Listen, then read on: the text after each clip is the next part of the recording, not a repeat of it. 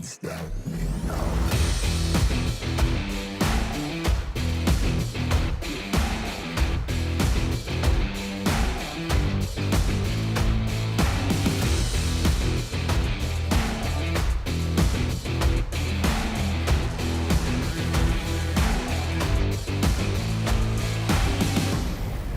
No one can stop me now.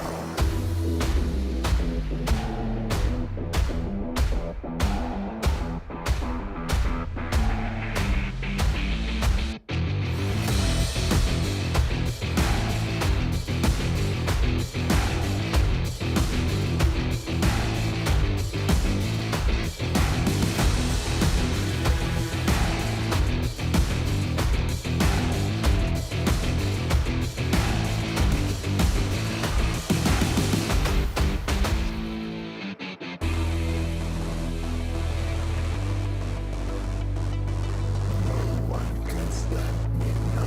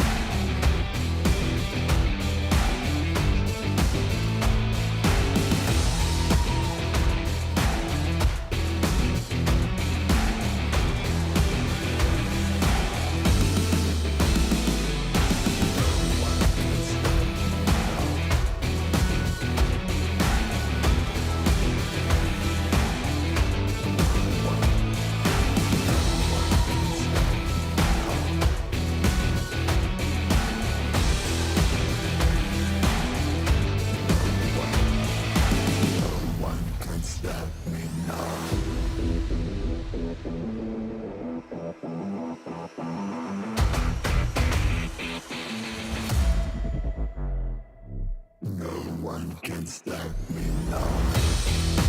No one can stop me now.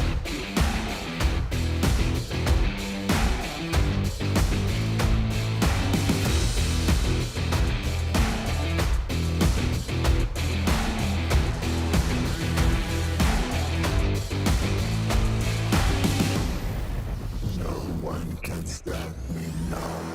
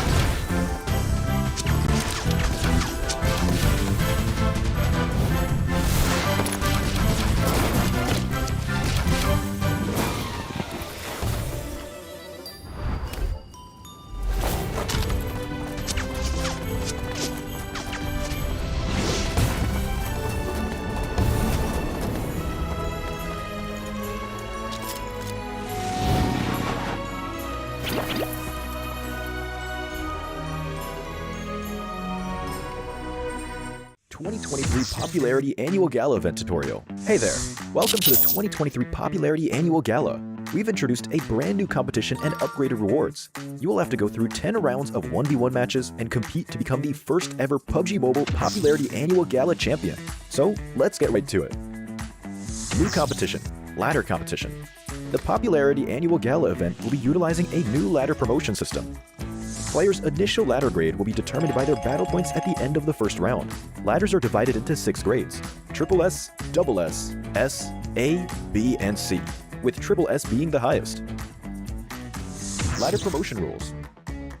Players are ranked based on the popularity they gain during the battle period. For rounds 1 to 9, the ladder results are settled at the end of every round's battle. Apart from ladder grade C, each ladder has 100 spots, with the top 20 promoted, the middle 60 retained, and the bottom 20 demoted. If you're trying to move up the ranks, be sure to stay within your ladder's retained threshold or higher before each round is settled. Additionally, ladder grades can only be promoted or demoted by 1 grade at a time, so your performance in the assignment round is crucial. Be sure not to miss it. Final showdown. Based on the rankings from the previous 9 rounds, round 10 will be the decisive showdown to determine the final rank and ladder grade placement, including the champion of the 2023 Popularity Annual Gala. Who will emerge as the ultimate winner? New exclusive rewards. At the end of round 10, rewards will be issued based on the player's ladder grade and final rank. For outstanding players, they will receive exclusive rewards that can showcase their supreme honor both in and outside the game. In-game rewards include the honor title, honor name tag, and honor avatar frame, which are sure to make you stand out. Moreover, there are also physical trophies, interviews, custom-made popularity gifts, official social media promotion, game exposure, and other exclusive honorable rewards. Gain global renown both in and outside the game. What are you waiting for? Participate in the 2023 Popularity Annual Gala now.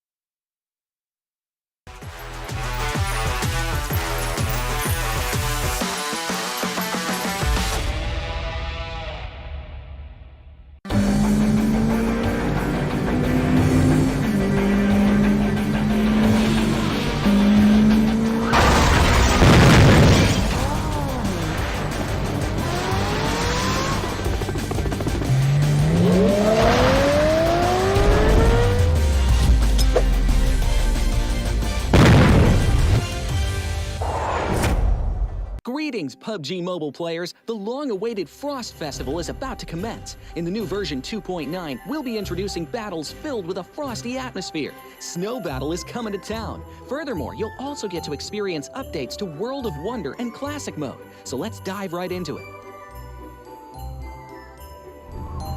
In the Frost Festival, we'll be bringing you a series of snow-themed content, including a new Snowy Village-themed area, fun interactions with snow pals, and snow-themed items for more gaming fun and excitement. When miraculous December comes, the frosty world will undergo some magical changes. Stay tuned for updates. Don't miss out.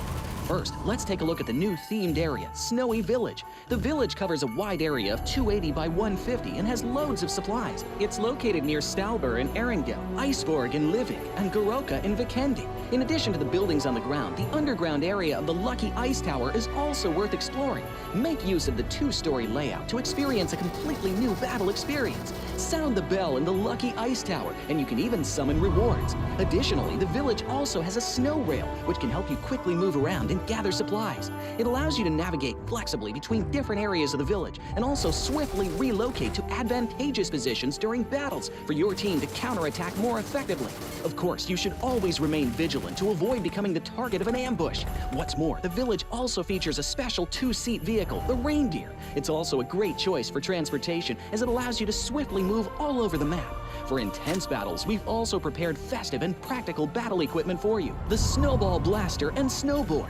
The Snowball Blaster can be used in many ways and has loads of functionality. When you aim it at the ground or a building, it can create a snow pile cover for you. When used on enemies, you can temporarily transform them into lively snow pals to restrict their movement. When facing bodies of water, you can use the Snowball Blaster to freeze the surface so that you can walk on it. It's definitely a practical yet entertaining weapon. After transforming into a lively snow pal, you will be unable to use firearms to do battle. You'll only be able to rely on basic actions such as walking, running, jumping, and swimming to evade enemy pursuit. It takes some time before you can revert to your human form.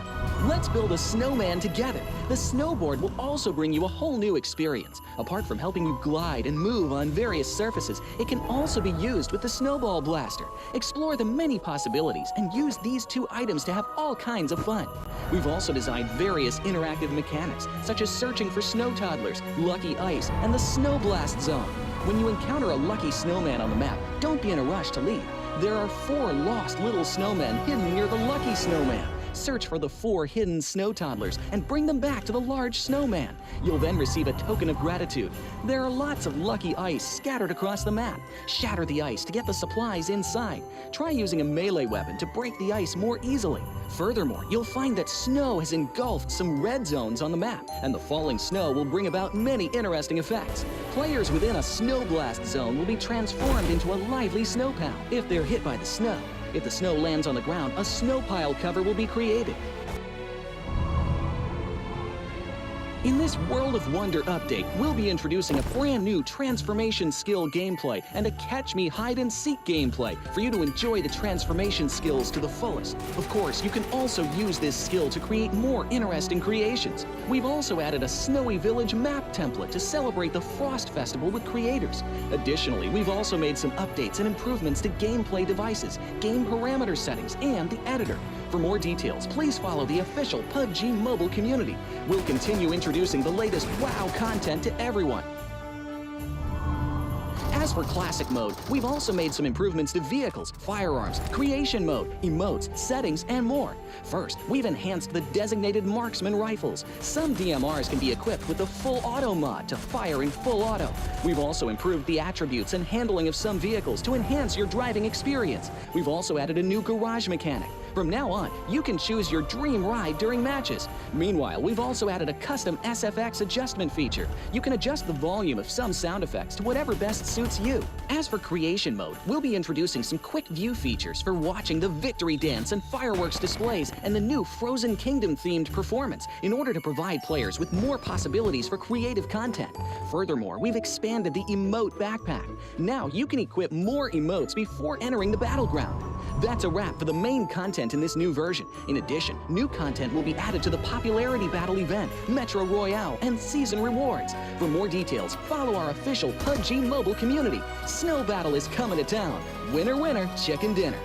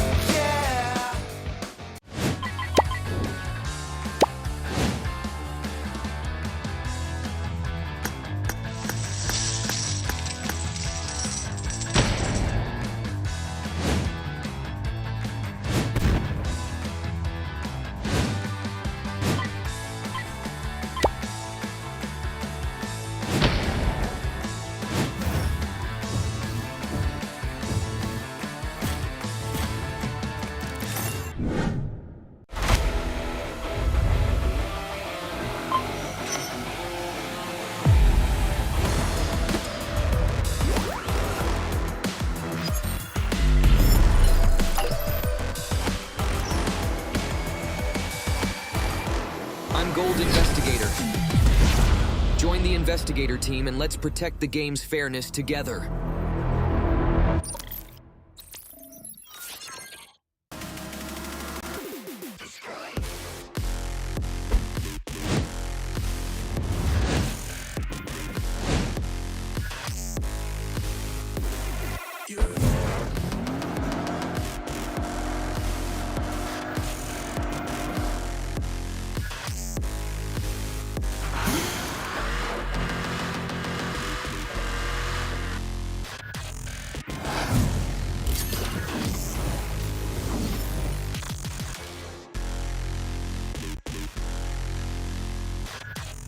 You are now the proud owner of a Pagani.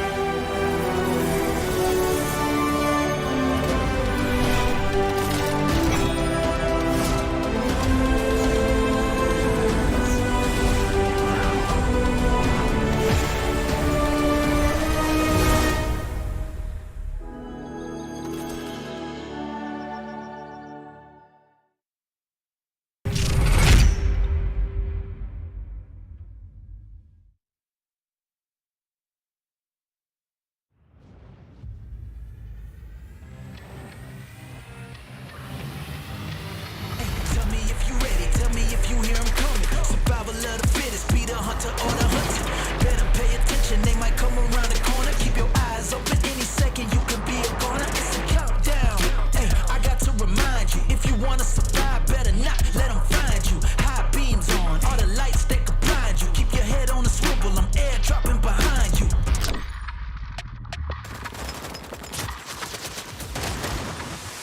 Coming at them, they ain't even see it coming. Survival of the fittest, be the hunter or the hunted. If you the one, show them you the one. Champions never back down and they never run.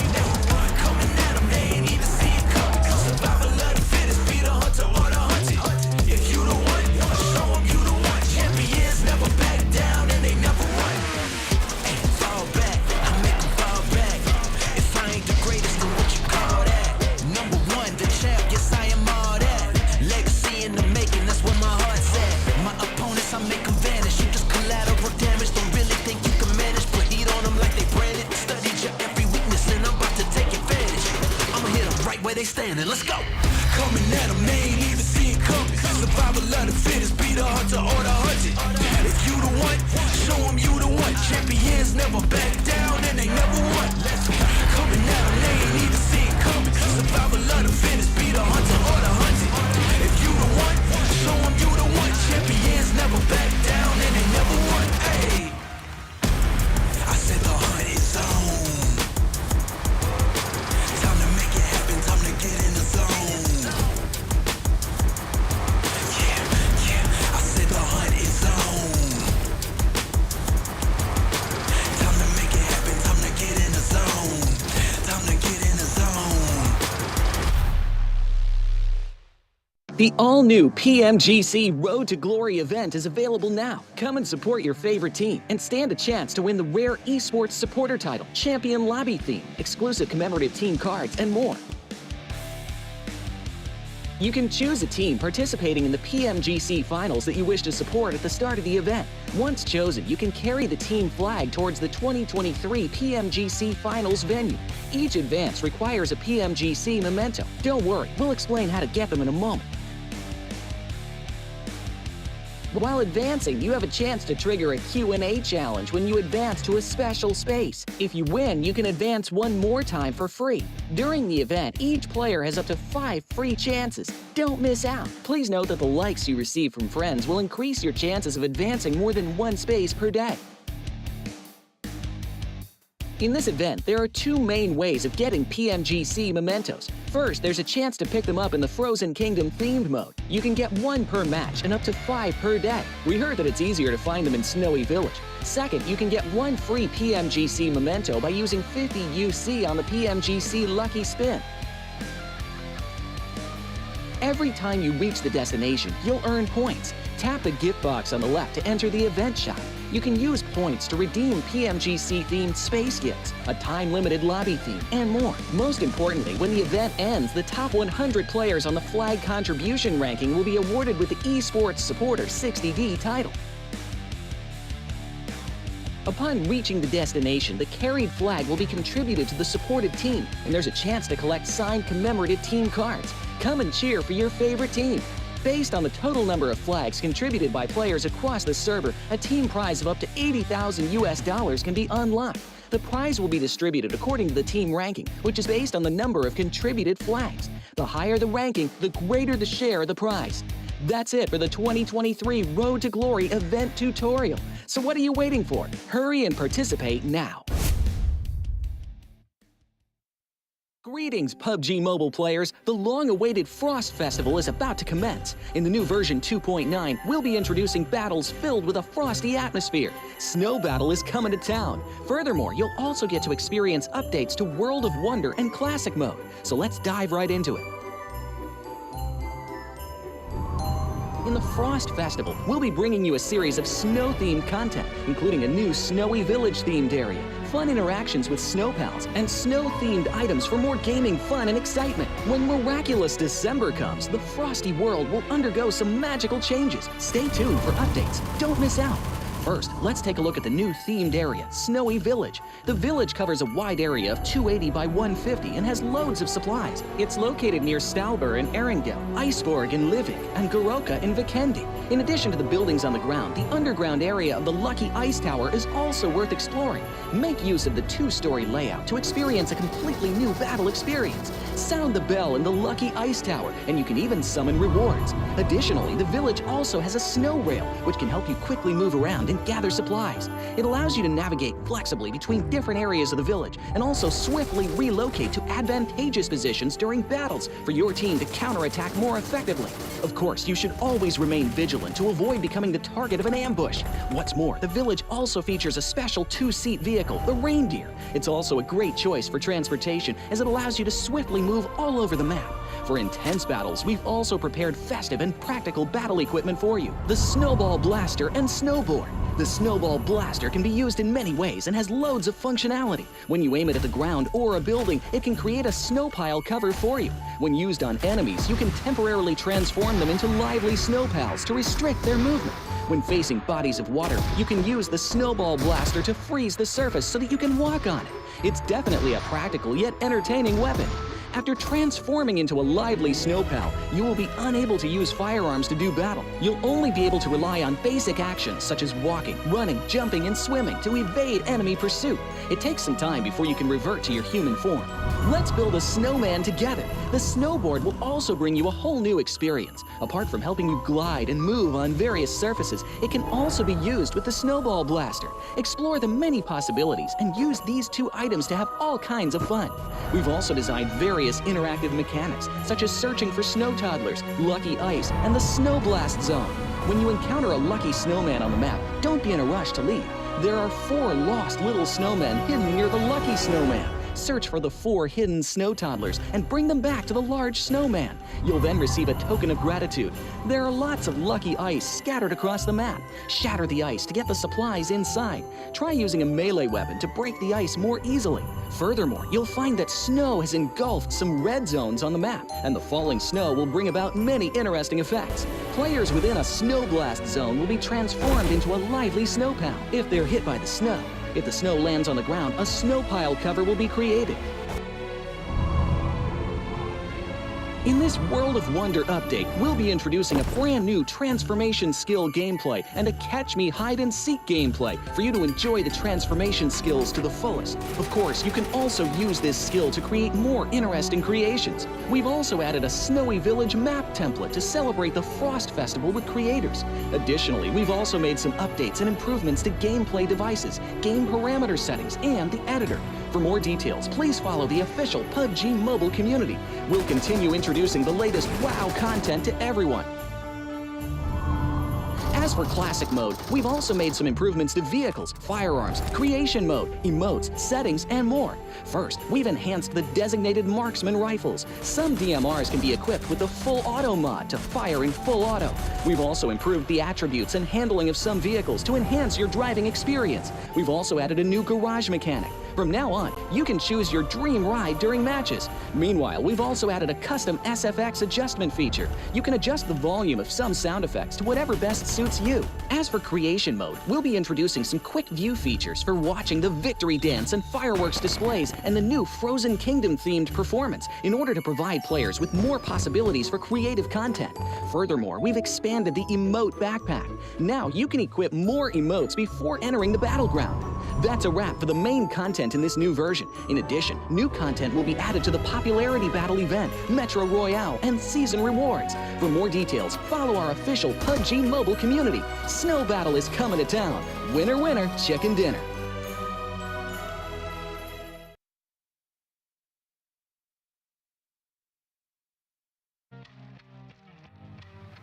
Tell me if you ready, tell me if you hear 'em coming. Survival of the fittest, be the hunter or the hunted.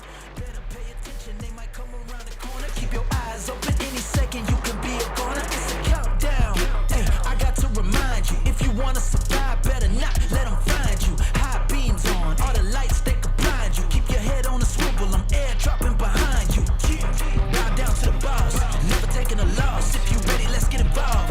Make it happen like any day. Your crew cannot be saved. In the zone, I'm not afraid. Set the whole town in a blaze. Hey, I ain't scared of nothing, I'm going all in. It's my time, I know that it's my calling. Coming at 'em, they ain't even see it coming. Survival of the fittest, be the hunter or the hunted. 2023 Popularity Annual Gala event tutorial. Hey there, welcome to the 2023 Popularity Annual Gala. We've introduced a brand new competition and upgraded rewards. You will have to go through 10 rounds of 1v1 matches and compete to become the first ever PUBG Mobile Popularity Annual Gala champion. So let's get right to it. New competition, ladder competition. The Popularity Annual Gala event will be utilizing a new ladder promotion system. Players' initial ladder grade will be determined by their battle points at the end of the first round. Ladders are divided into 6 grades: Triple S, Double S, S, A, B, and C, with Triple S being the highest. Ladder promotion rules. Players are ranked based on the popularity they gain during the battle period. For rounds 1 to 9, the ladder results are settled at the end of every round's battle.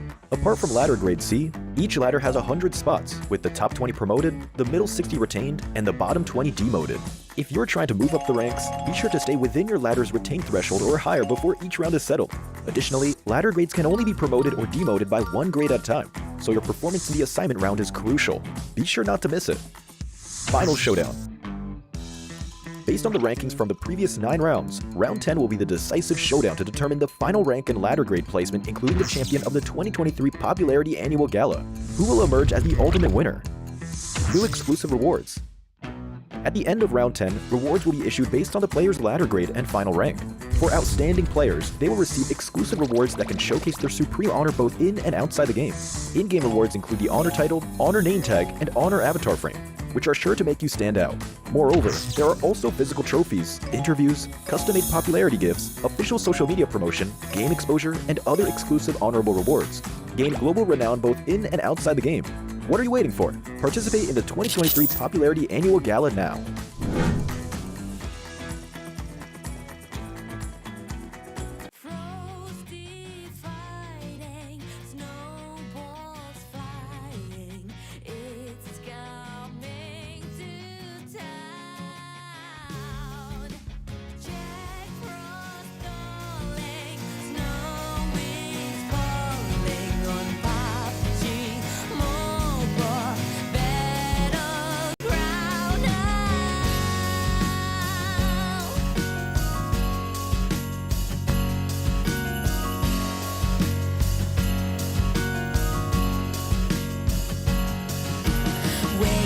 Look outside and see the festival is here.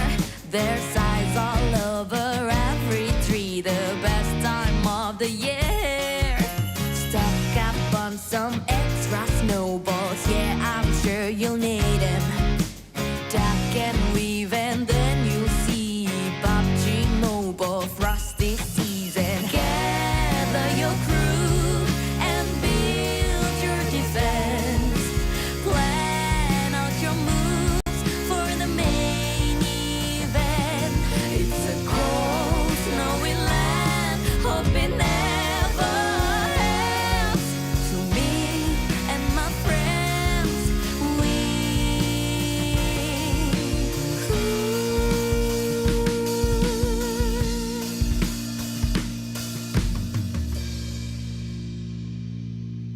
Frosty fighting, snowballs flying, it's coming to town. Jack Frost calling, snow is falling on PUBG Mobile Battleground. Frosty fighting, snowballs flying, it's coming to town. Jack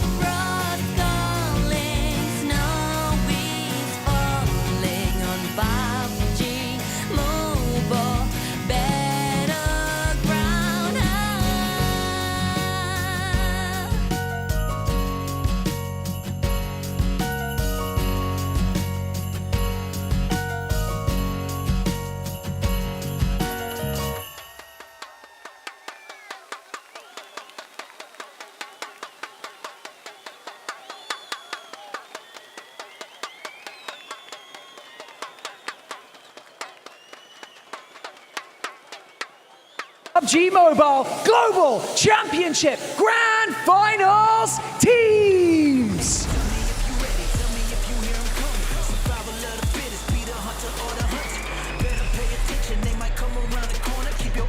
PUBG Mobile 2023 Dünya Şampiyonası'na hepiniz hoş geldiniz.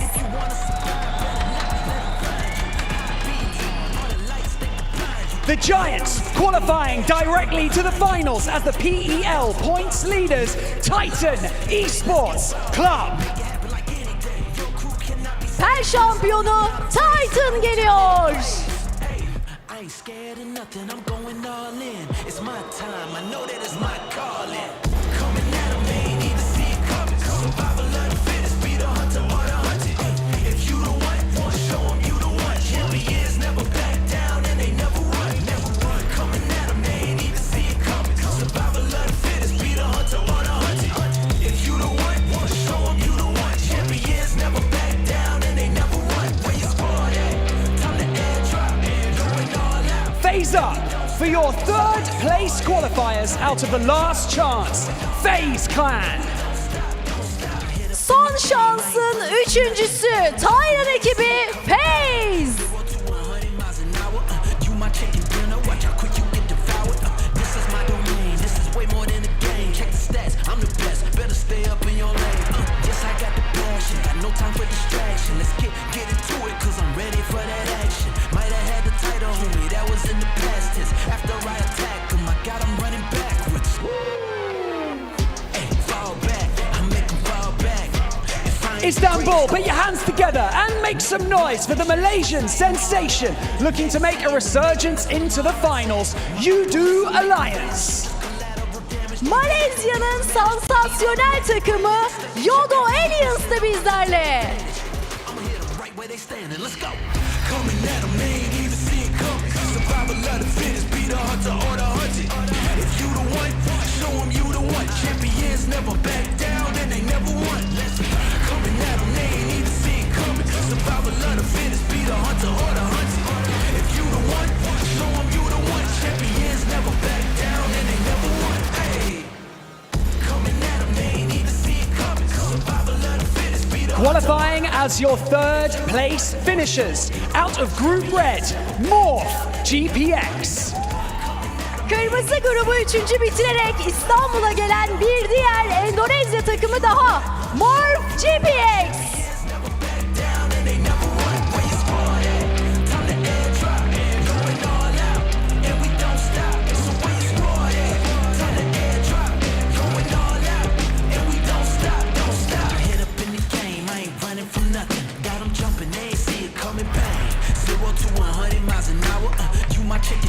The Mongolian Masters finishing third in Group Green, Stalwart Esports.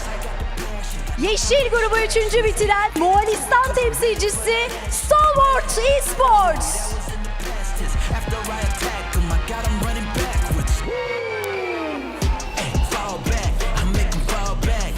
If I ain't the greatest, then what you call that? Number one, the champ, yes I am all that. Legacy in the making, that's where my heart's at. My opponents, I make 'em vanish. You just collateral damage, don't really think you can manage. Put heat on 'em like they branded. Studied your every weakness and I'm about to take advantage. I'ma hit 'em right where they standing, let's go. Qualifying thanks to an epic 13 elimination chicken dinner in the final moments of the last chance, IHC Esports. Son maçında yüksek skorla şov yapan IHC geliyor.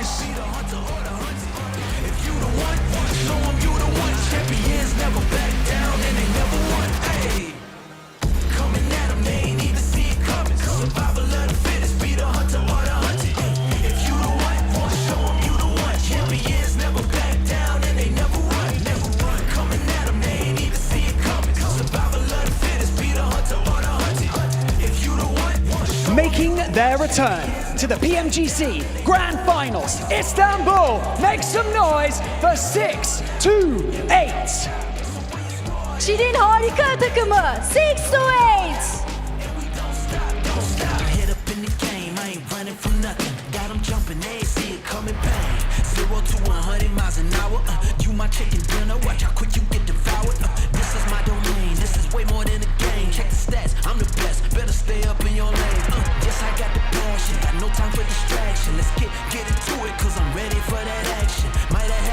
taking the top spot in a tight Group Yellow lobby and making their PMGC Grand Finals debut, Major Pride.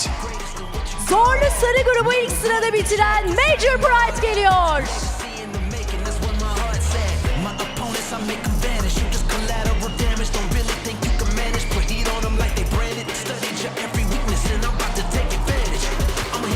They standing, let's go.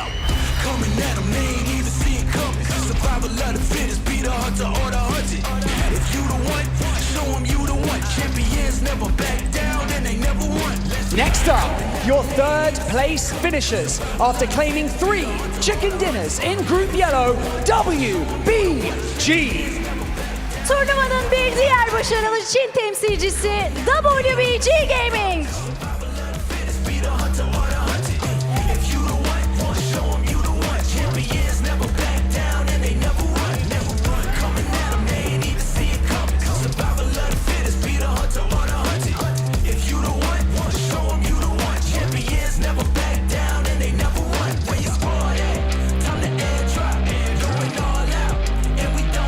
Coming in as the second place qualifier from the last chance, it's Persija Evos. Son şanslı ikinci olan bir diğer Endonezya temsilcisi Persija Evos.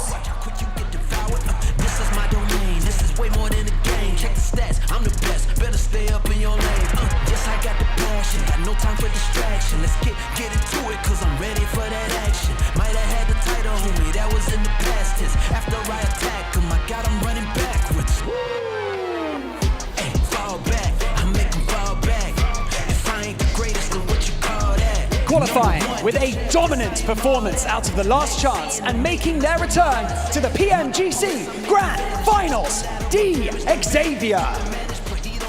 Son şanstaki dominant performansıyla dikkat çeken Vietnam ekibi DX.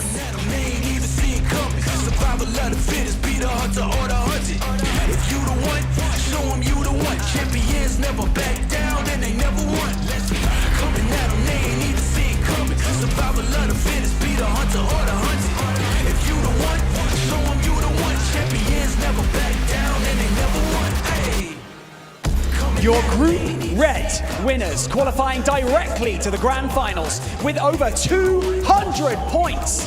Nongshim Red Force. Güney Kore'nin güçlü takımı Nongshim Red Force.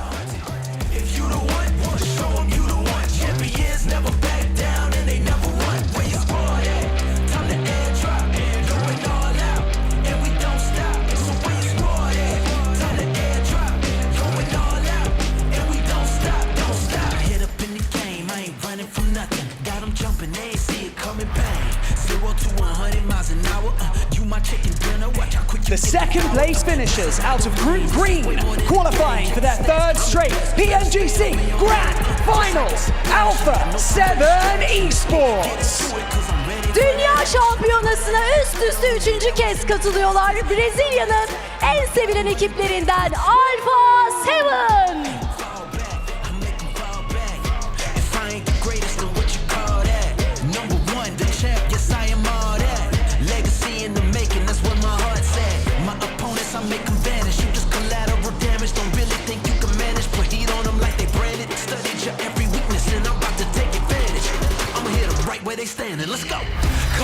The leader of Group Green, racking up 220 points to earn their Grand Final spot, Loops. Ve Loops geliyor, bir diğer Brezilya ekibi.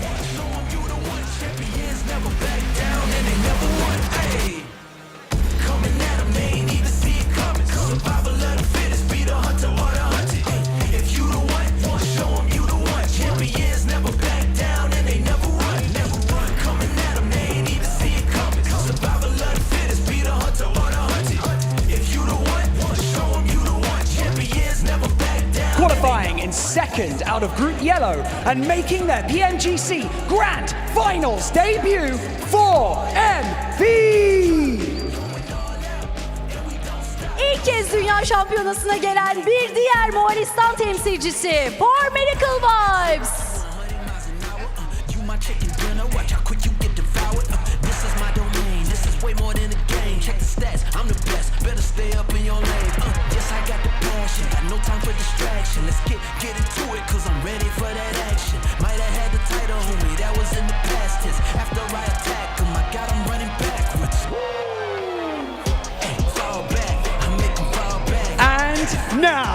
your hometown heroes and reigning 2022 PMGC Grand Champions S2G.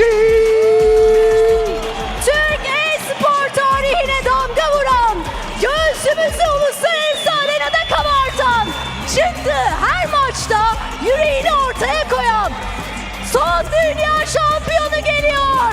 Kim geliyor? Kim geliyor? Kim geliyor?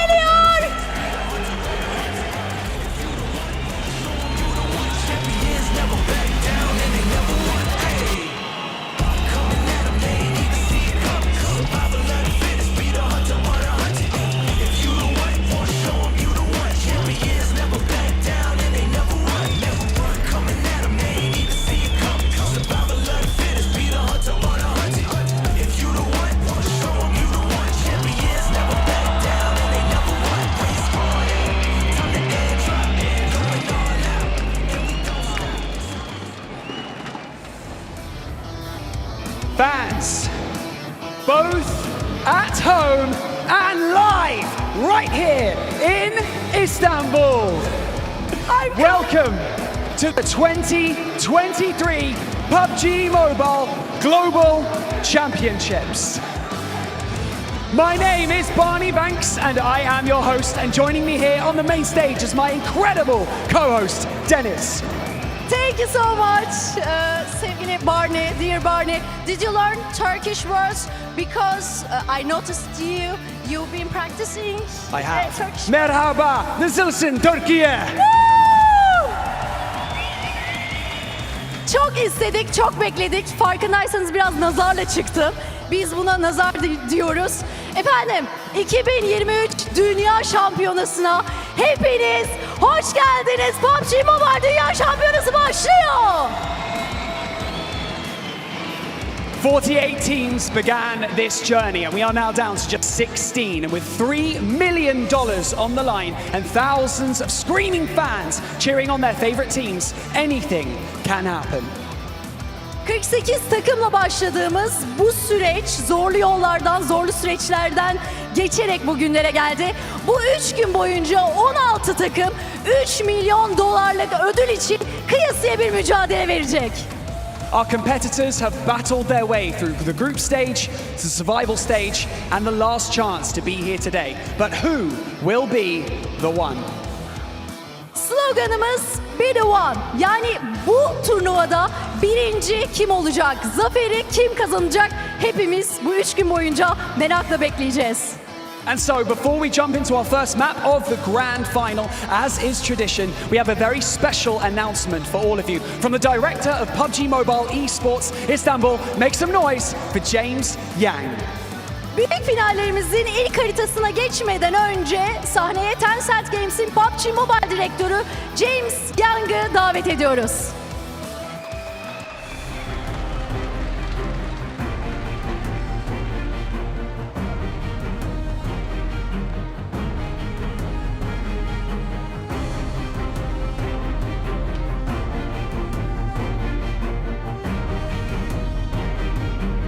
Wow.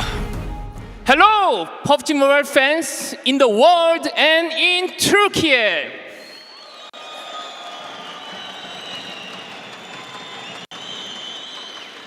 I'm James Yang, Senior Director of PUBG Mobile Global Esports. I'm here today to share some exciting news as well as eye-opening 2024 plans. PUBG Mobile Esports continue to grow this year with a series of great achievements.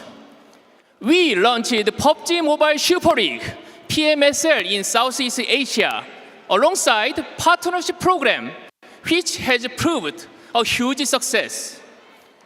We saw another successful PUBG Mobile World Invitational and are about to start PUBG Mobile Global Championship 2023 Grand Finals here in Istanbul. Yes. We are also incredibly honored to be nominated by the Game Awards, the first mobile game for best esports game category. And we are so grateful for you. Without your support, we couldn't make it happen.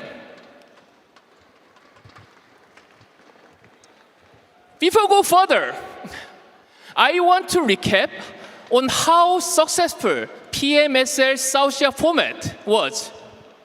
This is an offline league, and 4 partnership teams progressed to PMGC 2023 Grand Finals here this time.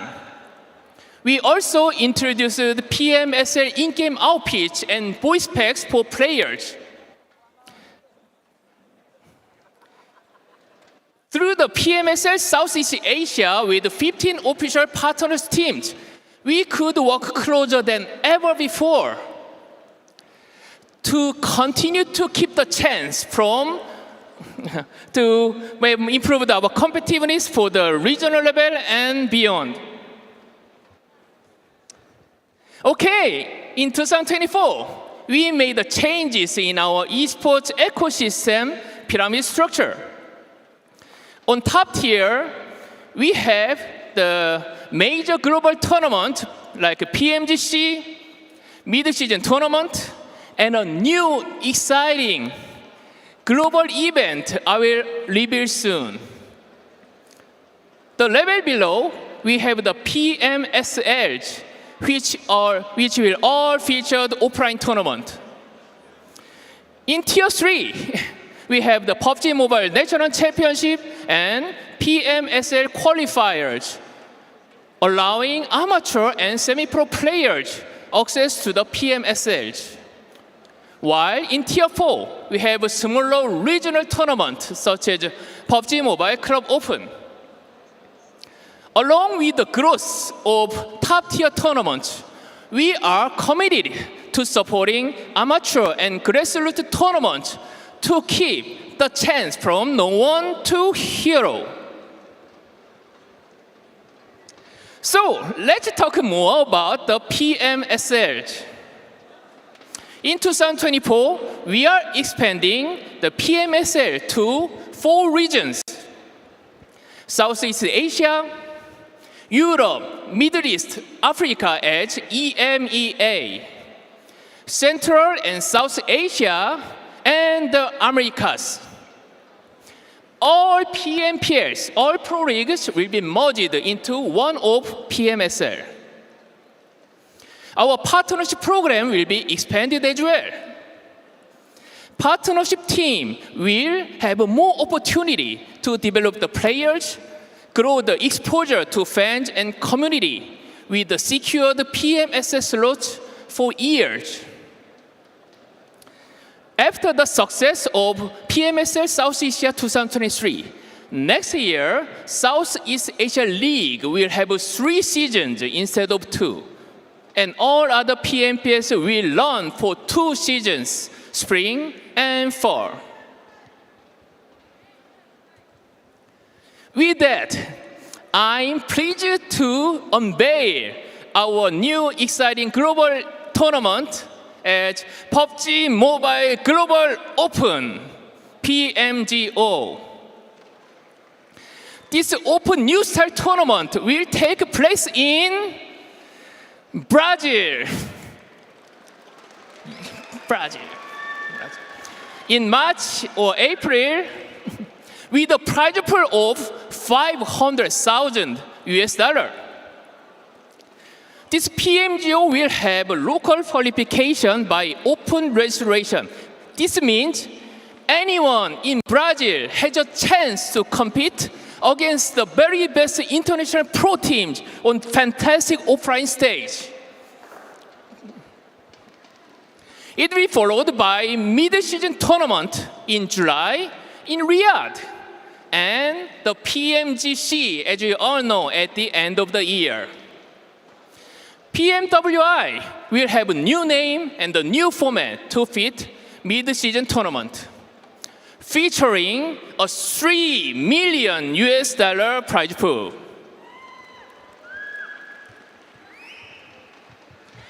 Yeah, the final news today.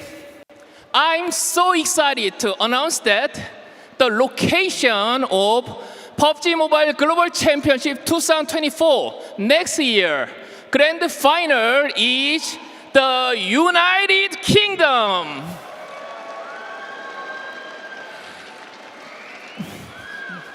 UK fans, get ready. PUBG Mobile esports will coming to your doorstep next year.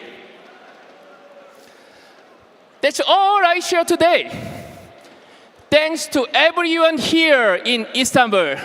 And let's begin PMGC 2023 Grand Final for winner. Woo!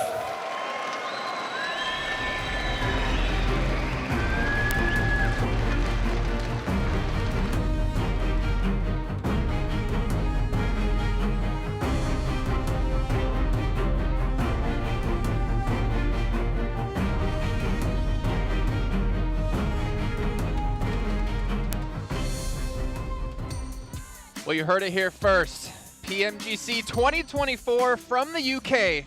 All these teams obviously loving the opportunity to play there, but they need to get through this event coming their way right now. 16 teams, their most important esports event till this day, and they have to show up, especially teams like right behind us, S2G in front of their home crowd. I'm just Cap, I'm your host, joined by Maxman Several's Gaming, and Max, it is heating up in here, and the pressure, you can see it mounting for some of these teams. We had a riveting league stage, and we had so many teams that could not qualify, such as Vampire. They didn't qualify, which means the level of competition in this lobby of 16 teams is going to be so high here, Seven. And we called it many times in the league stage. This is the best lobby in the world right now, so it's going to be tough to be the new world champions. It is, and if I'm STG right now, I'm like, oh, the pressure's going to be so on me. With all these fans looking at you too, you don't want them to turn on you, especially if they start off really slow. Well, you guys at home, make sure you're checking out TikTok, PMGC 2023 to see everything happening behind the scenes, everything happening here at the event as well.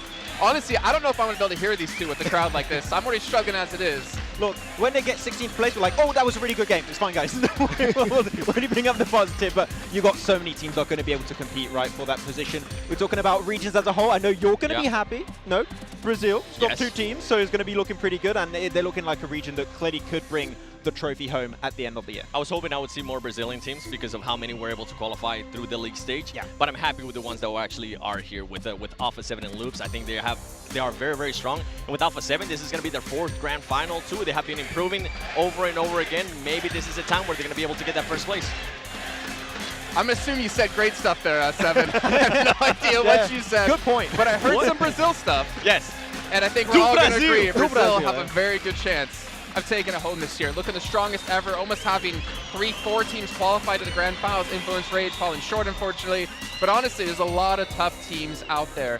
I don't know who you want to start with in particular, Max, because honestly, we could probably spend a good hour discussing all we could have an hour pre-show here, Jason, but I don't think we're going to have that much time. But could happen. I'm looking at one team in particular here. I could talk about Star Wars. I'm not going to do that. I'm going to talk about you shook their hands right before we started. Sorry, Star Wars fans. It's done. It's over. No, I'm looking at FaZe in particular. One of the biggest redemption arcs we have ever witnessed in a PMGC League stage. Going from qualifying in the last match of the survival stage and then just completely shredding it during the entirety of the last chance. Mela in particular, Jason, we saw was just such a standout player. So if we see that kind of prowess from FaZe in this tournament, I feel like they have the chance of being top 5 and who knows, maybe also take the trophy. And what's good for them is they were able to do that within 2 days, right? Whether it was survival stage and then being able to move on from there to last chance in 2 days as well. We have a 3-day tournament. All these teams that are able to usually perform really well within at least 2 to 3 days, they got to take advantage of this first couple of days. One of them that I'm going to be thinking about is going to be Noncham Red Force. I was super if they have what it takes to get that first place, but I think they are definitely going to be in contention there for top 3. If you're very silent, you can hear Kalash like, go Noncham Red Force. Yes. Yeah, he's still supporting them. I mean, let's be honest. Out of all the teams participating from South Korea in PMGC this year, we didn't think this would be the team to represent South Korea. I mean, D+, the amount of times they've been here to the finals, the amount of experience they have. Ducksan obviously having be an extremely strong team, but not able to be strong enough to get through our last chance. We can take a look here what's coming up the next few days of play. Obviously 6 matches a day across 3 different days. And of course, the map pool is going to be exactly the same what we had before. But that point system, honestly, I mean, we've had it for like 2-3 years now. This is proving to give some really exciting finals. Yeah, and you can have teams that can stand out all by getting a consistent amount of placement points every single Yes. match, right, Seven? Or some teams, I know we got some big names here also that are very focused around those eliminations. Especially, don't give 2 MG3s to IHC, otherwise you're going to be in trouble. Okay, they're going to keep popping off like at the end of last chance. But yeah, this point system, of course, has been proven that you can stand out in many different ways. But if you can have the both amount of points coming your way, of course, Seven, you're going to be standing out. Yeah, and for some of those teams, right, we're going to be looking at the ones that are actually able to put up a lot of elims and being able to back it up with the chicken dinner, because that's always the main thing. Yes. If a team can start off really hot on day one, we have seen those teams being able to kind of carry that and at least give them a chance. If for some reason the performance kind of drops off a little bit too, I'm just going to be looking at consistency. I'm not going to be looking for teams that maybe go after for those chicken dinners, but I'm going to be looking for teams that are going to be consistent within the top 5 and getting those eliminations as well to back it up. Well, the thing is, obviously, when it comes to placing top 5, one team that's going to stand out to me is going to be Major Pride. Nomi in particular, as we've discussed and seen many times, the off angles he holds. Can he be successful in a lobby of this caliber is something that's yet to be answered. But here we go, Maximin, our record holders across the last couple of years. And obviously Vampire, they're going to be holding a lot of titles, but not going to be holding the PMGC trophy this year. Yeah, not be able to beat their own records this time around, it seems. They picked up Tony K's like, you're on vacation now for the end of the year. Hey, Not gonna be here. but Soup, he could outperform what his team did back at PMGC True. with 4 angry men.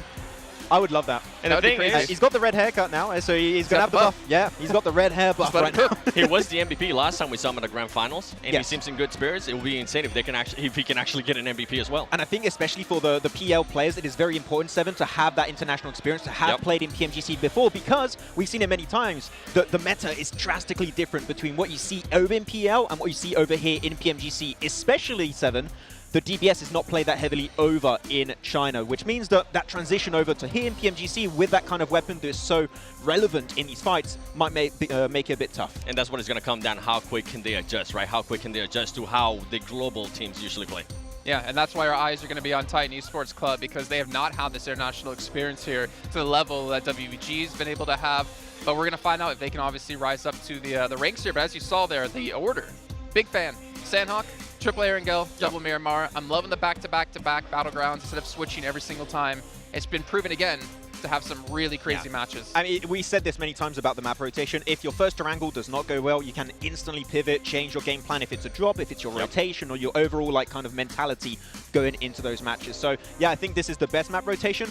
I hope we have it in PMSL next year, because I think it's just been so successful for teams to truly put on full display what they can do in these matches. And I think that's why kind of I was mentioning Noncham Red Force, because this is the team that's able to adjust so quickly to what the other teams are doing within whether it's within that one match or maybe in the next match. I think there'll be a big surprise. But going into the first match, Sandhawk, I know you don't want to talk about them, but Star Wars Esports, they were really good in Sandhawk, and I feel like if they can start off hot here, they can carry on that momentum. The big question mark for me, and I know we were kind of talking about this a little bit earlier, the big question mark for me is going to be top, but you were telling me that it's different now from PMWI.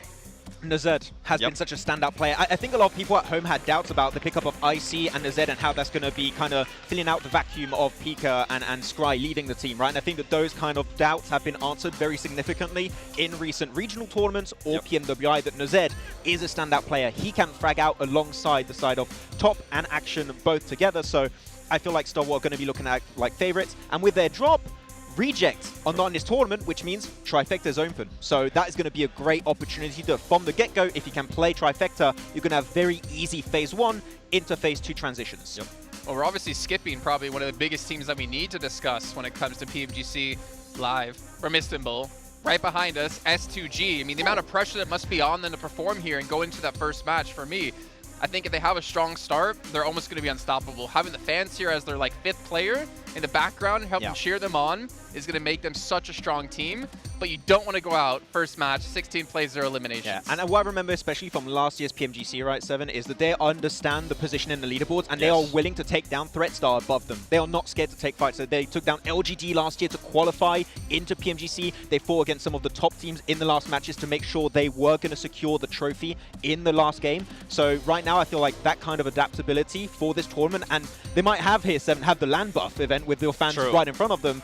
They might be popping off. So I agree. If they get a good start, they might just be the threat for the entirety of this year. And I don't even expect them to be getting a good start. There's a lot of stuff that I want to say about STG, but I don't want to get stuff thrown at me from the STG fans just yet, all right? Well, we'll have to wait and see what's going to happen with this team, but there is a lot of question marks. Are they going to be able, because they did get special in by here. They didn't have to go through the league stage. They didn't have to go through that hassle. And if we look at their previous performances, they haven't really been able to perform that well. It's going to come down to the first 3 matches, I feel like, for this team. Even though last year, during the PMGC Grand Finals, they were quite a surprise of a team. I know when we were talking about them, we were like, okay, maybe not quite yet. And then on the last day, we're like, okay, STG actually has a chance at winning this if they continue to play like that. And they were able to continue to play like that. So it's going to come down to the first 3 matches for this team.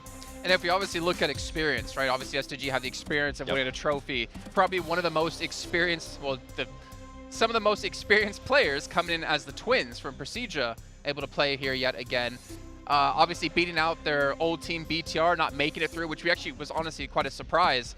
I feel like this team has a lot of presence, has a lot of experience, but can they step up when we get into our matches, which we're going to do exactly right now. It's time to head into our first match of the day. It's going to be Sandhawk. It's going to be brought to you by none other than John Allen and Blake. The grand finals starts now, Blank. We are getting into our first Sandhawk of the tournament. It is incredible to be here in Istanbul. We've had a hell of a time getting ready for it. Hopefully you're ready for it as well. We're going to start off with Sandhawk. Dude, I'm very ready for it. Look, this is going to be the best PMGC we've ever had. I say this every time. It's correct every time. I never lie at the end of the day. But yeah, getting straight into this one, we've got 16 teams from around the world who are all absolutely flabbergastingly good. S2G, obviously, they have the crowd buff, right? The crowd buff is here for S2G.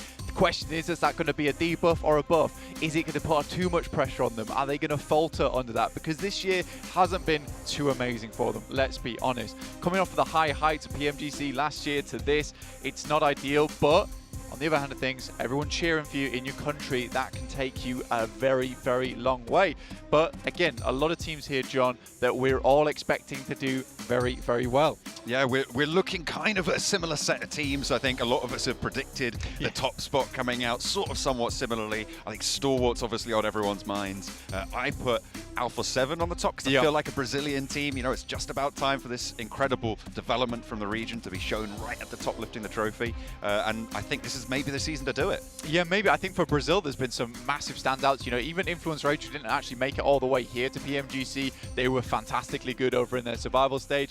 You've also got players like teams like obviously Loops as well as Alpha 7, 2 really strong teams themselves. Loops really proved themselves to be a fantastic and phenomenal team, actually beating out versus Alpha 7 at the end of the day, which was insane to see. But Alpha 7 had a very long run to make in their group stage to get where they wanted to be versus Reject, and they overtook them in the end, as well as Stalwart as well. So this is kind of a big deal looking at both those teams, both Brazilian teams making it in together. Nice little bit of camaraderie there as well, you know, making room for each other at the top. But there's going to be no room for each other at the top here. You're going to be wanting to take home that first place prize and the pride of having that PMGC trophy under your belt. So I'm very curious to see exactly how this is going to pan out. Obviously, we're just waiting to get into game right now, guys. I'm sure we will be in shortly. You know, I want to watch the matches. I want to see Sandhawk. Obviously, my favorite map. Yeah, of course. It is well known that that is your favorite map.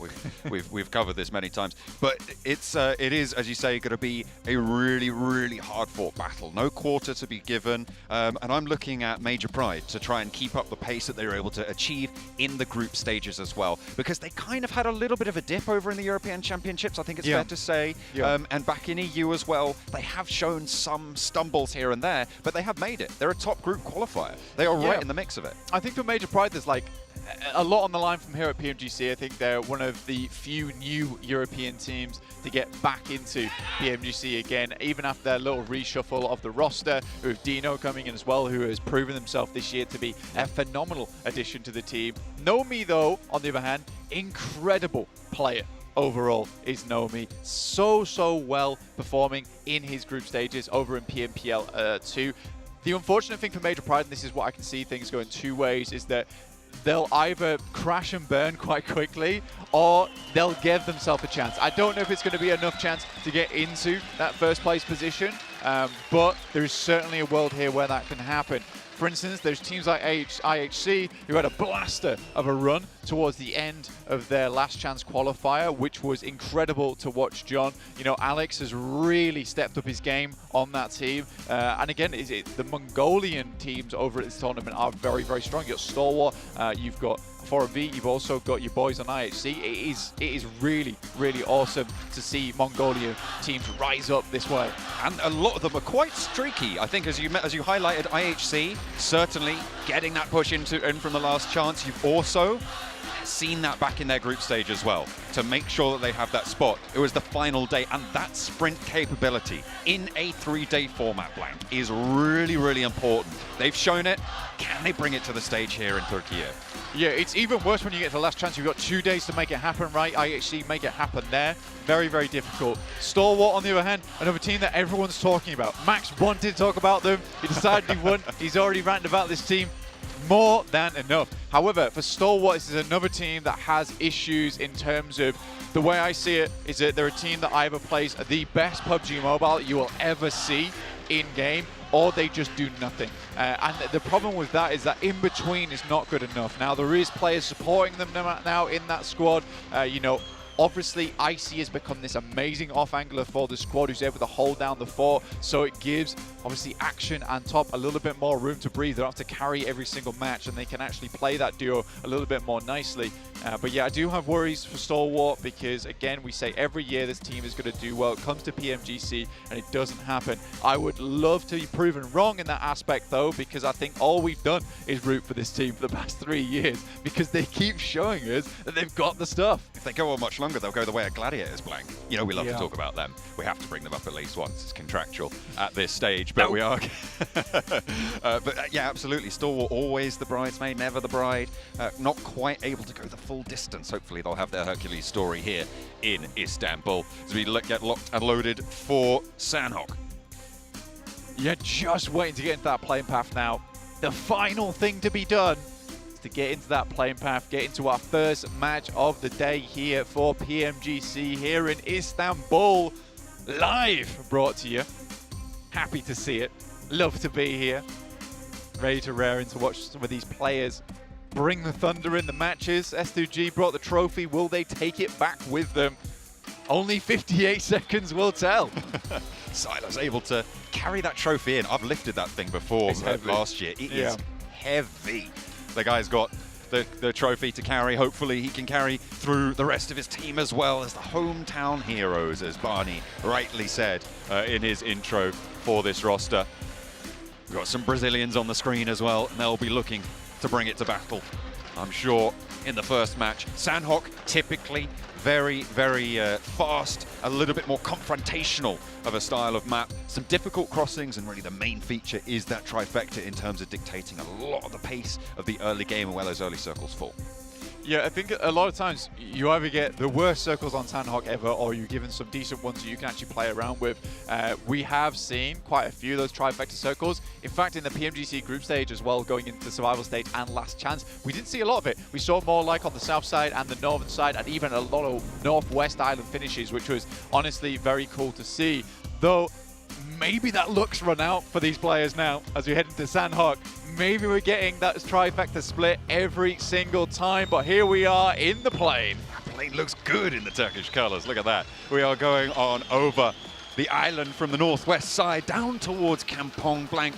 As again, Sandhawk is small enough, plane paths, unless they are super dramatic, really don't play too much into it in the same way that they do on certainly a map like Miramar and Erangel as well. FaZe look like they're dropping for that northwest island. They'll be taking that split.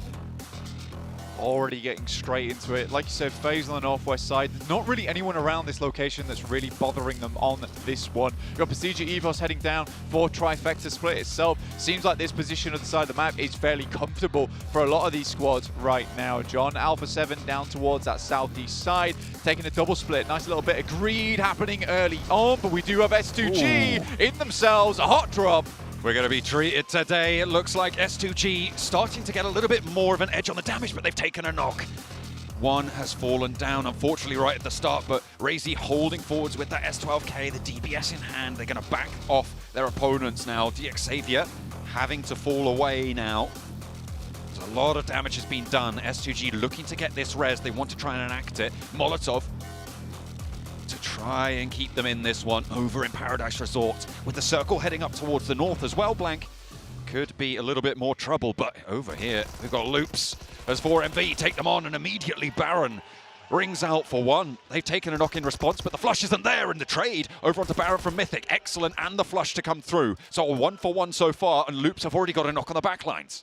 Yeah, for Miracle Vibes down this side, it's important to win out this fight, and we do get one from Doc with the S12K. We'll take down Isla. That guy was on fire during the group stage.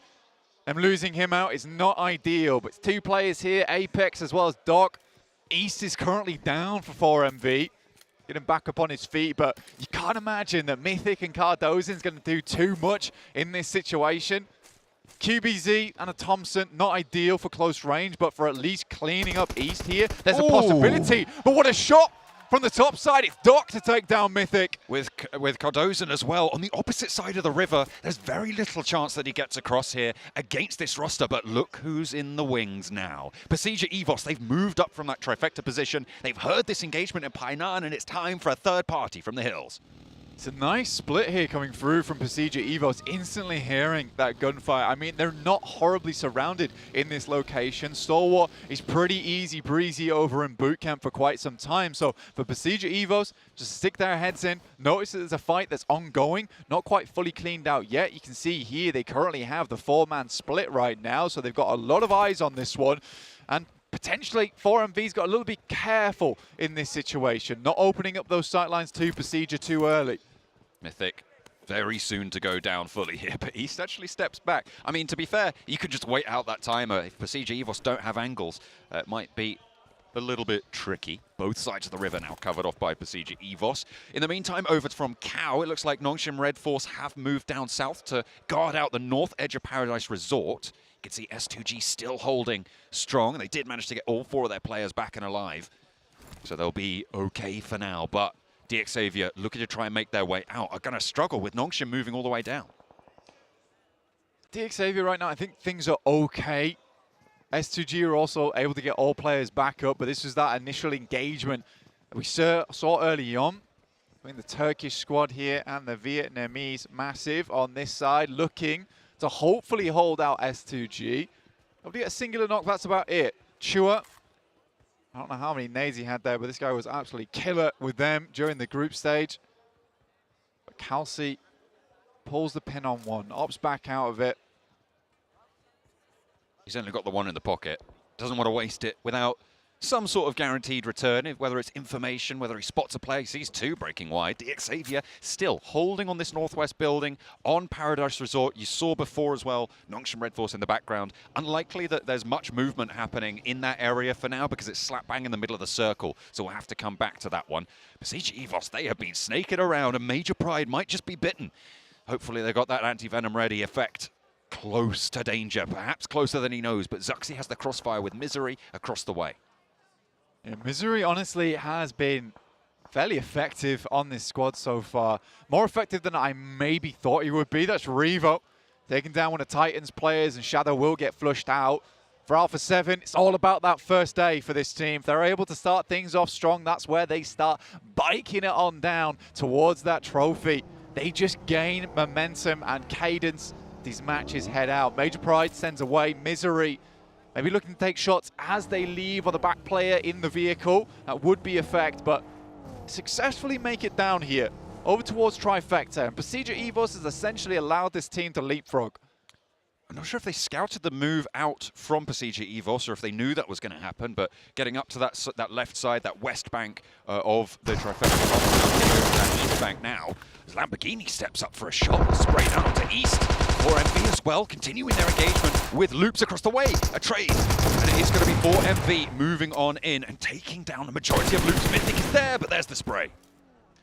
Just a replay, unfortunately. Checking out what happened earlier in those games with Lamborghini being able to hit those shots over towards S2G. It was interesting that Lamborghini wasn't able to actually take him down there. Would have fought on the roof side. That was an easy flush, but I imagine the Lamborghini thought better of it. Likely, less ideally, gets knocked on the actual balcony than it is for Kelsey to get knocked on the rooftops because he's going to drop straight back down again outside of line of sight. So Kelsey gets away with it, but by the skin of his teeth there, S2G happy to hold on to a few of their players. Going forward, it's IHC on your screens here, all the way on the eastern side of things. You got Udo Alliance towards their north as well. That's up towards the east side of Tap Mock. So could run into each other shortly, but this position, this area of the map, fairly cut between. At the moment, there is just this traffic jam around Painan, though, that has been held down by 4MV, trying to keep that north edge of it clear. You've got Morph now starting to move in from this southwest edge, putting pressure on, and Procedure EVOS regrouping together at the moment under the purview of Major Pride, who have leapfrogged and put a foot into boot camp as well, so they can get a little bit further north along that coastline that FaZe actually might try and push across from this northwest island position that they dropped on the split. Wasn't really that contested at all. No, not at all. I think right now a lot of teams get a little bit lucky, let's say. A little bit lucky, let's say, in terms of how they've been able to angle themselves around. Circle heads over towards S2G.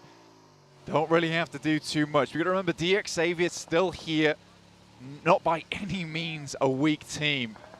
And they're just going to be gathering that util. Sort of known for their nades as well, so clearing out this position that S2G might be held in could be bad, but here comes Nongshim Red Force, takes down one at least, and that's Levi's knocked. He's brutal with it. Straight through the door, the DBS breach. Now, can DX Xavier piece anything back together? Because Draz got one of his own. He's spraying, he's chunking through, but he's not landing the damage. Sporter pushes with the Thompson in hand, still has to go for the swap. The QBZ is there, breaks right, breaks left. It's all over the place, and DX Xavier still not able to get any value. There has been a Retribution elimination, though, and Sporter still jumping across, trying to find the final player from DX Xavier, but he's just a little bit too elusive. S2G in the wings also hear this, and they'll be making their way on over. Could be able to clean up this engagement. It's Nongshim Red Force down to 3 players, 1 player knocked here. S2G decides not to get involved on this one. This could have been some 3 easy points coming their way off the back of it. I think this may have been a mistake. A little bit too cautious in a 3-day sprint, John. You've got to take these chances. 6-2-8, the third party Kings looking to move on in now from this northwest edge. Moving from that bridge position over towards the west side currently. They have managed to push in a little bit closer, potential for them to try and crash on the compound, but they have turned around and thought a little bit better of it perhaps. S2G crawling ever closer though. And Nongshim Red Force, the Korean team, might struggle somewhat. And I mean, for S2G, properly preoccupied with that building. They've been watching it for a long, long while. Seeing if it'll move, but fortunately, does not move an inch. Players inside you got to worry about. Zuxi, though, has brought himself back to a little bit of fame here, but it's his brother Luxi who's been hitting the majority of shots. Now, Zuxi at a PMGC, he has been phenomenal before. Now he has to step up big for the rest of the team. Gets 1 knock, it's beautiful. Misery's there, he's catching the flanks. 4MV don't know what's hit him. Zuxi with the DBS goes down, and he's out in the blue, but Misery's right there to put the final nail in the coffin, and 4 Miracle Vibes will go down. Procedure EVOS carry on. Really good stuff, and it's nice to see Zuxi perform, honestly, because it was Luxi putting in the majority of the heavy lifting during those group stages. However, we know Zuxi, he gets a little bit of that fire underneath him, a bit of that adrenaline flowing during the PMGC itself, and it's nice to see that that same kind of treat's working out for him here. You're looking over to the map now, though. We've got 628 still hovering towards the northwest side and Tap Mock, just trying to claim space. There's a lot of the northern side which is still open. Circle could still head up there as well. S2G staying very comfortable in Paris Resort, not attempting to get too much done. But it is stalwart on that south side. It'll be a hell of a push to get through Paris Resort in that area. We'll see exactly what they can get done. WBG moving up the east coast right now, past Lakawi, up towards Camp Bravo, with Morph just behind them. Their traffic jam over near Painan had to go somewhere. That's where it spilled over towards Morph. Have found the backlines here, and WBG, they lose Sue on the backline. Sue going down is pretty bad news. This was the lad that, honestly, a lot of people had high, high hopes for on the squad of WBG. And they are rolling up. Look at them. Morph squadding up in the car. This is, I mean, I always hate to see it. You know, I always hate to see 4 people in a vehicle, but Morph think better of cresting the ridgeline in such a fashion. They drop out a little bit early. They want to get this flush confirmed. It's just going to go down to the blue, though, and they can continue to push forwards. But they're starting to look a little bit unhealthy here with the amount of meds that they've got on board, the stims that they've got ticking. They'll be okay, but they have to get out of the blue soon. Yeah, honestly, for Morph right now, it's not a huge deal for them, but coming in on that southeast side, you got Alpha 7 hanging around this area top, Titans as well. WBG send the rest of their force inwards, and obviously they'll have a read that there's a team behind them. And around this spot, you know, there's a lot of areas where you can gatekeep quite easily, quite well. So for WBG, already having that information early, heading down towards this ditch could be working out well for them. It depends how quickly Morph's able to send their way in. But a lot of the eyes right now is up towards Paratizor and the compounds off towards the east side of it, where we have currently IHC in one of the most central positions, holding a fair few compounds to boot. You can see Loops here, Cardozan has spotted at least one of them, but they're on very minimal players right now. And by minimal, I mean 1. That's probably, yeah, that is the minimum possible, I suppose, to still be in the running of it, but still give them a chance at a couple of placement points if they are lucky, if he plays his cards right, as you say, right in the middle, with a little bit of a chance here. Nongshim, Red Force, they took the northwest position on Paradise Resort away from DX Xavier, but they lost a player in the process. Losing 1, playing as 3, they can stack up in this building, and they do have a decent chance of holding it off. But as soon as more than one team starts to rock up, as soon as both the west and east side of this position get threatened, it's going to be so much harder to hold on to as 3. You just need those sightlines. You can sort of respect the play that S2G is going for, because essentially they've lined themselves up, understanding the circle's likely going to move away from Parasol eventually on the rocky edges, right? Where a lot of teams are going to have to get through. It's much easier for them to hold out in that position than it is for teams to push through there, especially with the fact that with having FaZe in this location on that northwest side, they're coming in from the back of the blue. You've already got 628 in, Stalwart, as well as Nongshim Red Force.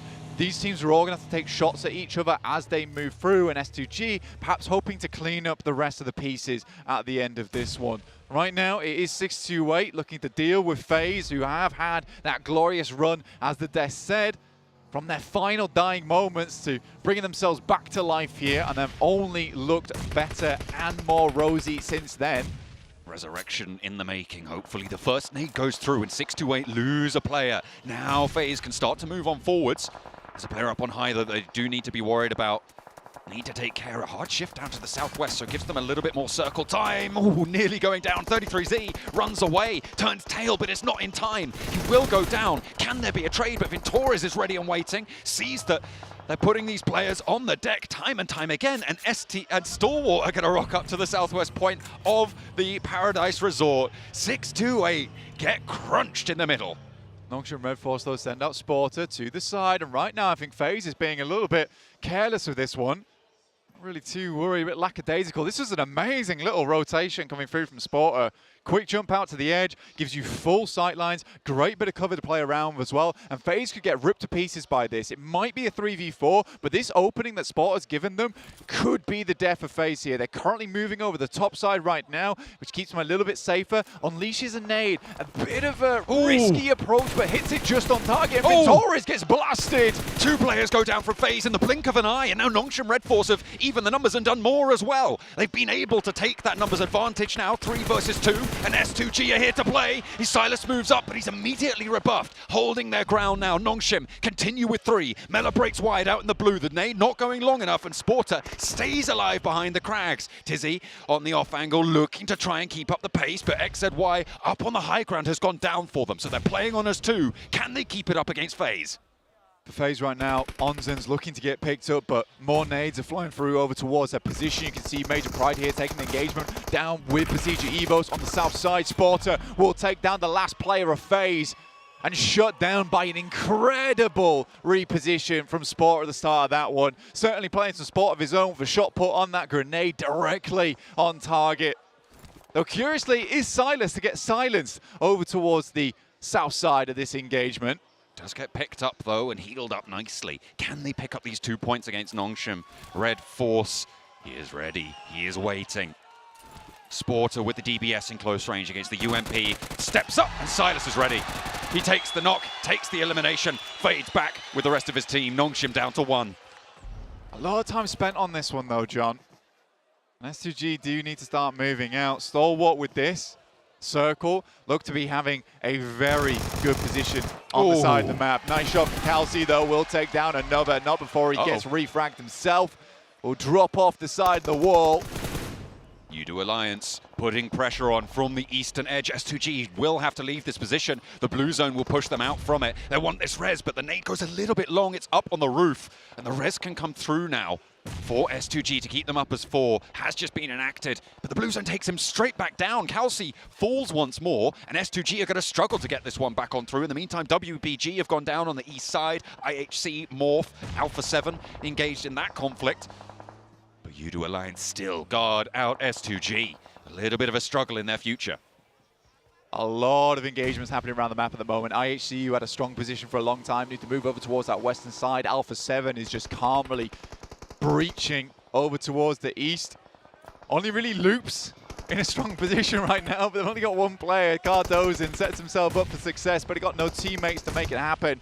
S2G here versus Stalwart.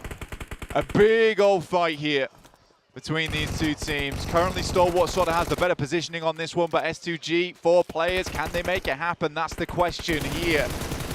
Ooh, first through the breach, and Hamzy on the high ground backs him off the corner. Unfortunately, takes a little bit too much damage to continue that position against Icy. Nurzed as well, waiting for this push to come through from S2G. The Stim's just ticking them back up, and top goes down. Silas has found the first shot and drawn first blood in the engagement. The duel rages on. IHC not quite close enough to engage because Udo Alliance are in the way. Silas continues to break forwards as Kelsey backs him up on the rooftop. Razy for the lower punch here. Nurzed right around the corner, biding his time, waiting on the door frame for anybody to step on through. It's dangerous, and Icy's there as well. Silas continues to move along the wall, and Razy steps in, and it's a 1-for-1. They keep it alive, but they find that they will lose Hamzy in the sidelines, and more start to fall as well. S2G keep it going, and Stalwart, a major contender, fall in the face of the hometown heroes. Realistically, that's a difficult push coming through from S2G to get down towards that south side. Stalwart held all the cards in that situation. Yet still S2G pushes on through with the support of their backers here in Istanbul. Alpha 7 in the center. A dominant team here on Sandhawk. Zuxi in the meantime, by the way, call him Levi Ackerman, he's just taken down most of the Titans. He is on the south side, and he did go down in the end, but there's only one player now for Titan, and that's Major Pride to get a position now on the south side as they can move in and try and push towards Alpha 7. Major Pride. This is one of their best maps. It's sort of odd for a European team to be very, very good at Sandhawk, but Major Pride is one of the few teams in Europe that actually can play Sandhawk very, very well and pick up some big numbers off the back of it. Very likely of them to actually go for a central position. But this time around, they're playing a little bit further towards the edge. A little bit scared about this one, potentially just trying to slowly make their way in. They understand as well as any other team within this lobby that honestly, the positions, the locations towards the center of this circle aren't really ideal. You're going to be playing edge for a long, long time. Tizzy still going though, trying to get further into this match. Going to be backstabbing over towards S2G. Has to hit another first aid kit though. Kelsey getting roughed up by Major Pride as Naomi opens up onto him. Major Pride's attention drawn in that direction by the shots from Tizzy. They spot S2G, and 2 of their players fall almost immediately. Alpha 7 looking to stop the final player from Titan to go on through, and Tizzy is still there. Razy go down. Titan do finally fall completely, and Kelsey's down as well. Just Silas remains for S2G. Gotta push further into this one. The placement points alone, very juicy towards the end here. Silas shimmying his way on the side. Good shots though. We'll take down one from Major Pride. That was instantaneous.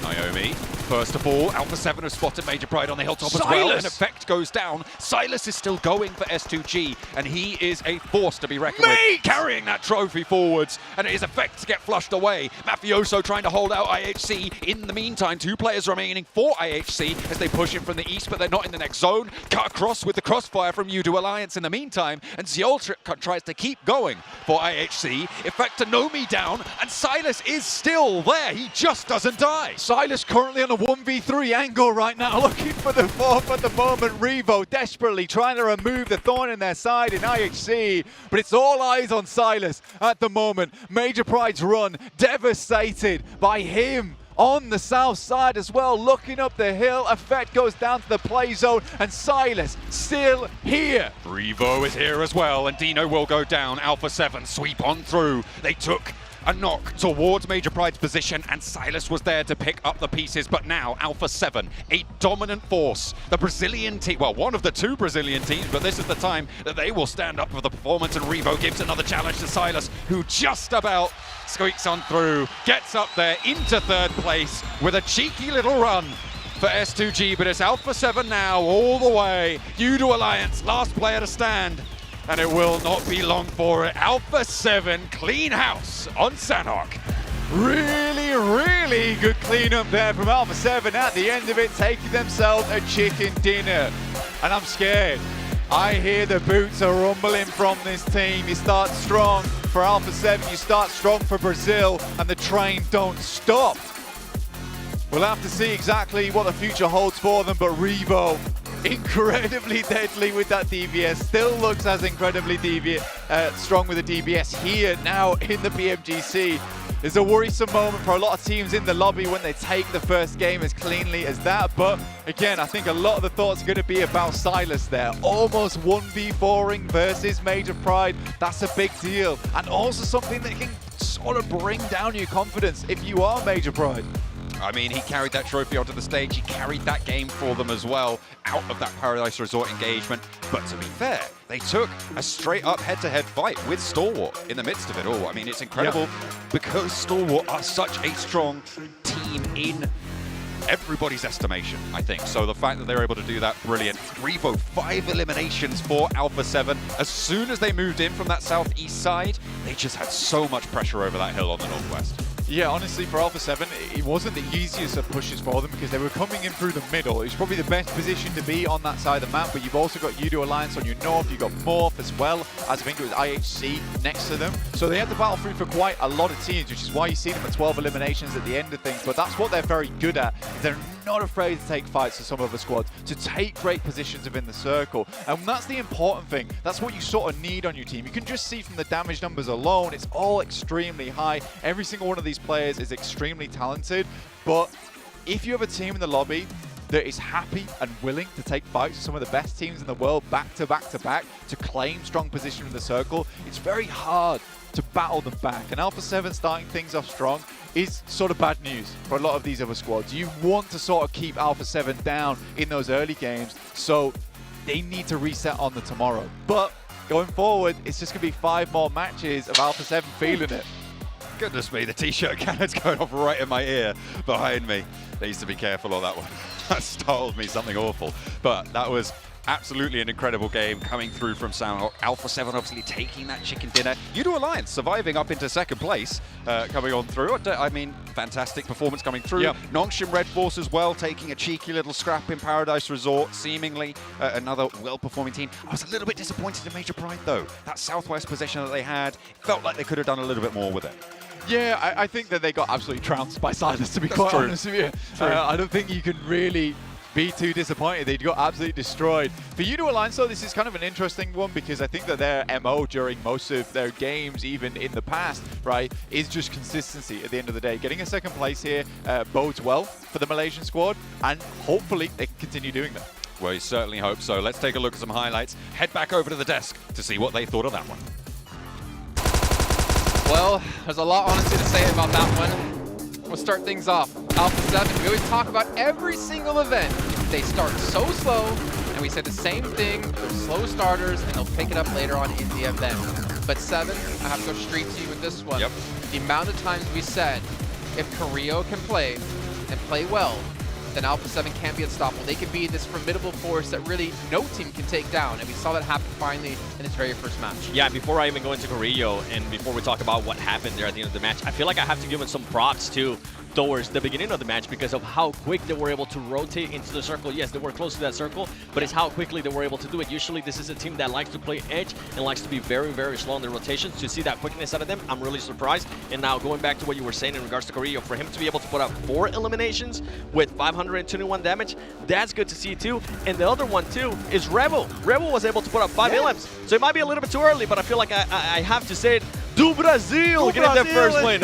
It's not fair. You weren't ready with your Alpha 7 jersey under your shirt today. It's coming. No cosplay this time. Nah. I mean, you were talking about the early game stage and Revo, Yes. how impactful he was. I loved especially how they played the southern side of Paradise Resort. They just waited for the fight to happen between WBG and also IHC. During that fight, not that much attention is going to be thrown their direction. That's when they push downhill, that's when they cross the road, and that's when they take full control of that finishing circle. The timing from the early until the late stage was on point for Alpha 7, and the second place is not going to cut it this time. And talking about timing, one of the fights that I actually thought that we're going to be engaging a little bit sooner between S2G and D-Savior, whenever they were just waiting it out in Paradise Resort, I feel like D-Savior ended up hurting themselves there because they were not aware. Something that S2G was able to do in contrary is that they were able to be very aware of who was pushing up to them, and one push that you were actually excited about on a team that was pulling up to Paradise Resort was Stalwart. Yeah, Stalwart, I love the play that they were going for because the southern side of Paradise Resort is always going to be the better transition point. You got that hilltop, which is good to gatekeep teams leaving Paradise and also to take shots on the teams not playing the really trashy terrain south of Paradise. But man, S2G, just looking at Silas in particular, what a push here onto Stalwart Esport. I was a bit like, I thought Stalwart were going to win that game, Jason, but I mean, if you were going to say it, I was going to say it. Yeah, I really thought that was going to be a Stalwart win through and through, but that push, that breach from S2G, it's so hard to pull off, and yet they just dominate because they played as a 4-man team. Like, you can't beat a push like that. It was really well executed. The thing with S2G off the bat was we were literally saying before this match began that if they can start hot, this could be enough to carry them through. And we saw them fighting Xavier early. We got a little bit scared, like maybe we need to chill, maybe we need to relax a little bit. Now you want to come out the gates blasting, but surviving is the important part. And they survived, and they were allowed to take out Nongshim Red Force as well, which is a team we're going to have to touch on. But they put up so many limbs, and also Silas at the end, surviving for so long, for every little bit of points for placements, the eliminations. Max, I think you were calling out, he was just decimating Major Pride. Yeah, I'm looking at this tournament. For me, I have 2 teams that are very streaky, very momentum based. It is going to be these 2 teams that we saw, Alpha 7 and also S2G. So the fact that they start first and second place respectively on this first Game 7 sets a scary precedent for the rest of the lobby, I'd say. It does, and I'm happy that one of the teams that I was talking about kind of showed up in a way, especially with Illims, and that's going to be Nongshim Red Force, the way they were able to find on D-Savior. And not only that, the way that they were able to take on the fight with FaZe Clan as well. Yeah, they did end up losing one player to the S2G. I feel like they got a little bit surprised there, but it's just their awareness and being able to take down fights and close range fights too with the DBS and all that stuff. So good start here out of Nongshim Red Force. Yeah, and Tizzy actually surviving as a solo, able to get a little bit of a backstab onto S2G. If Tizzy's not there, maybe we would be looking at an S2G win, but unfortunately at Sanhok, you're always going to have like some solo snakes just lingering in the shadows and sometimes just rendering your chances of a win to 0 pretty quickly. And for these Saviors, it's kind of a bit of a letdown too, because they were there for such a long time. They were just waiting patiently, and for them to allow Nongshim Red Force to pull up, I wasn't actually able to get a chance to see how that happened, but it happened so quick that Nongshim Red Force took care of them very, very fast. Yeah, I think it's just very prone to being naded and mollied because it's wooden floor, so they were just kind of locked in very small areas of that building, and you just can't escape because Nongshim Red Force, as you stated, covering their group, they're so aggressive and so proficient on those breaches that, I mean, a South Korean team is not going to give you any breathing space when they are breaching you. They weren't expecting it. Xavier couldn't do anything. Yeah. Well, let's roll it back to another team that you were talking so heavily about when it came to survival stage and last chance, FaZe Clan. Now, you're obviously saying when we look at this match, they're rotating really slow. They're playing the edge. You cannot really rotate the way they're currently playing, or play on the edge the way they're currently playing in a lobby like this. But I have to give them credit. The way they took down 628 with the roll-up, well, you roll up to the ridge of the hill, was really damn well done, and it probably could have been even more successful with S2G not peeking from the side. Okay, so I agree it was well executed, though I would go on a caveat here and say there was a better option. If we see with how the circle shifted, northeast is typically very open. There was only Yudu Alliance up there. I think if you like to rotate late, you need to be very efficient at finding the path of least resistance to enter the circle. In this case, if you are FaZe, I believe, just wide wrap next to the northern side, tap knock, and enter up northeast. I think if you do that, maybe you fight Yudu Alliance, but there's only one team that's a really major threat, and I think FaZe can then play a stronger position, maybe not win because Alpha 7 are just Yeah. that good of a match, but I think they at least get close to a top 5. But especially in Sandhawk, it's so hard for a team to be able to rotate very late. I mean, we saw what happened with Persija as well, right? Persija was trying to gatekeep for a very long time, and he ended up hurting them whenever they actually try to push into the circle. We saw Soxy scouting, which was really nice, and we saw them being able to clutch up some good fight. I want to see more out of them. I want to be able to see a little bit more faster rotating, and I think that's kind of why I was giving props to Alpha 7 on how quick they were able to rotate. Completely different than what I'm used to seeing out of them. Well, we're talking about the highs of Brazil. Oh, no. Oh, no. We got to talk about the lows of Brazil. Max, your favorite player from Brazil, Ayala, and team, got in a fight with 4 Miracle. Didn't work out. I didn't shake his hand, so not my fault. Hot drops, don't do it. We're going to head on to Erangel. They can fix it, but Sanhok, you only got 1 a day. It's the map where you want to avoid doing that as much as possible, especially in Pineapple. Well, it is time to head over to our casters here, I believe I just heard. So we're going to throw it on over to Blink and John Allen to take us into our first match on Erangel. Hopefully we're getting in pretty soon. I think we've got 5.5 minutes on the clock. I don't know what's going on there, but yeah, we're over to us. We're going to have a good time, I guess. Over to Erangel. Yeah, so I am the desk now. So we'll just cover it. So yeah, no worries. So we're heading over to Erangel soonish. It's an interesting one that we're looking at right now because, like the boys say, you've got the Brazilian squad in Alpha 7 that you sort of see start slow a lot of times, and in the tournaments they do amazing in. Usually that's a case of where they do really good at the start and then just blast through towards the end. But it never happens in PMGC, and we're always sad that it never happens, yet here we go. So again, it's that case of what I was talking about earlier. There's a lot of teams here that I think could do absolutely fantastically well into the future, or do horribly badly as well. There's a real mixture of teams that can go to the highest heights and to the lowest lows, which is making this one of the the biggest nail biters in terms of PMGCs that we've seen in a very, very long time here. It's curious, though, a lot of these teams that we're seeing so far, because I think the fights that we've already witnessed already are really promising in terms of what we'll see into the future, John. That's true. And I mean, a lot of the teams that I think we're going to be seeing towards the top when it comes to the end of these 3 days are the high variance teams. Because, I mean, you're rolling with maybe, I would say, 5 or 6 high variance teams in this lobby. It's quite likely that at least 1 or 2 of them continue to have a hot streak, right? If Alpha 7 can keep up that mantle, great. But you've got a lot of other teams that are going to be looking to do so as well. You have Nongshim Red Force going in pretty deep into that game, getting a lot of points. They stayed consistent during their group stage, and that's what topped them out there. Yeah, I think for Nongshim Red Force, that was actually really fun to watch overall. I think for Nongshim Red Force, it's the type of thing that you wanted to see from the Korean team. You want to see them take it to the top with some of these really incredible squads that we have here behind us over on the stage itself. And I think personally, just looking at Nongshim Red Force, they did seem to fall off just a little bit a few times. Luckily, made it through to the end of the match, which is amazing for them, and hopefully that is something that they can continue doing as they qualified into PMGC. I'm just thinking that realistically, Stalwart kind of should have had that fight versus S2G at the end of the day. They sort of fumbled the bag somewhat over in Paradise Resort. I mean, to be fair, S2G, maybe they're a little bit more familiar with, actually, take that back, Stalwart going to be equally familiar with the entirety of all of these maps. So, yeah, it just felt like they had that choke point to hold against S2G, but a couple of rooftop positions, a couple of cats amongst the pigeons on that engagement, and it didn't quite go their way. Erangel up next, though, so a little bit maybe slower than Sanhok. We'll have to wait and see if Alpha 7 can continue that pace, because that is what the Brazilian fans want to see. I mean, I had Alpha 7 as my winners, as my champions coming into this, as my prediction, and I'll keep saying that until they lose that first place spot, at which point we'll not talk about it at all. It's been one game. Come on. They're winning. Let's stop the tournament right now. It's good. I like that. You win. I win. Yeah, I think for S2G fans all over the world, and especially here in Istanbul, I think they've been very, very pleased with how that first initial match went, right? That is incredible news for a team like S2G, where there's been a lot of doubts about this squad, right? Whether they can actually bring things back or not. Yet here they are, really proving everyone wrong at the moment.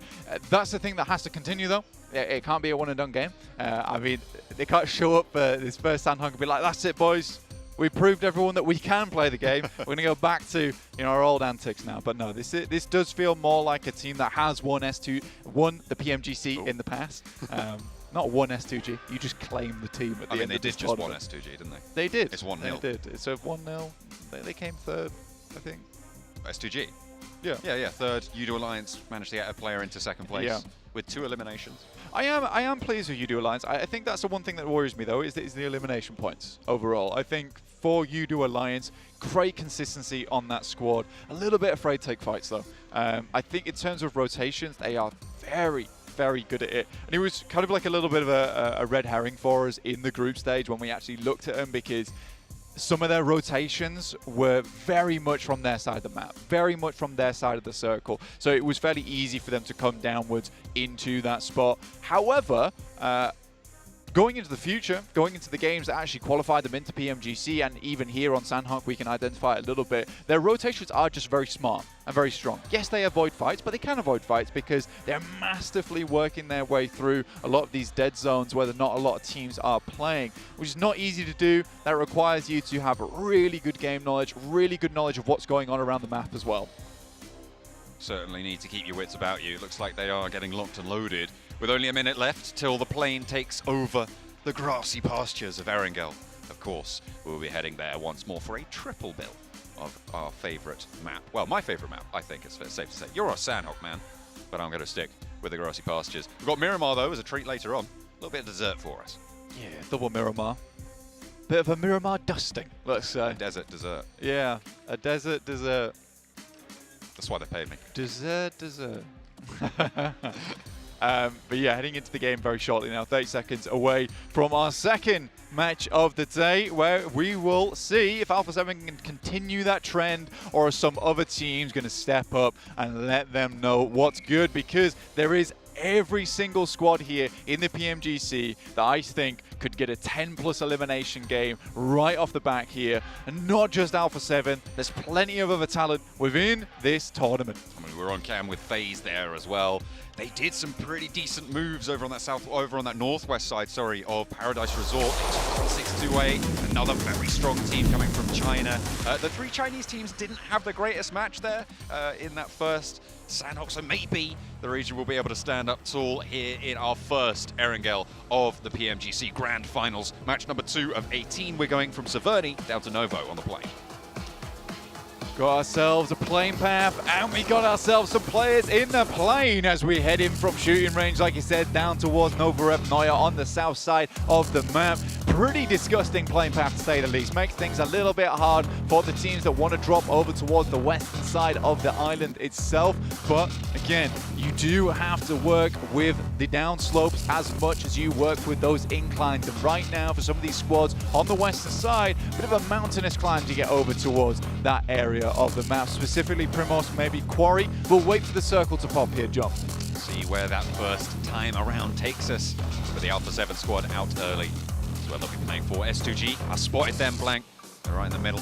We're going to be seeing where Silas and co land. Udo Alliance out a little bit later, looking to take down on that southeast side, with 4MV potentially stretching all the way out to Novo if they keep their drop going. But Stalwart are there as well. See if that Milter drop comes through from 4MV. A little bit of a hot drop, maybe some trouble here for Silas. I think that is for S2G, but he gets on the bike and he gets away. IHC will not be able to claim that one. Not just yet, but S2G are still split around this drop, and what a way to kick things off. The circle goes hard south. Most likely a Sosnovka finish as well. An exciting one to say at least, because this is looking like more of an eastern side Sosnovka finish coming over towards military base. Excited to see what could happen here. With Stalwart over towards Novorepnoye to start things off. For Meriku vibes over towards their western side, and I think those 2 Mongolian teams probably happily sat down this way. Razy takes an absolute blazing from Vintores on that top side, with the mid M16 could potentially have got that tag there, but a little bit too late on it. I mean, you stay exposed like that for too long, taking those shots, you know that S2G is going to turn someone around, come on a flank, and you're going to have a really tough time of it. So I think that was pretty heads up to fade away there, even if you can get for that one. Maybe a little bit too greedy. And they've certainly claimed their position anyway. They know that S2G doesn't want to stick around, so they'll allow them to get away with it this time. 4MV, Stalwart on the military island already. Stalwart over in Novo, we've just hopped on board with them. 4MV a little bit over towards the military base, a little bit more.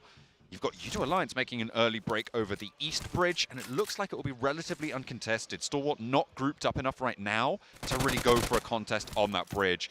Not really able to consolidate, but they still got an outpost, and action is there. On the back of the buggy, the shots start to land, but he's exposed, he's isolated, and can't really do that much against U2 Alliance other than alert them to the presence of the team. Yeah, there's an attempt there made, but not really too much done. Icy, though, does drop out, attempts to get a couple of more shots off. There is a little bit sent back towards his direction, but for Stalwart, realistically, you were hoping for a decent little start there. And I think that U2 Alliance, again, this is what we're talking about. Their ability to rotate is very, very good. And the timing there is the important thing, John, right? The timing is so important in the sense that you could already see that Stalwart did not have the right weaponry. They did not have the right attachments on board either. So this is the case where they just don't have the weaponry to deal with an early rotation like that. I'm pretty sure U2 Alliance was rotating across there as quick as possible with little equipment to nothing, but they get themselves into a strong position. At this point in time, teams are starting to build up some of that caliber, right? Some of that weaponry in the back pocket and be able to hold out these teams who are moving across towards the South Island. S2G's made a quick approach of it. Already have 2 players down towards that south side, just waiting for one more of their players to make it across, but sort of locked between here with Nongshim Red Force in the wings. Seeing Silas already across, I think, yeah, the rest of S2G just trying to divert Nongshim Red Force, getting across that western bridge, but Major Pride, Alpha 7, circling around now over on the western side. You can see that outpost on the minimap for S2G. Razy, taken very low, obviously, by that spray from Ventora's FaZe earlier on. Hasn't actually been able to find the meds until now to be able to get back nice and healthy, but Major Pride, they've left a player in the same compound as him. He'll be aware that there's an opponent in the area, but will Naomi know? Did they drop him off there? Did they drop Razy off and take the vehicles over the bridge? We'll have to wait and see. Yeah, I think for Razy, sort of left behind with a vehicle of his own. Or you'd hope. If he's able to pop Naomi out, though, it's a big deal. Able to take the US, regroup potentially. I think Naomi has no idea here. He's going up to the upper floor. He's not got a weapon out. He's not checking his angles at all. He's just scouring through for a little bit of loot. There is that buggy at the front, though, and that's what's going to give the game away. If he steps out and sees it through the window. I don't think he did. Yeah, you're Razy pulling out the Val. Find too much success off the back of it. I think that fight was a difficult one for Razy to take anyway, only half HP. You got DXavier as well, rotating close in between. Not a bad moment to go for the push here for Major Pride alongside with DXavier, but they're going to go straight up towards the lighthouse. Major Pride's going to rotate back across, interestingly enough.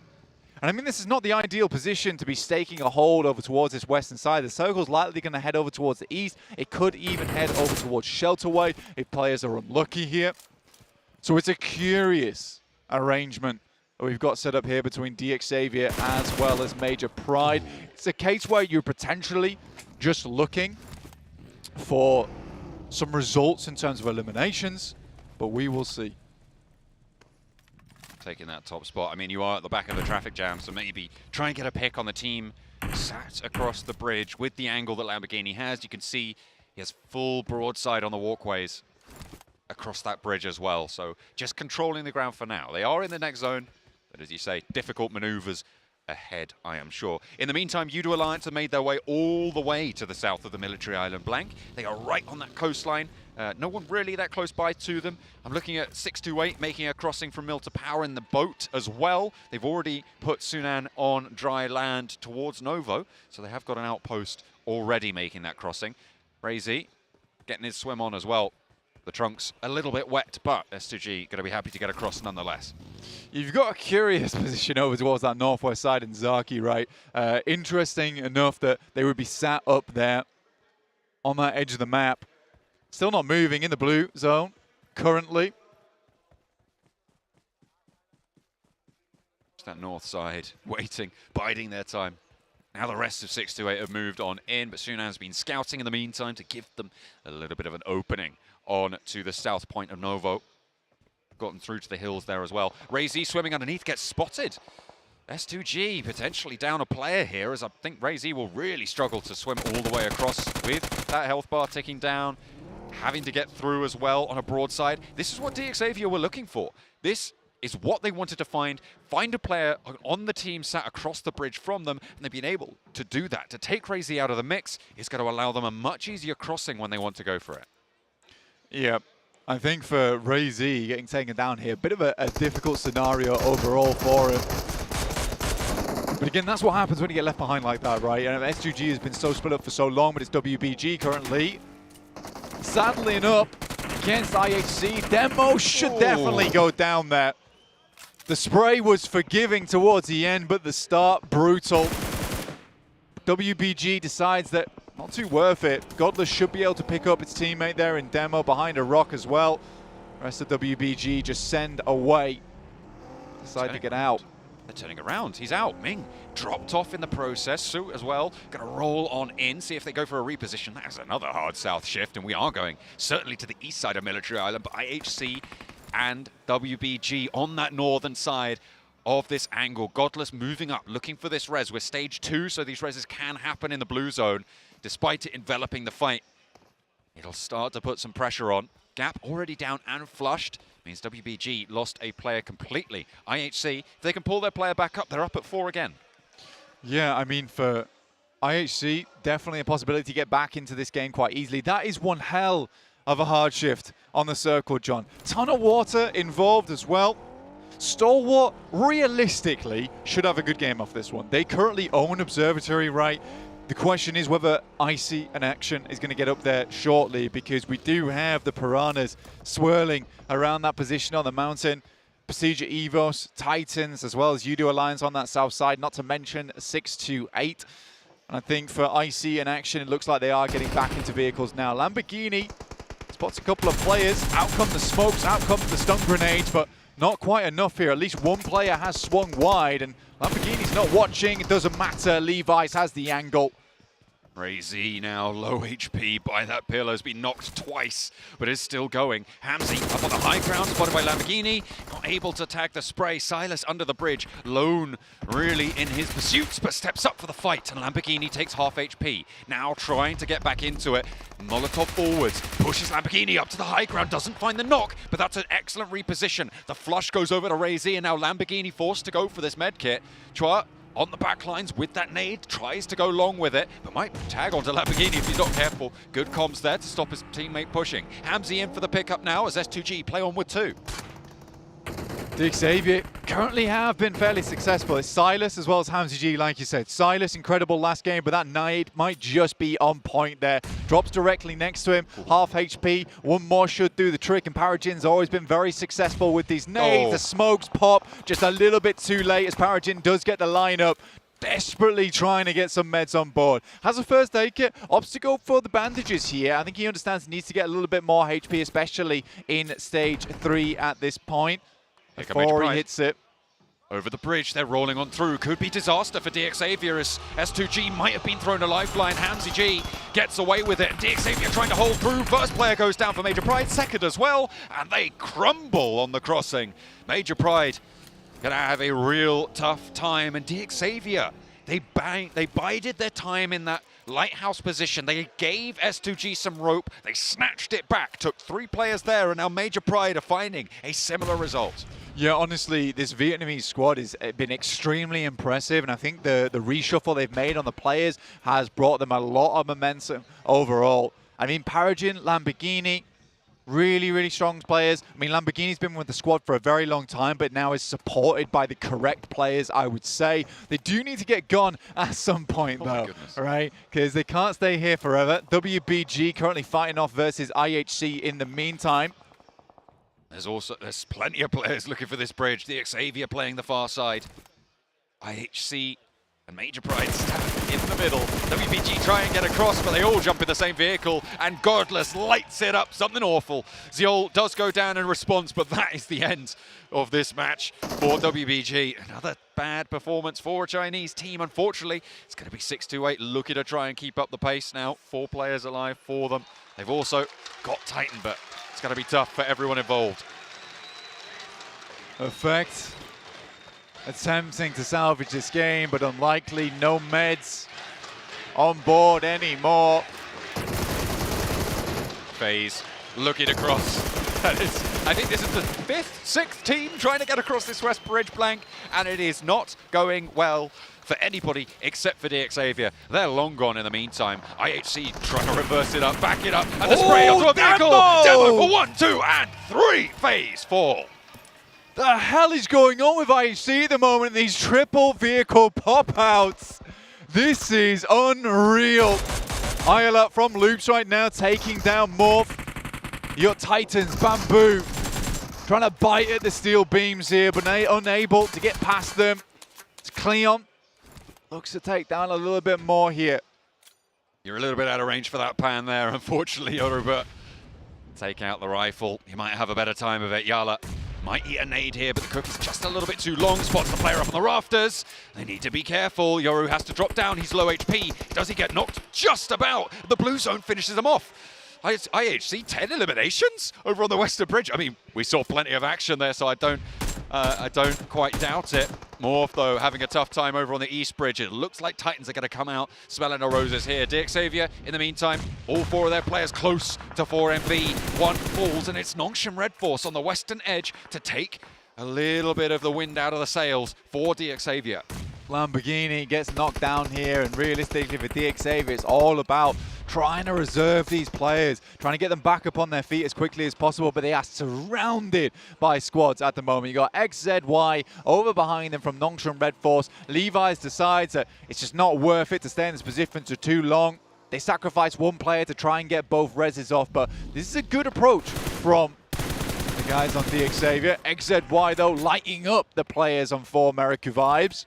And the rest of Nongshim Red Force moving into position on the south as well. You can see they've now established that 3-player blockade. They've got a little bit more of a backstop in wings as well to that south edge, trying to keep Udo Alliance at bay so that they can take this third party. Sporter wrangles himself a high ground position onto both of these teams. So 4MV and DXavier, they're pretty much forced to take this scrap. Lamborghini goes down. The res is trying to come through thick and fast, but it's just not that easy. Udo Alliance being forced a little bit further east, and Nongshim Red Force claiming this scrap.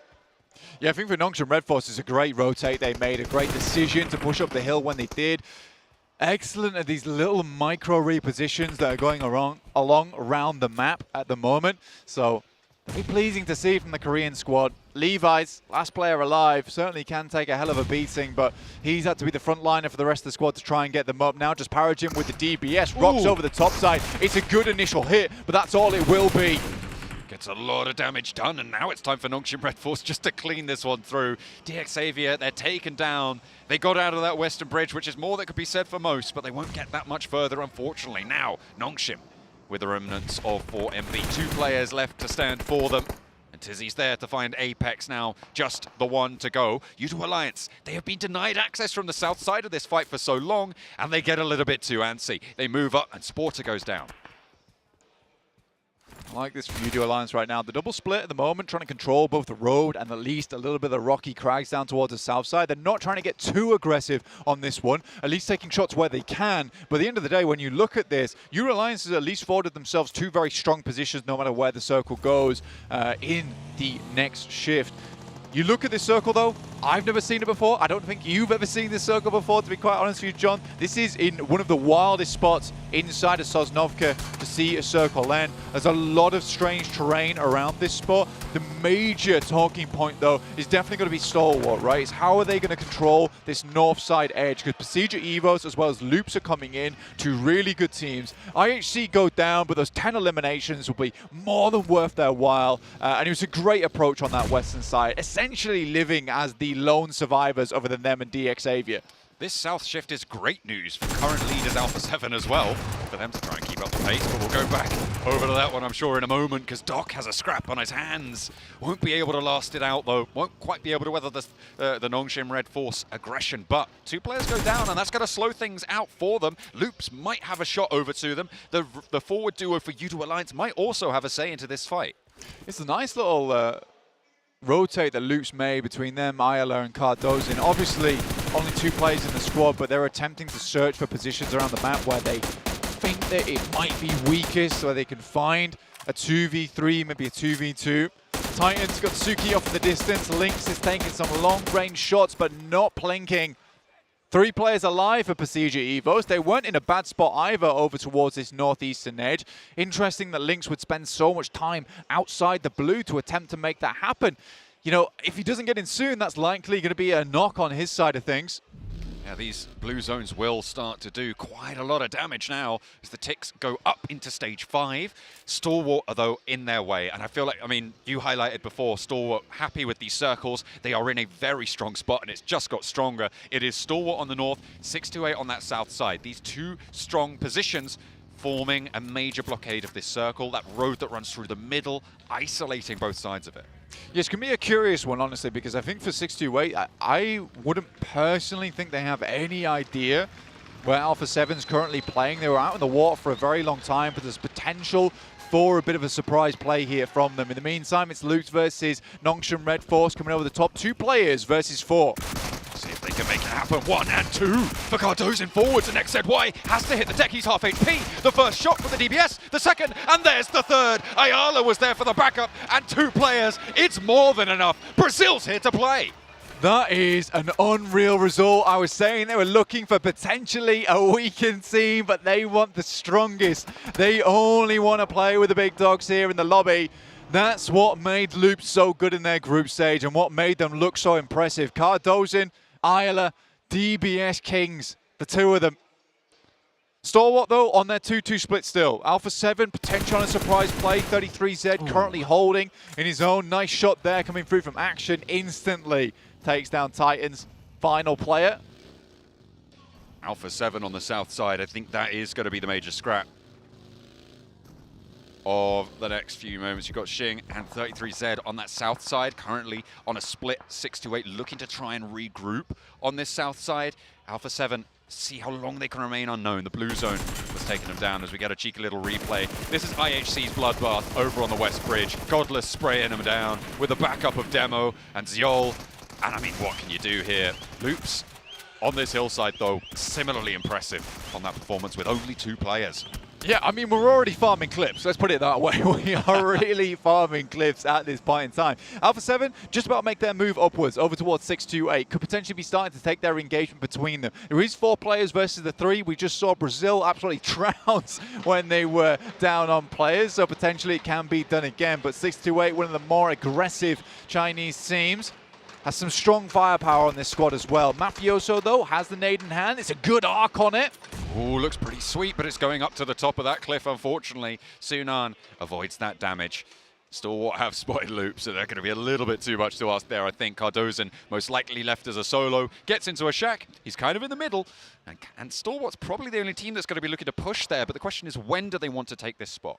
Yeah, 2nd time in a row right now for Cardozo getting into a shack nice and early in the game to try and get a stronger position in terms of placements. I mean, he made it very, very far into that last match. Potentially another top 5 available for him, which would be great in terms of point scoring on top of the eliminations they already found. But seems like he has been spotted here by top. Likely going to be a lot of smokes dropping through, a lot of Molotovs coming through also.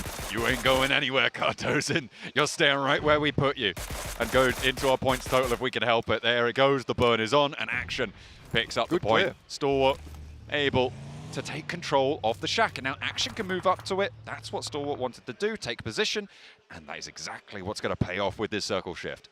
This has overall been quite a strong game for Stalwart in terms of taking a lot of space away from other squads. Been very confident to dominate this northeastern side. It's come back in a very good way for them now. They hold both the south and the northern edge of it, so they could just clean through, hold these teams into a bit of a chokehold between one another over with 628, Alpha 7, and Udo Alliance. There's a big chance here for Stalwart to take this game away, but there are still some big players in this match. 628, Udo Alliance.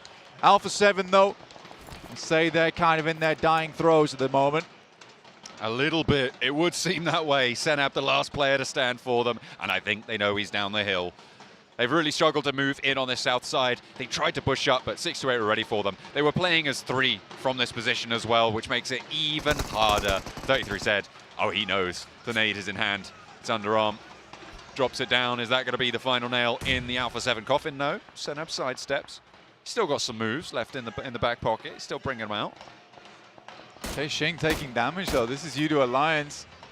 With Cluck actually taking some shots from afar there. Iftar joining in, but that's given a lot of knowledge over towards Stalwart. They just needed a couple of shots, identify the location. They send 3 players over towards that north side. Nurzed claims and hangs on to the compound over towards the eastern side. Just in case another hard shift comes through, you want to secure all the chances you can get. Iftar goes down. That might have been some shots coming through from 628 there. Alpha 7 finally fall to the top spot. Eliminated from this one. Stalwart trying to sweep around, but Yudo Alliance giving a good fight here. On the western edge, Sunan moves on up for 628. Looks for the flush, can't quite get it. He's backed off the angle. Has to fold back in with the rest of his team. A little bit further down the hill into the buildings that they've occupied for a while now. They want to stay as 4, and I think rightly so, with only 4 teams alive. That's exactly what you want to see. Besiege Evos have survived with Luxy over on the southeast side, but very minimal utility there. You can see that count at the top of your screens. Really not too much more to do, just try and survive as long as possible. Stalwart, on the other hand, 18 smokes. They are going to be able to get wherever they want to go. This is a nice position. Currently Nurzed's holding over towards the eastern edge, right? Has the high ground. There's going to be a lot of open terrain in front of him. I mean, that little angle there is going to be so important, just for gathering intel more than anything. A couple of pot shots could be lovely.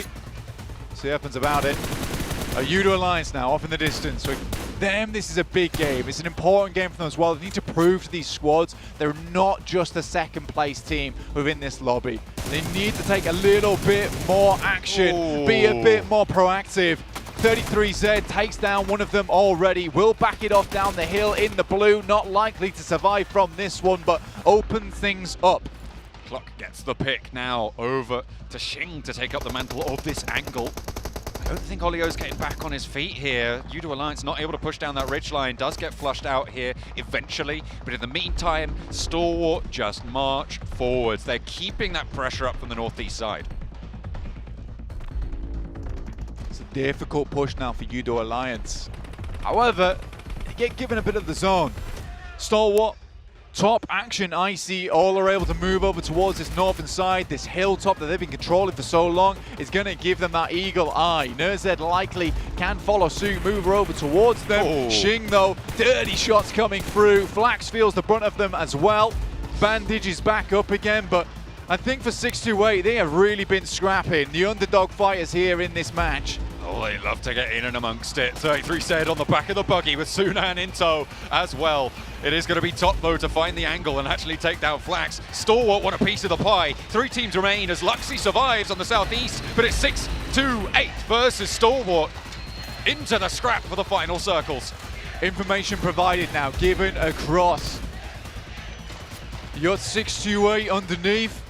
See from Pasija Evos, this is great news for Pasija Evos either way for the Indonesian team, just getting in towards these top spots, just getting in towards even a top 5 at the end of PMGC would be an achievement and a half, and almost a return to form and glory for Luxy and Zuxi, but not only them.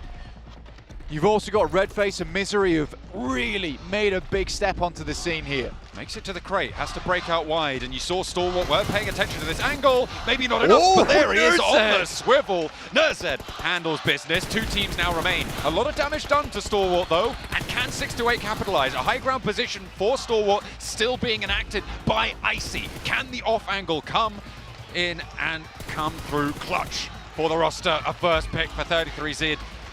And it is going to be 6-2-8 to take first blood on this angle. Icy has back up on the high ground. Stalwart's had control for so long here, Joe.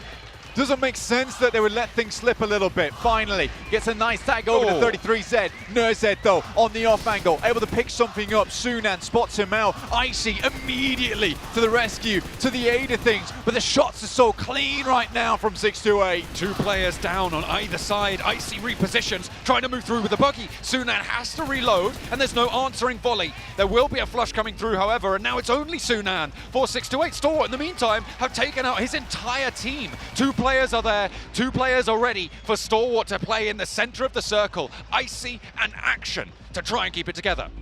Pushing over towards the top side, they've got eyes on, they know the location. Nade goes down, but Icy's getting closer. 3 nades in hand, Molotovs abound. Information passed back across. Even more util used over towards this spot from the top side. Oh. Lovely nade. We'll take down Sunan. But Stalwart's had to fight for this one. 33Z is still in it. Don't count him out. Icy with the challenge, and it's good. Stalwart, take map number 2. Erangel goes the way of Mongolia. And a win that they needed.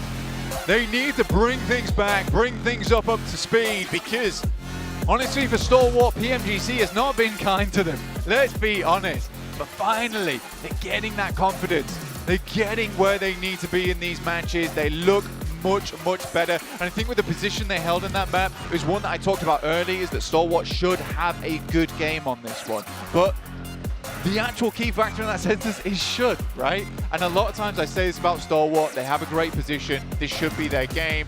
This time around they proved that positioning for them, they will make it matter at the end of the day. They'll push forward from that position, they'll make it count, because again, 3 days is all you get. Every single game where you get a little bit of a benefit, a little bit of an advantage, you have to take advantage of. We're starting off in excellent fashion here at the Grand Finals, Blank.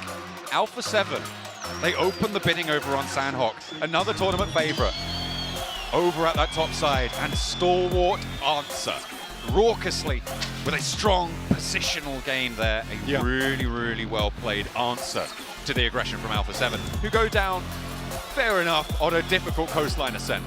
Yeah, I think for Alpha 7 in the position they were in, like getting down towards the water side, playing in the water for a long time, it was one of their few options. It's a good attempt at a breach up towards 628's compound, but 33Z certainly was an excellent scout during that game, John, making sure he knew exactly where he needed to be at all times to make sure that they weren't going to get backstabbed from the water. It's something that not a lot of teams would be doing, is they'd rather have their full force up in front, but I like that they sacrificed one of their best players in terms of aiming skill over towards the backside. You know, you want someone reliable that you can absolutely lean on to be able to hold out your weakest position on the map, which was that water entrance. So really good stuff. Does prevent Alpha 7 from getting too much further into that game, but I think they still got some good placement points off the back of that one, as did Procedure Evos. I do want to see a bit of a stronger game in terms of the team fights from Procedure Evos, but so far it's not looked that bad at all for them. And a team that's just popped up on the screen, I was just going to shout them out, is IHC, that Western Bridge bloodbath.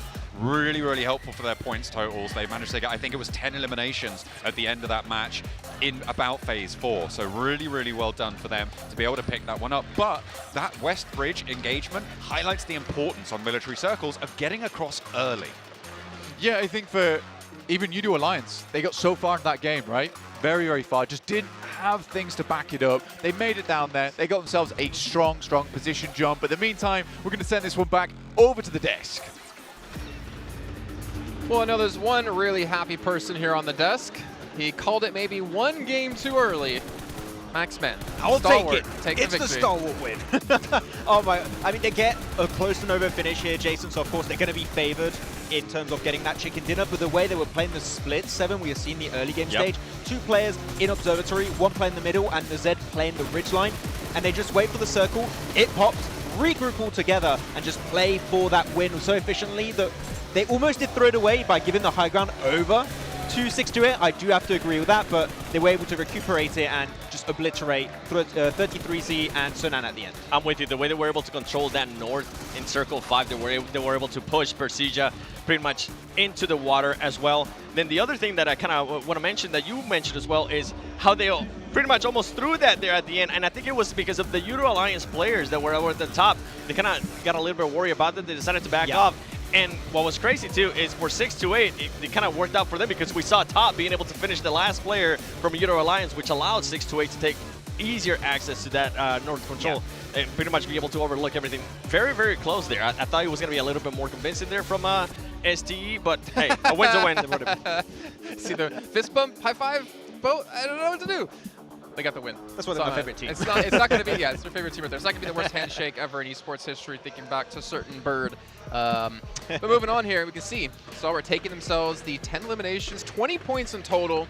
6-8 though, I think it's kind of impressive to see them be able to pull this kind of off, but I think the real story for me, IHC. We talked about them in the group stage. They've been a team that is just very elimination heavy. They can have these pop-off games. 10 eliminations is huge.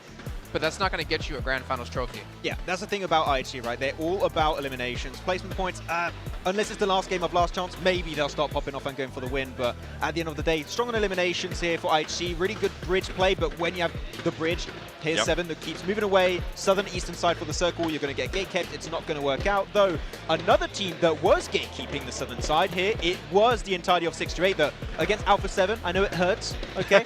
But what an execution. It was, and you know what, we're talking about great rotations, we're talking about great early rotations. The boat rotation from 6-8 ended up working out wonders for them because they were a melted power. They were able to do that boat rotation all the way to the south. And like you were mentioning too, they ended up having to gatekeep Alpha 7. For me, for Alpha 7 to even be able to get points in this match, it was actually a bit impressive. It was only 3 placement points, but we saw them, we're like, okay, there's no way they're going to be able to even survive any longer. They were able to survive longer and longer, so it's good to see that out of Alpha 7 for them not to end up with a 0-point match.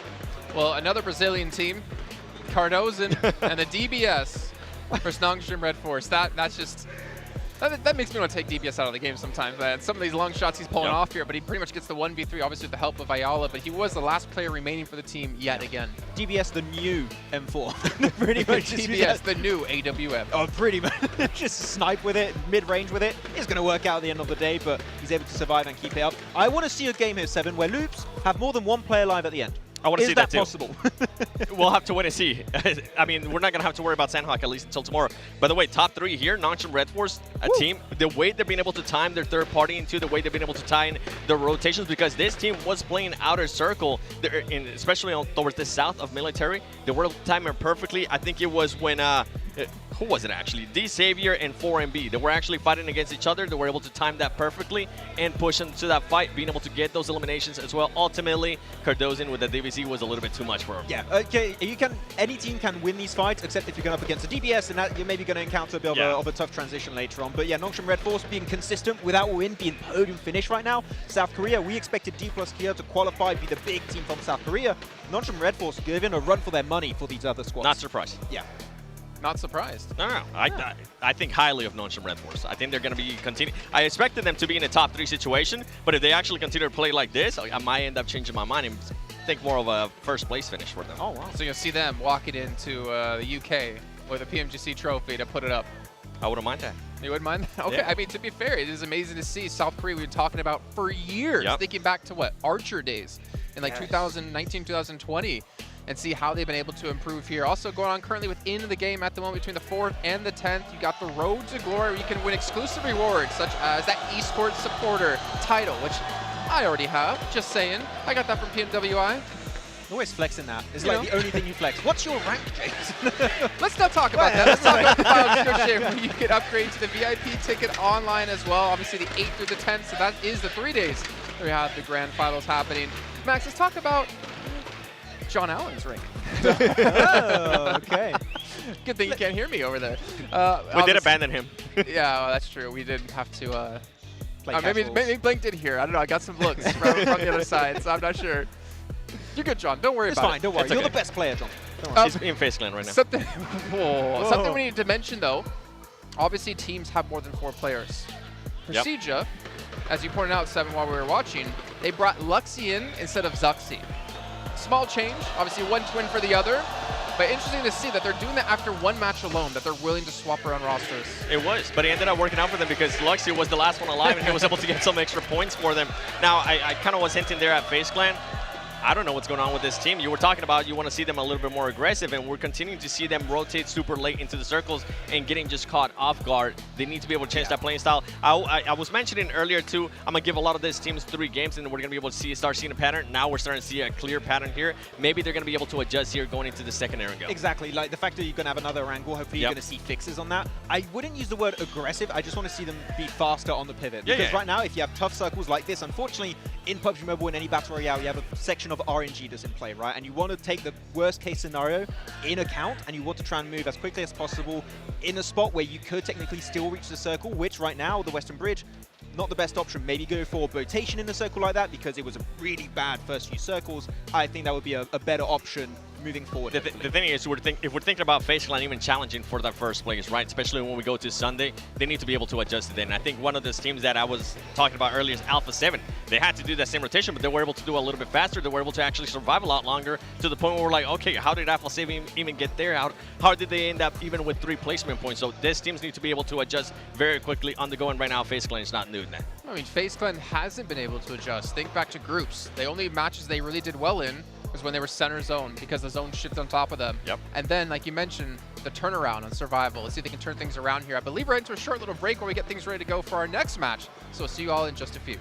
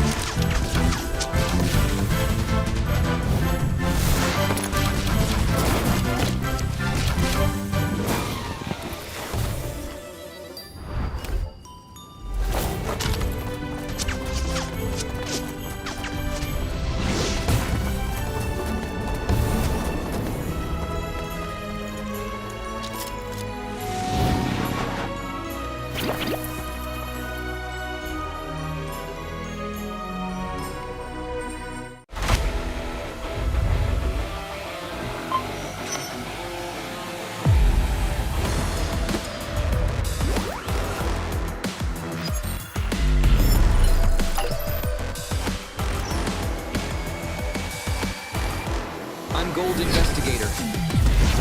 Join the Investigator team and let's protect the game's fairness together.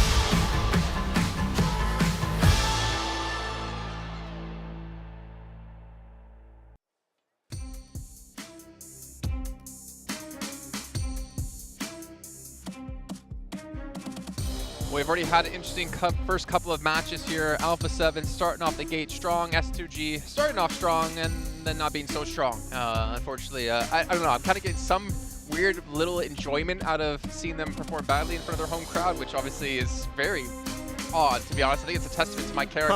We're in throwing range right now. We are in throwing range. They can't hear us, so you're fine. We're not in-house. That's the upside. John's got stuff he can throw at us. But obviously, it's only been 2 matches, right? It's not the end of the day. It's not the end of the tournament for you if you've had 2 first bad games. Things can turn around. But the question comes into the next Erangel. You only have 3 days to play in total. What can you really adjust from here? And I think one thing we're talking about is these rotations. Yeah, I think drops and rotations, especially Xavier S2G, that's 2 different battlegrounds now that they keep fighting. You mentioned it during the game, right, Jason? And you want to avoid those fights as much as possible. Of course, that was great opening for IHC, for FaZe to like try and get a third-party opening, but you want to try and fix those as quickly as possible. If we see right here, 7 Deke Xavier, still fighting S2G in some way, shape or form on the start of this Erangel. It shows to me there's no intention to fix. I need to see a change on this second map of Erangel, and hopefully that's going to help them increase their let's be averages. fair, right? It wasn't a hop drop. It was more of they fought on the western bridge because they're trying to rotate through. So that one I'll give a little bit of leeway to, for sure. I'm not. No, you're not. He's But not. I'm not either, because Deke Xavier is taking a little bit too long with this fight, and they're allowing other teams to pull up on them, and they're not being really aware of what's going on with their surroundings. That's 2 matches in a row that we've seen that. And then I'm really, even though they're currently not in first place, I'm really surprised and happy to see Nonchalant Red Force do that. I want to talk about them a little bit more because we're talking. Not yet, maybe. With the jersey, open up a shirt. Maybe in United Kingdom, we'll have to wait and see. But a year from now, okay. Sure. Yeah, just give me some time to think about it. But the thing is that we're talking about rotations. They're doing those rotations good. We're talking about quick decision making. They're being able to make those quick decisions. They're being able to get into those third parties. They're being able to put themselves into positions to be able to do that. And if we see those teams at the top, at least from these first 2 matches, right? I'm talking about the first 2 matches. If we see Alpha 7, yeah, Alpha 7, they got a chicken dinner, but they weren't able to really follow it up here in the last match. And if we see Star Wars Esports, they didn't do so well. They were able to be blessed here by the circle. They were able to take full advantage of it. But right now, in regards to consistency with what's been given to them, Nonchalant Red Force has really impressed me. Yeah, I want to jump on the Nonchalant Red Force hype train that you've built. No, stay off it. If you want to see them do well, stay off the train. Okay, who is this team? I don't know. Well, speaking of who is this team, Major Pride, man. We're talking about teams being slow in rotates and not performing well in terms of like their macro play. Major Pride for me was like one of those teams that they would get themselves dug in center if they could, and they'd be able to play Nomi into this off angle extremely well. Yeah. They've had 2 really subpar games so far, and I'm getting a little bit worried that maybe this lobby is a little bit too high caliber for the style they wanted to bring. So I kind of understand that off the back of these 2 circles we had. The first one, south of Paradise. You're not going to play center because it's one of the toughest and worst terrains to play. This Erangel goes on the complete opposite side of the map from them, pretty much. If we have a mainland finish here, Jason, I think that we could expect more from Major Pride, hopefully. I'm with you, though. I'm with you with what you're cooking there in regards to Major Pride not being able to adjust and maybe being able to do a little bit different than what we saw in the group stage. In group stage, especially for Group Yellow, we didn't really see some of the aggressive teams that we saw, whether it was Group Red or whether Group Green. I feel like they're going to have a little bit of a harder time adjusting here. But I'm with you. I want to see what's going to happen if they do end up getting a circle, if they do end up getting towards that circle. All right, well, we're going to find out here. We're going to head over to our commentators for our 3rd match of the day. It's Erangel once again with John Allen and Blake. And it is good to be back on Erangel, of course. We are going into that match number 3. S2G, a little bit hot, a little bit cold so far. We'll see what the decider is into the 3rd match. We're also looking out for some of those teams that wanting to start off nice and quick. We've had IHC starting to blast off really quite something special over in that last match on the West Bridge. We'll see if they can keep that up, keep pace with Stalwart from Mongolia. I mean, they technically are keeping pace in terms of those eliminations. Stalwart at 10 eliminations, Mongolian, massive, both of them. At 10 eliminations each, with IHC following up with them very, very well, twinning on that pursuit. So really, really nice stuff there coming through from both of those Mongolian teams. But we are heading straight into our match number 3. It's been going quick. Ooh, it certainly has. We are going right on into this one. Playing path not too dissimilar from the last time around, Blank, so potentially another early scrap between FaZe and S2G. IHC dropped near some of those vehicles as well, so we'll see if there's any adjustment over on that north side. Not too much else happened early match in that last time around, so that's really where we're going to be keeping... Other than all the fighting on the bridges. Well, okay, by early I mean on the drop. That's what I mean by that. Yeah, let's go with that. I mean, honestly, that was such a wild time on that Western Bridge. It was a cruel circle, right? Honestly, and I'll be honest with this one, I've never seen that circle before, all the way down towards that southeast side. Maybe in some public matches, I've been there 1 or 2 times, right? But in an esports match, that is the first time I've ever seen players have to actually battle it out down that area. Realistically, Stalwart knew exactly what they need to do. They sort of have somewhat of an advantage because they rotate through this area a lot, playing from Novo Repnoya as one of their original positions. So they knew exactly what they need to do, which was hold that northern side and the compound down towards the south, which was certainly interesting. But we keep getting sent over towards the eastern side, and a little hot drop on our screens between FaZe and IHC. Immediately shotgun in hand, though. Oh, and that's a Bison, sorry, going pretty wild around the side of the crates. A lot of ammo moment. Very valuable early game, but it's taken out of their hands, and FaZe lose the first player. IHC still going on with 4. Zol with the pump action, looking to reload those cartridges on in, grab some more loot, but Ventoris might line them up with the close range engagement. Hits the drop shot, but it's 1 for 1. Alex on the high ground has their back. Onzen's waiting in the wings, not in a position to get the trade, and Demo looking to stay alive for IHC, but a second knock goes over towards Alex. It's Revo from Alpha 7. Some good shots all proned up right now. IHC, though, still have to deal with the final player. Pump action in hand. And the double barrel coming through. The Honey Badger. Submachine gun for Onzens. Ooh, up the stairs he goes, but he's cut down just as quick. And IHC take FaZe out of the running very, very early on. I was looking for those adjustments on the northwest side, and I was not disappointed. I mean, say less of an adjustment here, realistically. And IHC have done this during their last chance as well, where they would specifically target weaker teams. And for them, they were constantly dropping on squads that they thought that they could take out fairly easily. And they made it happen over in last chance and survival stage. And they're doing it here because they seem to have identified a weakness in FaZe, you know, not doing so hot, not being able to get out of a lot of these fights, and IHC happy to pick up some free points off the back of it. Currently 15 points total with not the eliminations added on top yet. So I think for IHC, this is an incredible thing to be doing, even into PMGC, which is just taking the fight to anyone, anywhere, anytime. It gives you more space to play around with. Not only that, IHC dropping in South George alongside with Alpha 7 in North George. That is a bold statement to make. Certainly a way to keep up with their countrymen, with the other one of the other 2 Mongolian squads in these finals. Highest regional representation alongside China. Stalwart, obviously, such a main contender, duking it out right now with Alpha 7. But these things can change very, very quickly this early into proceedings. Any team from bottom to top can take a massive, massive leap here. We've seen those games happen, right? If WBG, for instance, 17 elimination chicken dinner, they're right back in that running near the top spot. Yeah, really, really good stuff for them to take them back up towards that top side. But this is where we really start to create that foundation, is that day one, right? You know, you've got to get the biscuit crust on the bottom of your cheesecake first before you do anything else, right? So all that other games over towards the next 2 days, that's going to be just developing your cake. Let's be honest. You definitely need that buttery biscuit base to build biscuit it all up on base top of. at the bottom. Exactly. But yeah, IHC really good on these hot drops, and they were practicing them all the time over in the PMGC League stage. Doing it here again. I can't believe it's happening over in the finals, which is fantastic to see. So I'm super pleased with how this is going overall so far. I rated them going into last chance as well.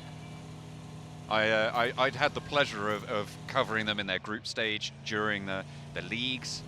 We saw that blast off, and again, it's that streaky style, it's that high variance play when you are a more elimination focused team that is paying off for them. And it seems like it might be this roster that's going there, but strong and consistent is the story for Nongshim Red Force. They have been able just to keep it going, right? 17 points on the standings right now. You can see IHC a little bit ahead of them because of the eliminations they just got, but yeah, that's a really solid result. That's 8.5 points a match. Yeah, I mean, if we're looking at the leaderboard right now, what's really nice about this one is that the spread is awesome in terms of where these teams are placing. You know, it's only a few points drop off every single game right now for each and every team, which is something that really reads into the fact that this is a very stacked lobby, right? Very equal in skill. So for a lot of these squads, some are finding more success than others, but it follows that general path downwards. And I mean, it kind of makes sense that we would see Alpha 7 and Stalwart on top alongside with IHC, particularly because all these 3 teams do have rotations in hand, which are very good. They can take team fights as well, and they're very, very good at holding multiple positions on the map. So for Alpha 7 STE, or Stalwart and IHC, this is something that makes sense for them to be here. Same with Nongshim Red Force, S2G. Udo Alliance are further down the list in 6th place because I don't think that they have that team fight down yet. That team fight aspect is just not there yet. So it all makes sense. And I'm curious to see if playing versus these top squads in the world will change out how some of these teams do end up playing. But in the meantime, let's take a quick look at the map, John. A circle heading over towards that western side. Alpha 7 still have Revo. And a couple of other players up towards that northern edge. They've got to split downwards though. In the meantime, it's Sue versus Mythic. We'll take down one. Much needed elimination there for WBG as well, considering down in 16th place, only the 2 points. Certainly need them, but I said any team can make it happen this early on, right? And we've seen WBG have a lot of strength in the past. Hopefully they'll be able to continue that pressure into this match. Alpha 7, a team that's certainly shown that pressure in match number 1. Not quite as lucky in match number 2, but wow, they're fighting for the top of Everest. So are IHC and so are S2G right now. They are once again into a little bit of a scrap. Senna wants the nade over towards the back lines. Silas dodges out of the way of that one. Mafioso fairly low here, but shouldn't be too much to worry about. In the meantime, S2G marshalling their forces to move forward. They are a little bit split right now, which means they aren't at full force. You can see Razy and Calci a lot further back. Alpha 7 a lot more cohesive in their position right now, a little bit further east, but S2G can change that. They go for the regroup. I think for Alpha 7, there's a lot of talk about how this team's going to be the new grand champion of PMGC. They've yet to make it happen yet, but taking this fight between them and the previous grand champion is a step in the right direction, right? You know, if they can prove versus S2G that they're better the team, you know, that story becomes a whole lot more believable going into the future. Either way, looking at that shot coming through from Silas over towards Demo, kind of godlike, to be quite honest with you. The lock-on from the DP, sort of disgusting the way he tracked him in the air as well. Tell this guy's been playing for years now at this point in PUBG Mobile. And S2G, I mean, if you can take a player from IHC down, you take that opportunity. Perfect capitalization. Try and take the wind out of the sails for the players of IHC. Try and keep them in the corner. It's going to be a hard task, but you've got to start somewhere, and that's the way to do it. Major Pride, a little bit disappointing so far in their games that we've seen from them. The first match, it looked like they could have done more. Second, we didn't really see anything. That West Bridge was their Achilles heel. This time around, they're not going to have to cross, but we'll see if they can play a little bit more central, as they have got the spot here on the map for the center of this next shift. Loops have got a shot over to DX Xavier, but they won't be able to find it. Do have that shot, but not able, like you say, to connect anything on that side. Morph currently playing up towards that northwest edge. Holding strong as long as they can. Stalwart coming in from Novo Repnoya at the moment. Alpha 7 close by to Morph now. Both of them looking to take position. A north outpost for Alpha 7 to try and keep them clean on that side. But Cleon is there, rolling around the ridgeline to try and give them a little bit of a spook. Unfortunately, not finding an angle on them just yet. Nade sent towards Rocky. Slow down the backstop. Mafioso's there. Looks like he has an angle. Potential to ruin Morph's stay. As he has that DP, a lot of ammo in the back pocket. Steps up for one and will find the first. An excellent knock, and there's the rest of his team moving on through with the DBS. A nade in hand now for Yoro on the back lines to maybe take care of him. It's straight towards him, but Mafioso ducks left, steps back behind the rock. Stays safe for the time being, has a nade of his own, and Yoro has more pressing matters to deal with. Sent back by Alpha 7. The top spot will not go that quietly. Yeah, I said that the boys were holding on the northwest side, but not for much longer, like you said. And Alpha 7 will get all players back on their feet. 6 eliminations added to their tally once again, John. And this is what we were talking about. The boys from Alpha 7 running away with things. Oh. IHC taking a challenge with S2G. Hamzy does have backup from the high ground. It's an even trade right now. If Hamzy can get the heal off, though, he might have an advantage. Drops out the smoke in the meantime, and here's the backup. IHC rolling forwards. Alex in with that UAZ, moving on through, but Silas is still there with a DP. Finds Demo in the backlines. The heal comes through for Hamzy, and now he's back into the fight. Alex on the inside, fully known on the position. Godless for IHC on the high ground to maybe try and turn things around. Alex looks to take the shots for Silas, but he just doesn't make it happen. Silas continues to put on a raucous display. Violence for S2G. Yeah, and I mean, honestly, for Silas there, that is a big deal versus Alex, who was kind of the apex predator over in his group. Versus a lot of teams, he was able to 1v3, 1v4, yet there, Silas puts him down man to man, face to face. So S2G, again, Not looking too bad at all, honestly. So far in the 3 games that we've currently seen and are watching presently. Stalwart on the south. Spotted. Action's gone down here, and the vehicle explosion takes him all the way out. Stalwart playing as 3. Split. A bit far away from each other. I see a Vanguard right now trying to swing around to that western side, move in on the south edges of Gatka, past Titan, past 4MV, but it's a little bit easier said than done there. Yeah, honestly, for some of these squads, there is some difficult rotations to be made going forward now. For S2G, for instance, getting across this field to regroup, to link back up with Ray Z, that's going to be a difficulty for some of the boys on the northwest side because they do have to move now. Udo Alliance on the northeast edge around school will have to push through both 628 as well as WBG. Not the biggest deal, but we have already mentioned that team fight factor coming through from Udo Alliance. Do they have it now? Can they break through the barricade that is going to be set up in front of them? That's a real question here for Udo Alliance because they can't just keep putting their guns away and putting their Nikes on. It's not all about the movement, John. You got to have a little bit more in the back pocket. Have the fanciest feet in the world. Won't do your job good if you take a bullet to the brain. Unless you keep your brain in your feet, then it might help. Not sure how many people do that. It would also explain why you've had an operation on your foot. That's true. Yes, I did need brain surgery. Yeah. To, you know. You do. Oh. Why is he so right? You did what? You limped into that one. That is true. At full waddle. We all need to have sympathy votes for John right now. For context, Can't walk. I've had an operation on my feet and I'm using a walking stick right now. He's an old man. I'm absolutely fine, but I am walking. He's waving his stick around. Oh, these young'uns. I was there back in Berlin.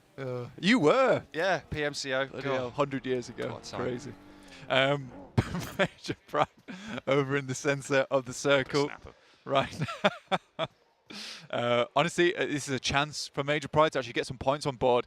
Not looking too hopeful for this team at the moment. I did actually want to touch on Procedure Evos earlier on, and I liked what Jason brought up on the desk there about, you know, switching the players in and out. It's something they were able to do during the group stage as well because they were comfortable with switching Zuxi and Luxi in, having Zuxi and Luxi in at the same time just so they could really mess with my pronunciation on the regular. But I do think that for Procedure Evos, being able to have players in and out who are all comfortable playing with each other gives you that chance to reset, to go again almost at the end of the day. So for Procedure Evos here, maybe another game where they can get a good result, not only in just placement points, but also their elims. And coming in from Ruins on this north side, there is an opening. But going versus Major Pride and Alpha 7, it's a difficult push to be made, that's for sure. For me, this is the proving ground for Major Pride, right? In this position, can they keep it together? Because it is, as you said, a strong position, an opportunity for Procedure Evos, of course, but also similarly, that same opportunity afforded to Major Pride on that north side. Can they keep it through? Because if they can't, I'm sort of going to start to pay attention to other teams in this standings right now. 12th place on the cards. They had an opportunity match 1. We'll see if they can take it this time. Yeah, I definitely think for the time being we can count them out. I don't think they've done anything too spectacular so far. There was some good rotations on Sandhawk, but so far I would say that's really about it for them at the moment. But you're right, this game is one where they have a position they can maybe do something from. IHC, final player, Godless. Looking to take a little bit of revenge on S2G, and this is that crossing that we're talking about. Could be a little bit dangerous. Get their first player across in Amzi G towards Cal C and Ray Z. 2 limbs on the match, but there are shots over towards Silas. I think he's just about made it safe over that ridgeline. WBG in the meantime on the east side, very, very close to 628, to the south point of Udo Alliance's position. They're having to heal up before going for this one. Ming already low, but forwards in the buggy, trying to break through the lines of Udo Alliance. It goes well until it doesn't, as Ming falls first. WBG now down to 3 players, and I think another has been knocked. That's only the 2, and we can see them both on the screen, trapped in the blue, scurrying around to try and scrabble some points together, but it's just not going their way. Iftar, nice shots over towards WBG, will take down 1 with the help of Flax. There is 628 also chilling off in the mist there towards the northern side. Scary team to come across. Udo Alliance still hold up towards that northeast side though, John, so they have a lot of space to play around with right now. So many teams all forced to push in.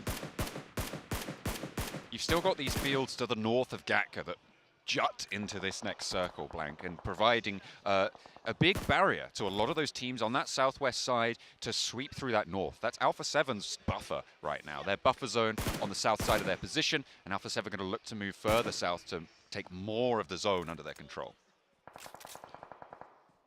Yeah, specifically with this circle right now, Major Pride do have that compound that I imagine quite a few teams would like to pick apart for themselves. Dino went on a bit of a scouting mission down towards that south side. But it is Nongshim Red Force. Hold themselves. Beautiful position down towards the south. Good shots there coming through from For Miracle Vibes, but it's been given back by Titans. Bamboo does finally go down, and it looks like 4MV might be in with a chance of taking this one all the way down, and they do. 2 players to survive it though, and on the south side, behind Loops, behind DXavier, behind Nongshim Red Force, it's a tough time in their very near future. See if 4MV can get much further, because they've already lost another one. Nongshim Red Force do decide that that's enough from For Miracle Vibes. Really good shots from them down towards the southeast. This is where things are going to start to pop off. Already there's been a knockover towards Alpha 7. Not sure exactly where that one came from. And another central circle. That's difficult, man. That's difficult to play. With that road right in the middle, with Nongshim Red Force enclosed by that road turn. It's going to be very, very difficult to take that south side, but it's the north that we're looking at. And it's S2G that we turned our attention to now, as Stalwart have met their match yet again. This is 2 for 2 so far for S2G against Stalwart on the fights. Blank, looks like Turkey have turned up in the home ground. Nurzed left alone. Yeah, sort of rinsing Stalwart, honestly. And if you think about it, if Stalwart was able to get further into a lot of these matches, it wasn't for S2G, potentially they'd be much further on the rankings. Here's Pasija Evos versus Alpha 7. Big engagement for this squad. Alpha 7 a little bit split, but Misery Town first, and Carrillo always slick with it, always looks good. Luxy with the chance though, and Carrillo's good for one, and he's on the swivel. Who is this man? How does he keep doing this?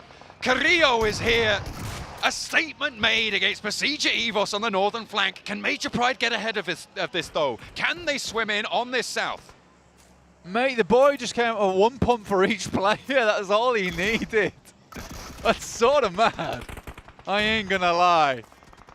Singh, though, tries to get across, but Udo Alliance are at least singing him a nice little funeral dirge there to finish things off. DXavier over on the rocks. Trying to live this one out themselves. There they go. Major Pride with their chance. Can they hold the rock? Udo Alliance take the first knock sent their way. A good start to things. Can they keep it together? They've still got Nomi on the back foot. Another nade over the top to get one more knock. And Udo Alliance starting to falter. A lot of damage sent to Olio. And more nades to pour through. Major Pride smell blood in the water. And they will not slow it down. They roll on in. And now just one player left to stand. Iftar on the back lines. And it's right in the sight lines of Major Pride. They take one, but he goes down for it. And they'll get the res. In come DXavier, though, from the south. Okay, effect. Up to 4 eliminations for himself there. You're right, though. DXavier not happy to let this one slide on the other side. Nades come through. Chua, absolute arm on this lad. Instantly flow away from the side of that smoke. Really good coordination right now from Major Pride here. Nade over the top. Doesn't do too much for them, but Levi seems to have them on target. 5 more nades in the back pocket. Just keep sending them over the top here. Chipping away at the boys from Major Pride. Cutting away at the marble here. But they can't really afford to go too far forwards with the sight lines that other teams are going to have on their back. Getting across this road is going to be really, really tough. They need a knock or 2 over towards Major Pride. That's what these nades are hoping to achieve. And Major Pride can answer with relative impunity at this stage. Unless Alpha 7 start to get involved from this western edge, they've got more pressing ideas, looking to move more central. They don't want to flank out this way just yet. They might change their mind, but for now, Major Pride kind of have the advantage in this trade. Interesting position, and one that I would kind of look out for here is right next to the blue. A lot of players go for this, but they've fallen for it easily as well. Nade over the top will do more damage. Incredibly low now. One of their players is in effect on life support in the backside there. They're going to pop the heal immediately, and that was what they were looking for, that knock and go. Over towards Major Pride, jump up into those vehicles, but they're being slowed, they're being harried by Loops behind them, by East, the last player from 4MV as well. Naomi with a challenge, and Trump tries to move forwards, he's through, he's across, but he's taken half his HP. Levi's tries to make that dash as well, but is being handled. In the meantime, Effect on the back lines does not get taken down by Levi's. Unfortunately for DXavier, they cannot find that hole in the armor, but Dino steps straight into the sightlines of Levi's, and Major Pride once more will crumble. Effect the last to stand for them. Can he make it work? Because DXavier have picked them apart. So unfortunate for Dino that you can tell the information has been passed across from this player that he's just on the edge of the smoke. Dino reads into the call, immediately tries to spray for him, just doesn't quite hit the shots. Now Effect has to hit some more, but will go down with only 4 eliminations in pocket after that one. 6 teams remain.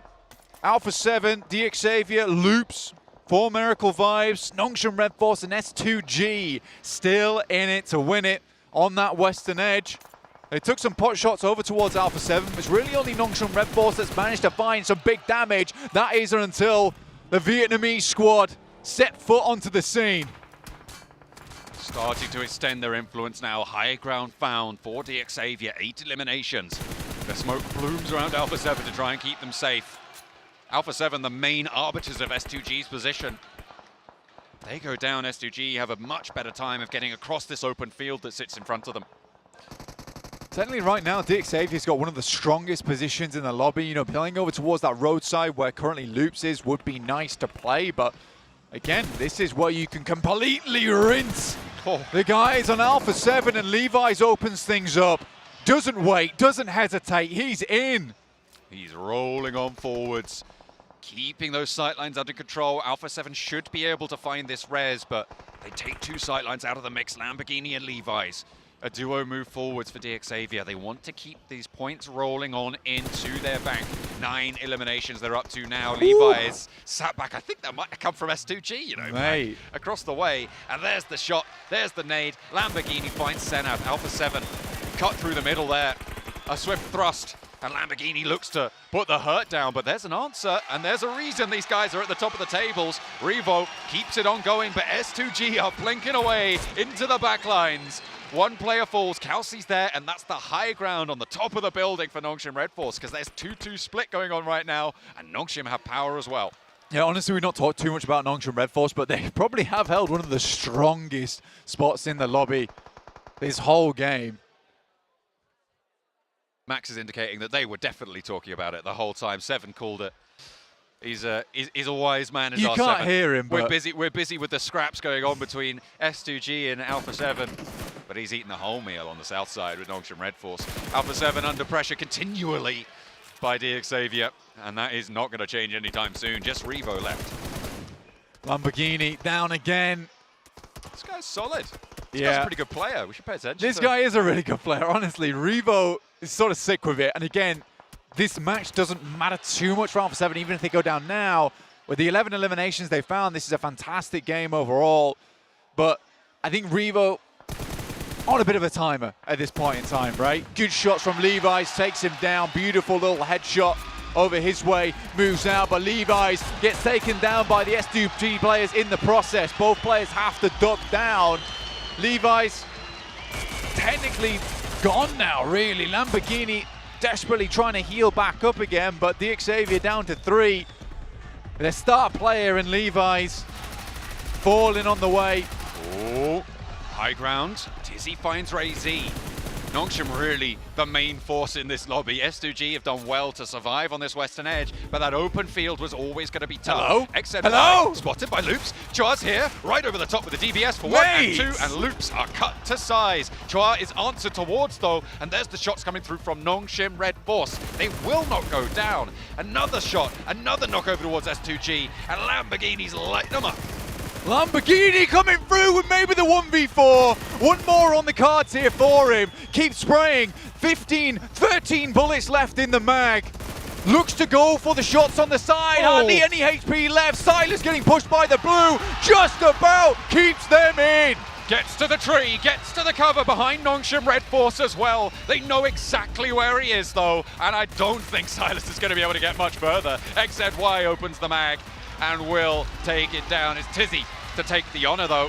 And Cardozin for Loops. Ladders up into second place. It is Nongshim Red Force, consistent, always there, always in the conversation. Now they've found their opening. This should be the chicken dinner for them. I mean, we talk about loops, mate. This has come full circle. We're having another loop on our cards with Cardozin being the last player from loops in the end game once again. No eliminations. Sort of silly. No eliminations needed.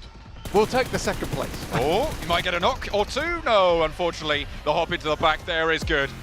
And Nongshim Red Force, the South Korean team that surprised us being the entry into the finals for the region, have turned up yet again a really strong, consistent style. Not super flashy blank, but it didn't need to be. Yeah, very difficult to really talk about that team too much when there was so much going on around the map, which was sort of posturing, right? You know, teams puffing out their chests at one another, trying to show who's boss. S2G though, they're holding it together very nicely at the moment, I would say. You know, being able to hold their own versus some of these best squads in the lobby, which we know have extremely good firepower behind them. It's nice to see. Alpha 7 get pretty deep into that match as well there to maintain their top spot. I think Nongshim, it depends how many eliminations they got there actually, but they might be right next to them now after that chicken dinner because Alpha 7 didn't get too many placement points. Yeah, for Nongshim Red Force, like, honestly, some strong games coming through from them at the moment, and I mean, sort of flying under the radar. They're playing what I would call to be pretty classic PUBG Mobile from back in the day. Take some strong compounds, get a checkpoint further on. That's how they won their group. And then, you know, get that crossfire working. I think a lot what we're seeing these days is just some massively aggressive maneuvers from all these squads. But Nongshim Red Force keeping it real.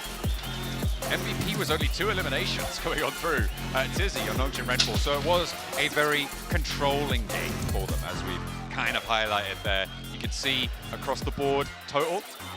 Okay, Tizzy, okay, he got 4 eliminations. Oh no, 4 knockouts, 2 eliminations. Across the board it was 5, so 15 points on the match.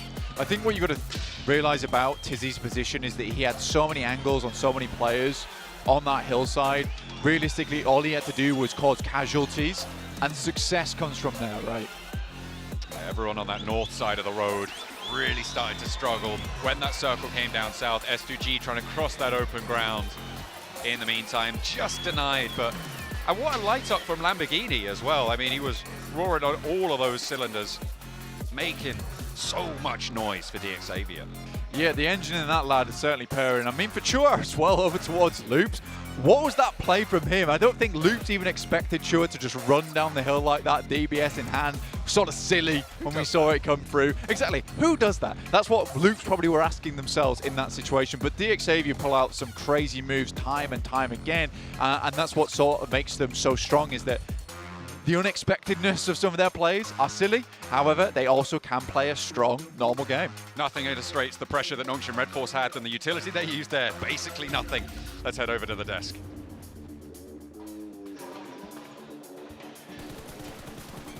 Well, like Kalaris out there, I for one welcome our new South Korean overlords here in PUBG Mobile. Nongshim Red Force, man. There hasn't really been a single bad match out of this team, as they have been putting up the work, especially when accounts are closing things out. And, well, we got an STE win, Max. We got a Nongshim Red Force win 7. Does that mean I get to choose who wins next? You might get a chance. But I mean, this is why I'm so hype on this team. We wanted to see what would happen if they actually got a circle and they didn't really have to rotate. They were able to showcase that perfectly. At one point, we were talking about what are they going to be able to do here? Are they going to try to push towards S2G? Are they going to be trying to gatekeep them? Yeah. And they ended up gatekeeping them as well as being able to push. The 2-2 split that they did there towards the end worked out wonders. And you said it, especially during that game, right, Seven? The one of the biggest points as to why you like this team so much is they don't call the shots too early. They are very good when it comes to timing. They just wait, okay, S2G on the western side, we're still in circle, we can go for this 2-2 split, play center while also playing edge, and just overwhelming the rest of the teams that are rotating late, because outside of their 2 positions, there was nothing to play with. They knew they had the game in the pocket, as long as you don't do any mistakes, which Nongshim Red Force in circles like this do not do. They're not over aggressive, which is nice to see as well. They have that switch. We saw it earlier in the earlier match whenever they third party to fight towards the South Military with the Xavier and another team. And then here we're being able to see the patience out of them with not being able to push it towards STG, waiting for the right moment. Well, they don't even 20. end up with the most points, Wow. but as you're saying, not too aggressive sometimes. They still get the win nonetheless, but Xavier, 16 eliminations, 4 placement points for a total of 20. They put in the work, but so did Alpha 7, to be fair, with 11 elims. Wait, we didn't drop or rotate into S2G? Yeah, pretty much. I mean, they were playing so well, even at solos, right, Sevin? We saw Chua have some great clutch moments. We saw Levi's at some point have 6 eliminations, and Lamborghini just clutching it up, almost able to overwhelm the entirety of S2G in what I think was one of the worst circle rotations for them. Like, they had such a tough time playing the eastern side, but they were just making it work out, and the DBS of Chua was enough to get rid of loops too. Like, there were so many points of this game that Xavier, I think, were going to fumble, but they just keep surviving thanks to their raw gunplay. Even earlier in their match, we were a little bit worried about the big 2-2 split that they were doing right, but I think the way that they were able to rotate faster, being able to regroup in that split second, that actually impressed me. I thought they were going to be able to hold it a little bit long, and I thought it was going to backfire. And then talking about Carrillo, I mean, that 1v3 that he was able to get with the DBS against Precision, that was absolutely beautiful. We'll be talking about, we wanted to see Carrillo from loops when he was able to just absolutely destroy everybody in the game and out of the game. And then right now, he's being able to just do it in the game as well with the DBS. And that's the thing. We've been saying for years now, if Carrillo can perform with Alpha 7, this is going to be an unstoppable team, and we see him able to put up the 5 eliminations. Like, this is a deadly squad, and I don't know what's happened from regionals till now, Seven, but this Carrillo has just massively stepped up. Earlier in the match as well, when they were looting, they ended up third partying the fight between FaZe Clan and IC. No, they didn't decide to push that fight, but they were being able to just take some shots onto the teams. They were able to eliminate one player from FaZe Clan, and then towards the end, if I do have to nitpick a little bit what this team did, I feel like they got a little bit too passive there at the end. I feel like they should have continued on with their aggressiveness and try to push a little bit more towards the Xavier. They put themselves in such a position that a lot of teams were going to be looking at them. And once again, that's just me nitpicking right there of what they could have improved. I think that you have to play passive in a situation like that because you only have what Rocks and Trees to work with in a situation like that. You have S2G in the open fields over to the western side. You have Xavier just shredding out everyone apparently over to the eastern edge. I think you have to play passive, play around smokes. If you do have some early information, maybe go for an elimination here or there. But I think that's a situation where you can't be overly aggressive, only when you're 100% confident you're going to hit that shot, get the knock or the flush. So I'm looking at loops here in 8th place. 8 placement points, 8 eliminations. I can almost guarantee you those 8 placement points came from Cardozo alone. Yeah. 100%. Yeah. 100%. He keeps surviving. Yeah. It's insane. What's that? 3 matches in a row now. He's the last one alive for his team every single time. Yeah, and just snaking it up. Like, if they can, I feel like when you see how good they are as individual players, I want to see Ayala in particular. I've hyped up Ayala quite a bit. I would like to see him survive a bit more in the later stage. If they are playing around Karadozin a lot more in the late game stage, I feel like they are in scenarios, in positions where they could maybe gun for a podium, if not a win. Like, it's just Karadozin as a solo never has the chance to do so yet. I'm with you on that. And obviously looking at well, Stalwart Esports, obviously at the back of a win previously, they met their demise once again by S2G. It seems to be their kryptonite here. I don't know what it is about this in particular, but something's not really working out too well for them. And that's what I was wondering too. We were talking about this in between matches. What I wanted to see out of Stalwart Esports is what would happen with the team whenever they didn't get a circle. Whenever they didn't be able to control what they were going to be doing. They had to push. They actually ended up pushing a little bit late for my liking. If we're kind of talking about teams being able to rotate a little bit faster, that team did not rotate fast enough, and it ended up hurting them in the long run. I would like to see an improvement on the information game for Stalwart in particular, because they went on to, who was it, 4MV, 4 Miracle Vibes, I think very close to them, lose a player, because there's a lack of scouting on that late rotation. I want them to try and gather more information, and if you do so, late rotations are going to be rewarded a bit more because you can know if an entry point is viable as an option, or if they scouted before onto 4MV, they could wide rotate to the west as a 4-man team, maybe crash onto the side of also Nongshim Red Force or maybe S2G, but it's just that trial and error that sometimes is going to lose you players. Something that you mentioned too is that this team is great whenever they are able to kind of set themselves. They don't really have to rotate as much. They need to be able to adjust that here. If not, they're not going to be a championship team, especially with what we're seeing out of Nongshim Red Force. Yeah. And speaking of rotations, you know, one thing that you really hammered on when we were prepping for the event, Max, is Titan Esports Club seem to have these like next level rotations. Very smart about where they want to go. They're very aware of where all the teams are on the map. And obviously they're not doing too well so far in our bottom 8. Yeah, I think they saw in the elimination feed Cario get a 1v3 with a DBS. Like, DBS, we don't play that. That's a really scary weapon.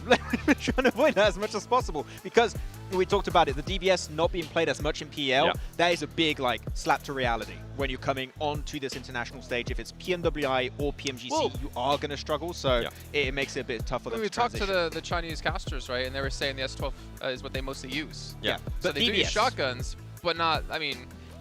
They did say they were going to be able to adjust quickly. It's 3 matches now. Haven't seen it. How quickly are we talking about? Day 3, last game. That's how quick. Let him cook. Well, let him cook, yeah. Hey, I know you know how to say that in Chinese. Yan da shou. I'm glad you went with that phrase, not the other phrases you were taught today. But another team, again, we talked about rotations. FaZe Clan still not really existent. Mela, obviously one of the star players of the team that we saw in Survival Stage and Last Chance. They've been a little bit quiet. Obviously, the caliber of the lobby is a little bit different. But this, I don't know, did you, I'll be blunt. Did you truly expect them to be able to have the kind of performance they had in Survival and Last Chance here in PMGC Grand Finals? For me, I'd say no. I had no expectations. I wanted to see how the start of the tournament was going to go. From what we've seen right now, no big adaptations too. I have a lot of doubts when it comes to FaZe in particular. We've seen them do that adaptation in the last game, like when there was the most pressure on their shoulders, which means they could technically do it again.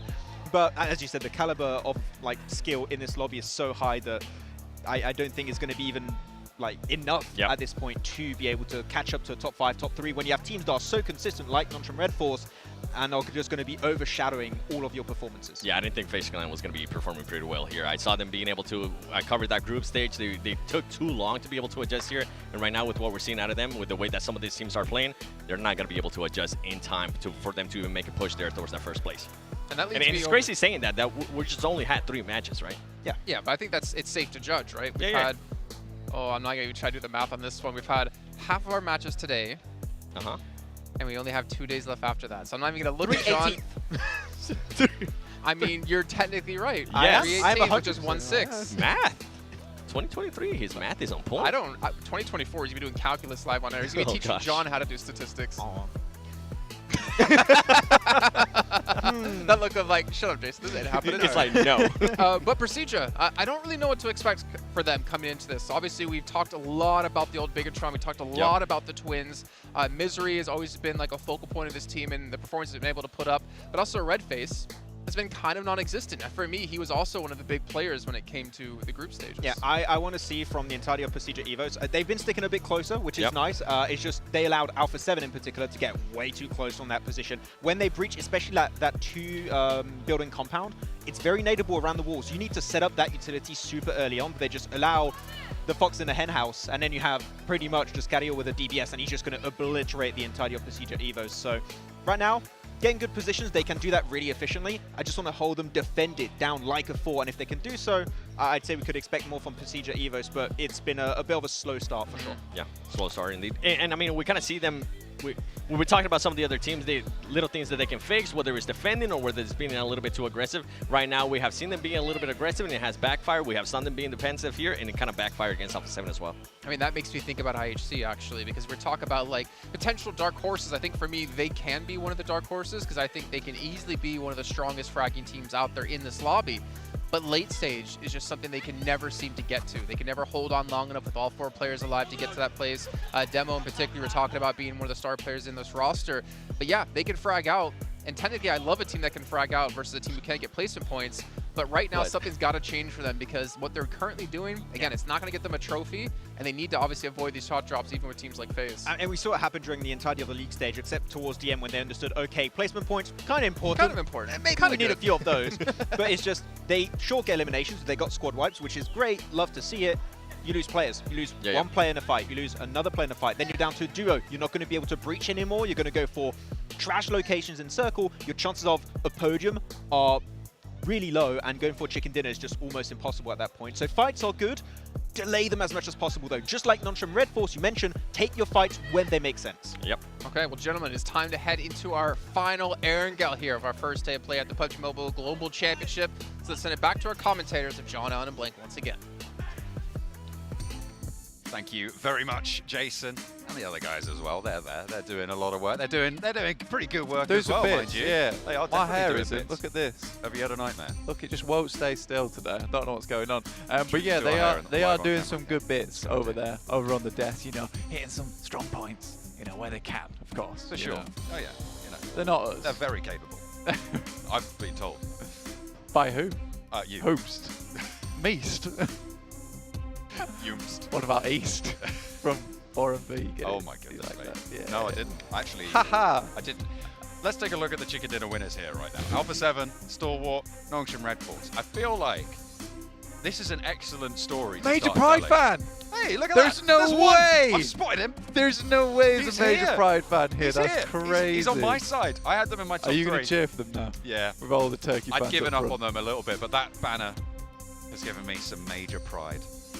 Has it? Yeah, I think so. I'm major proud of that guy. The whole I wonder if he's the manager. By the end of the day, probably going to be major cried though, because it's a pretty sad state of affairs. For them. Yeah, major. Ah, you guys. Gotcha. You've been paparazzi. You could try. They'll try to take selfies. Yeah. We gave big selfie. Yeah. Yeah. Big You still complain. I don't think that's how that works. But Yeah, absolutely is. Anyway, fair enough. 10 seconds over towards our fourth angle, and then obviously our little dusty dessert on the Oh. desert of Yes. Miramar. Desert dessert Yeah. of the day. After I love that you were happy with that, even though you were the one who made Yeah. that joke earlier. I know. That's why I was happy. I was Oh, like, you were yes, like- I did do that. I did do That was that. me. Yeah. I'll tell you what is also going to be me all over us this next game, blank. Erangel, the last one of the day, as we go into our over the 1/6 of the matches mark for this match number 4 Yeah, of 18. We're going into the... Oh, 4 out of 18. 4 out of 18? Doesn't divide, I'll give you a It spoiler. doesn't divide, no. No. 4 Oh, you're still trying to do it, okay. 4 and 1/9. Look, 5 4s are 20. Yeah. 4.5 4s are 18. There you go. Damn. 119? 1/9.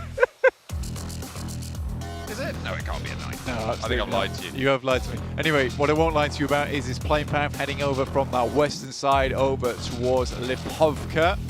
Much easier plane path to work with than a lot of our other ones we've had today. Very much on the eastern edge of things. Alpha 7 on South George right now. FaZe over towards Zaki. An interesting spot, honestly, for FaZe. I would say up towards Zaki's side. We've seen them play it before, but I just think that it doesn't give you a lot of options. We saw that from the last game. We head all the way down towards the southern edge. Really difficult to play around there overall. But S2G, happily surprising me. Yeah, they're staying up there. They're staying in amongst it towards the title spots for the time being. Certainly good news for the home crowd. This northern circle might give them a little bit more of a run. They've had to go south twice now. See if they can make their way north this time around, because we're going up and over the river. Morph, very central, near Sederni. Very much a north little circle for us. Like you said, Morph in a strong spot towards Severny. We have seen a fair few times. That, you know, we usually do get the teams that start in Severny don't do all that great overall. Difficult. It's difficult. I wonder if that's a self-selecting sample. I wonder if it's teams that don't do well go to Severny, or if it's teams that go to Severny don't do well. There's two options there, and I feel like Morph are going to have to prove us wrong. Maybe. But I'm telling you, I've seen a lot of games. I've seen, oh, so much. I've seen a ton of games, mate. And they all go down in Severny. You start up there. I would love to be proven wrong, and PMGC is a place to prove people wrong at the end of the day. So we will see exactly what happens. Realistically, only about, let's say, 4 teams currently in the circle, with Pasija Evos and Yasnaya. Strong rotates for them available. WBG down towards that south side, alongside with Rozhok being claimed by Major Pride. It's been a while since Major Pride's been able to play Rozhok comfortably, mainly because Mad Bulls have been taking up residence in that location. Very good as well are the Mad Bulls. Surprising we didn't see them here. We saw Major Pride instead. I think a lot of people expected it to be Mad Bulls coming in from EU to take up the mantle here in PMGC. But Major Pride will take this position in Rozhok if they can get it. WBG close enough to maybe worry them somewhat, but over in school and apartments on that split, it's quite far away from the initial engagement. But with the circle as it sits, it's most likely that they're going to be moving north fairly soon. Udo Alliance over towards Mill to Power on the military island circle. We saw them move very, very quickly down towards that south side. This time, they're a little bit more lento on their approach to this one. They'll have to get past loops if they want to move on up to the north side. Moving fast, though, it's S2G on the southwest edge of this next circle. They've moved up from ruins, and they're very, very quickly into those shooting range hills, Blank. Yeah, speedy. Obviously, third place right now. Doing great, I would say, in this tournament. I think third place would count as great. I yeah, agree. I'm pretty pleased with what we're seeing. Generally, some strong fights coming through from them, John, which is nice to see. Overall, I think that we had some concerns. I think those concerns have currently been alleviated. I wanted DXavier to do well. I wanted them to continue on the streak, and they have done, currently in 4th. But Alpha 7 still holding on to that nice #1 spot. But I do think that it is the South Korean team in Nongshim Red Force which has come as a surprise there in 2nd place. Just staying consistent. I mean, that's the value of getting those middle points games, right? I mean, to be fair, it was 8.5 points a match that they got in the first 2. They didn't really surprise us a lot in that last time around, in the first 2 matches, but they were still earning those points, Blank, which gives them that platform to get a 15-point chicken dinner, right? It's not the most elaborate, it's not the most showy of chicken dinners, sure, but because of the work that they've put in, because of that consistency, that's given them that platform to shine when the time comes. On the flip side, you've got teams like IHC and DXavier who go for these more aggressive, flashy styles, and they need to make them pay off in a way that Nongshim has a little bit more relaxed of an approach to that situation. Yeah. The difference being is that for teams like Alpha 7, S2G, DXavier, their playstyle probably leads to more points overall, I would say, John.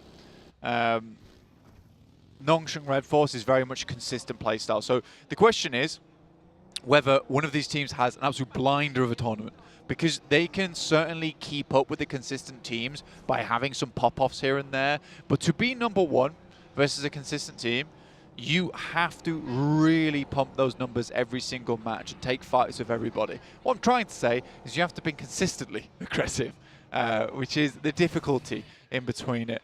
The difference being between Nongshim Red Force is that when you play this sort of quiet play style, which relies on taking compounds and make sure your rotations are fine, some games you don't get a lot of elimination points, and that can lead a team that's quite aggressive to overlap you later on the tournament, just because they're putting out higher numbers that than you can keep up with in the overall. So that's the one thing I do worry about for Nongshim Red Force. But again, I think this lobby is so flip-floppy at the moment in terms of the teams that Nongshim Red Force could technically get away with a consistent playstyle like this and still get to a strong position within the rankings, similar to Udo Alliance, that Malaysian squad that does have some very, very good games time and time again.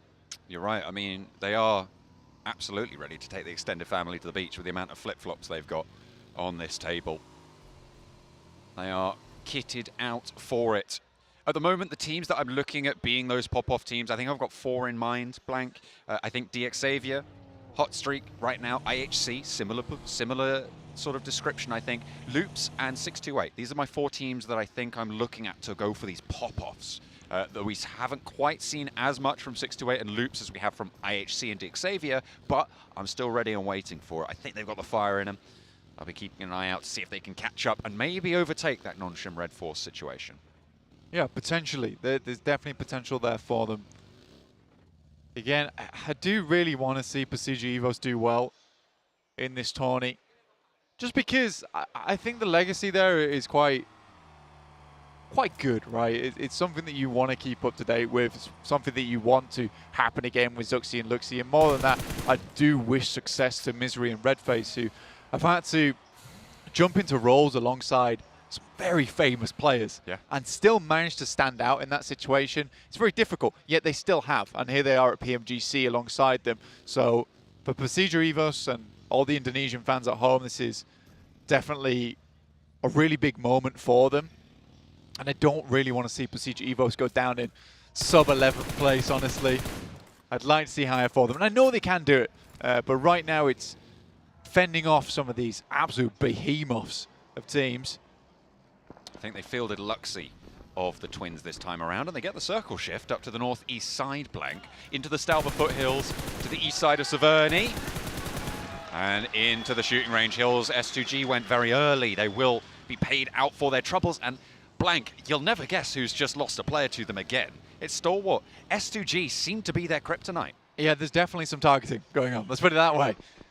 Because Stalwart just cannot make these rotations alongside them. And it's interesting because they're making a rotator at pretty much the exact same time, considering the fact that S2G is about, let's say, 2 kilometers, 1.5 kilometers away from this position. And then you have the boys on Stalwart in Nova Rep Neue. It's weird to me that that rotation is coming through at such similar times on a map where they differ in position so much. There's a question to be had there, but I don't think I'll ask it till tomorrow. Ooh. Okay, I'll look forward to that one. Lamborghini, saw him roaring on the engine there last match. A strong performance, nearly taking down S2G in a 1v4, but pipped to the post by current, I think, damage leader Silas for S2G, who has had such a strong showing in the first 3 matches. Really sidling himself with the pressure from the rest of the team. FaZe turning Stalwart's forward position with the buggy a little bit off course there, but both teams divert, get away from one another. Still maybe some danger in the wings waiting for top for Stalwart as FaZe divert to the gas station. First game in a while that FaZe has been able to play for the first few minutes of the game, at least get into this one. Stage 2 currently. FaZe head all the way towards that northern edge. It's one of the few times where, you know, a Zaki drop can work out. I know I've been proven wrong here, but I still stick with my guns. I don't think Zaki's the most competitive of drop spots. Let's put it that way. It's true, it's fair. The Severny drop though for Morph, they've managed to get out of it. It was cursed all along. Well, they've got away, so it's Alpha 7 now in Severny. Yeah. Are Alpha 7 going to be able to break the code? Yeah.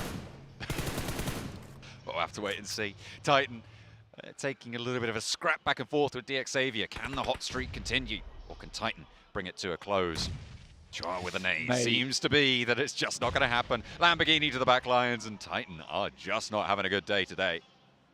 Honestly, the nades coming through from DX are probably the big things that stand out from this team. They are very good at getting that heavy ordnance over the side towards Titans. Been blasted back slightly. Ooh. Nice DBS shot there coming through from Lamborghini. The help is on the way, but not before Lamborghini does eventually hit the floor, hit the deck. It's flushed out as well. Char on the top of the rock. Has to step forwards towards Suki. The nades are coming through from the back line, and now they can start to move forwards. Bamboo over on the higher ground, not going to do anything. And DX Xavier play on with 3, but losing Lamborghini, you're right, it's a major blow to them. I mean, Levi's is technically their main man, right? But Lamborghini was fantastically good on that last match. Looked really quite potent. But I do think that it's still possible. Maybe wait for the guys over on DX Xavier. They'll be happy with how that one went down. You know, 3 players, more than enough. You get 4 eliminations off the back of it. Technically, you've already had a decent game. You're going out in essentially 5th place with 4 elims. It depends where you want to end up, though, because at the moment, DX Xavier, well, at the start of the match, certainly, they were at 13 points behind Alpha 7. That is still quite a gap to make up, especially in the first 3 matches. Alpha 7 having 2 strong games. They were able to rack up a lot of points in that last area. Yeah. I think it was 11 eliminations, despite going down with only, what was it, 2 or 3 placement points? Let's go as far as say this, right? I would say Alpha 7 technically right now has had 3 strong games back to back. With the elimination count they've had from each of them, like, none of them have been Well, I mean, the Sandhawk was great, let's be honest. That's what I said, 2 of their 3 games, because they're Erangel on the south coast of the military island. I would still say that's a good game. Fair enough. Yeah, the rotation they made and the ability to get up on towards the cliffside and then at least have a chance at getting a fight with 628, that's a good game. And the points they earn, fairly decent in terms of placement points. It wasn't like they just laid down and died from North George, right? Getting to that position is not easy from their original drop spot. So I do think that for currently Alpha 7 has only had what I would see as pretty strong matches and pretty good decision making within those matches. And that is a difficult thing to catch up to. Again, this is now a chance for Nongshim Red Force to carry that momentum forward. Keep up that consistency. South side of the 2-2 split right now for Nongshim Red Force. They're not really being pressured by anyone. No one's sat outside the circle completely. So they can bide their time a little bit. Loops leading a train to the middle. Have to draw short at a shack. Try and survive the onslaught of bullets being laid down their way by Major Pride. The other team's probably going to be spotting them out too as well. Morph mounting the hilltop behind them. Into the warehouse they go. Central positions being taken up by Morph, by Loops. By Major Pride, they're a little bit more towards the edge, but WBG have a slice on the northeast side as well. Yeah, honestly, this is it's been an interesting one in terms of, like, it feels like these teams are starting to get used to one another, let's say, in terms of the rotations they want to make. Maybe not Stalwart and S2G, those two hate each other right now. But I do think some of these teams have been able to slip through the gaps a little bit. Procedure Evos, in fact, just giving a bit more room towards Udo Alliance, understanding where Udo Alliance plays from a lot of their time they spent during the group stages to get here for Procedure Evos, having to play out the entirety of that league stage all the way to the last chance to get in. So I do believe that what we're looking at right now is just teams giving others room, and it's not likely until stage 5 we start to see so many big fights popping off. But some great shots though coming through from Loops. Effect goes down, Loops with that spray, and nearly take down Nomi as well. Ayala wants to finish the job, but he's put back in the shack by Morph's high ground position behind them. They can't really peek out too far. However, a lot of damage done to Major Pride. Losing that player, losing effect. It's not great. They're trying to get into that central area with FaZe to their north. Still to their west as well.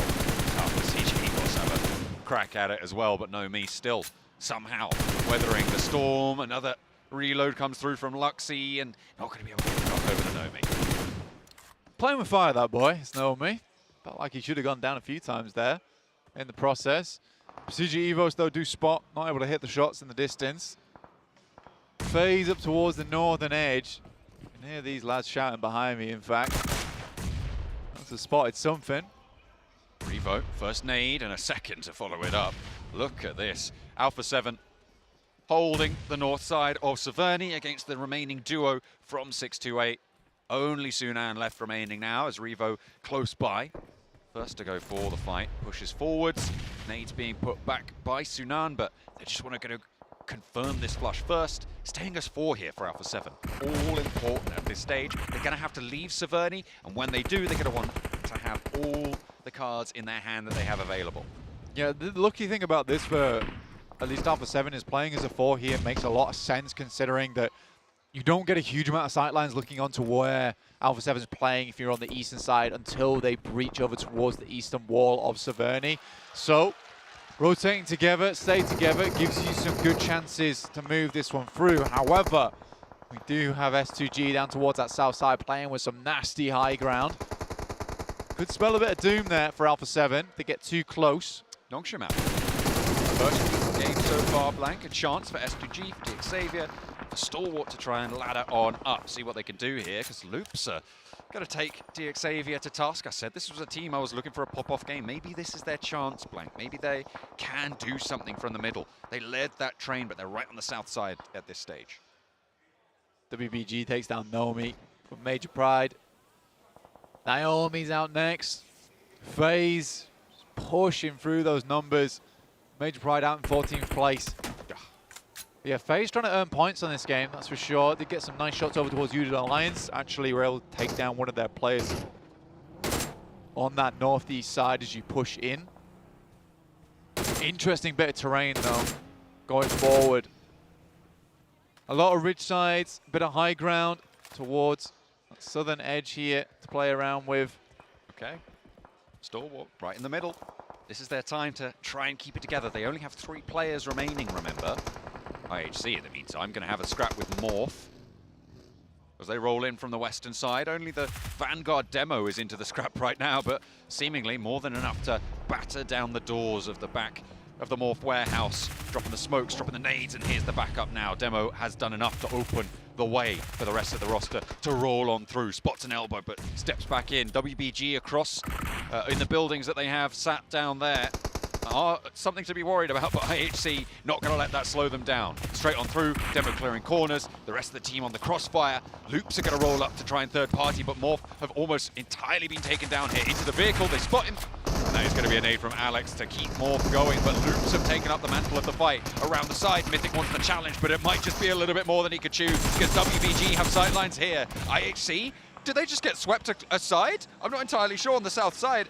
They're still active, but that might have just been a knock on the south. Godless gets knocked as well. 4 Miracle Vibes. Taking a lot of damage. Seems that 4 Miracle Vibes gets about 5 limbs every game and then dies. It seems to be their prerogative. It would check out with the 15 limbs that they currently have. Or the 15 points, sorry. He's done the math. He's racked up the numbers. And he's right. I just double checked.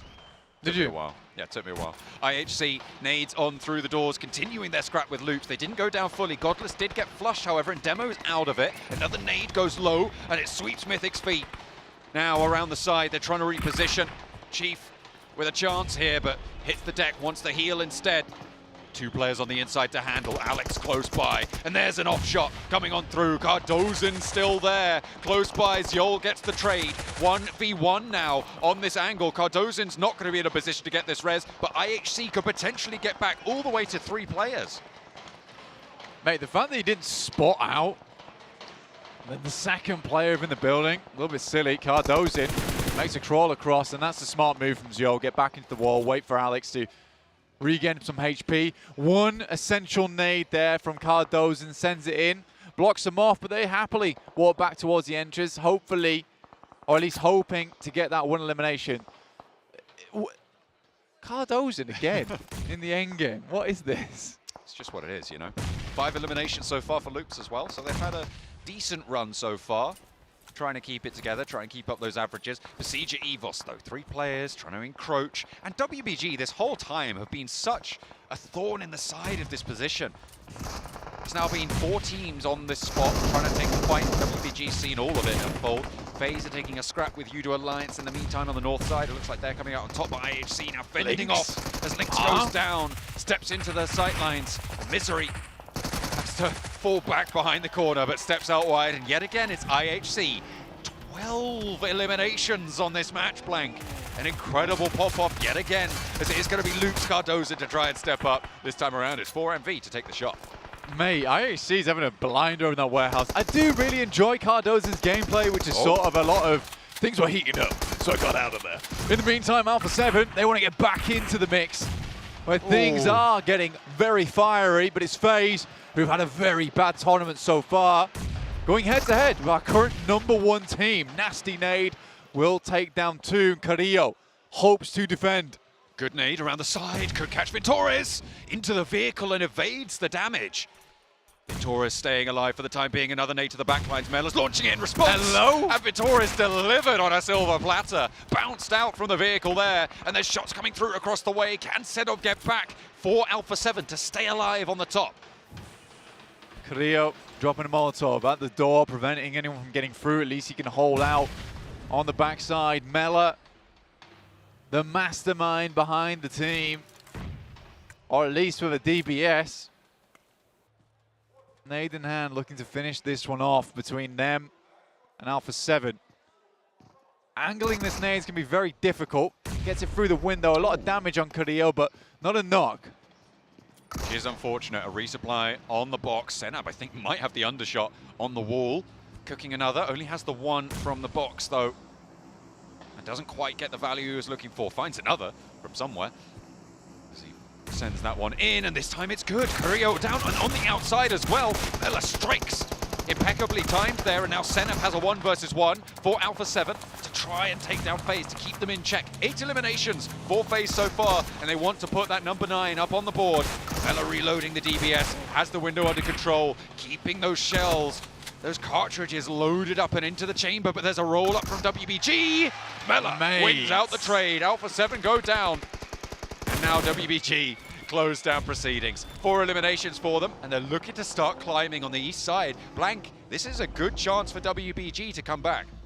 Yeah, it's a good time for WBG to bring things back, but Mela, man, got that DBS special going for him. I've been pretty pleased with Mela, honestly. Max is also very pleased with Mela overall, and I think that it's essential that you do have a player like that on your team, right? That has that clutch power behind them. And Mela certainly has that for them. 9 elims though, good stuff. IHC, on the other hand, 12 eliminations. Looking for some more. 2 players remaining here. Could pick up some more points for themselves, but Alex has already taken a mean beating. Hole as well into a challenge that maybe is too much for him to bear. Alex going down and IHC full, but they've already done a lot of work this match. A lot of elimination focused situations that they've been able to capitalize on, and they've done beautifully to keep themselves up towards the top of those tables. Blank, they are in the challenge spots. They will be in and amongst it. Stalwart as well, looking to try and keep their record up. They've seen Alpha 7 be so strong. They've seen an opening window now with Alpha 7 going down a little bit earlier. Can they keep this one and convert it? But WBG extending influence, they want to try and shut this down as well. For Stalwart, realistically, would like to pick up a lot of these last eliminations, right? It's what's important to them. WBG, the Lynx AMR, damn, in the head as well on Nerzed. Puts him to sleep there for Sue. For a while, at least. He is gonna be get back up there. The Rez does have the cover from the Lynx AMR. 4MV up into 3rd place. I think they know that Apex is there. He's gonna have to move. The zone will push him in soon enough. A roll around the side from Sue. For WBG, 4 players alive. They have got all the advantage that they could ask for in this situation, but you're facing off against Stalwart, and that is frightening in itself. Mao off in the distance. WBG taking a pretty big split at the moment. Apex, and keep things going for 4 Miracle vibes. Last player alive for them. Action looks to see if he can put him down, or at least spot him out. Information passed back now, I'm pretty sure. Oh, they know. Nerzed's ready. He's got the angle, and Top's there as well. Oh, he's jumping. This is dangerous. Apex is baiting, playing with fire right now. Wants to try and turn this one around, but Stalwart zoned in. Really not much they can do from here. They just have to hope for a pick. Apex drops the smokes. This high ground on the shack is actually proven to be extremely useful for him. Circles enclosing in this lineup that WBG have been able to set up along the middle.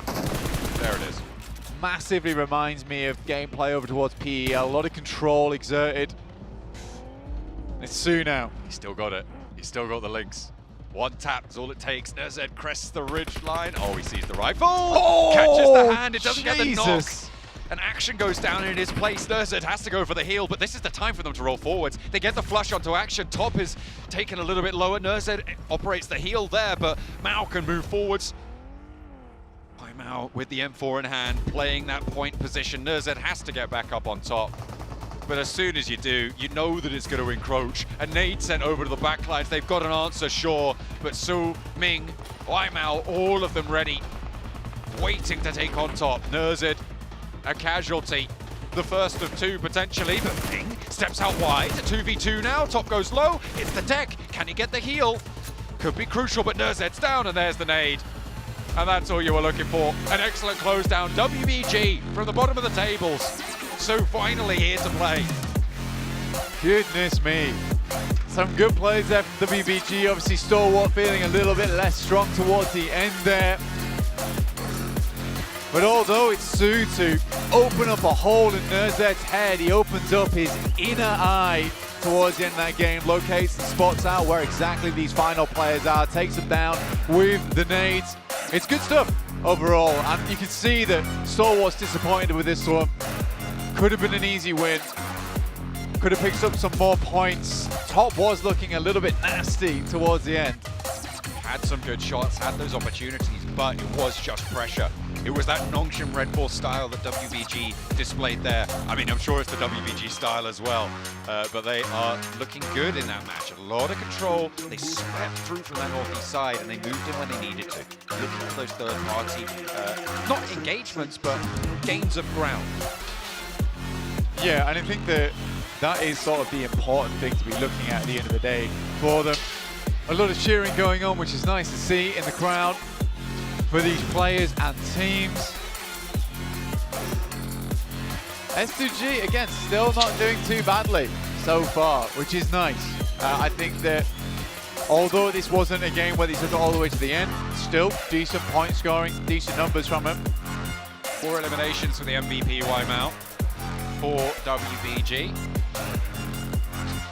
Again, not super flashy, not super hardcore, but very calculated, calm and collected. Made the damage.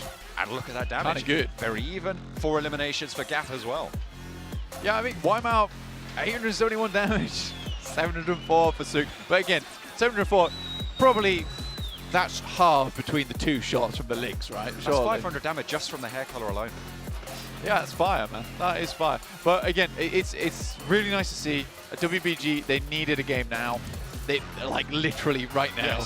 Yes. So at least being slightly dominant here on our angle, on our final angle before we head over towards Miramar is a really important aspect for them. I'm looking at what IHC were going to be able to do with the eliminations they got that match to jump up. Stalwart, how far did they climb against Alpha 7, who didn't get as many points as maybe they would have liked this time around? We'll have to wait and see. Yet again, FaZe also starting to step up in that match. I think they managed to get 8 or 9 eliminations, maybe a placement point or 2, so good news for them.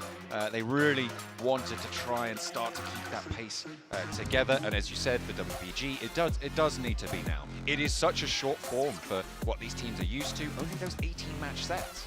Yeah, IHC as well, on top of that. Massive amount of eliminations there, really, really resilient. Feels like not only Stalwart's the Mongolian team, but all Mongolians. How about that?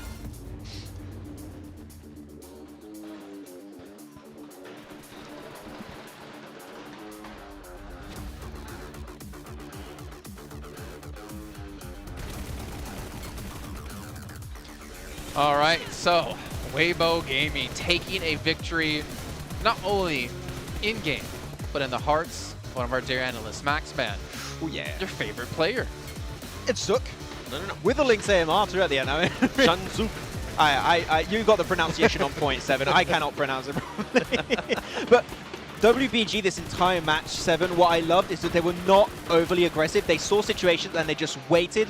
Not maybe getting as many eliminations as they could have got, but they just were playing from the win from the very, very early stage. And that was one of the smoothest transitions to get a chicken dinner we've seen so far. They had in the bag like 2-3 circles ago, in my opinion.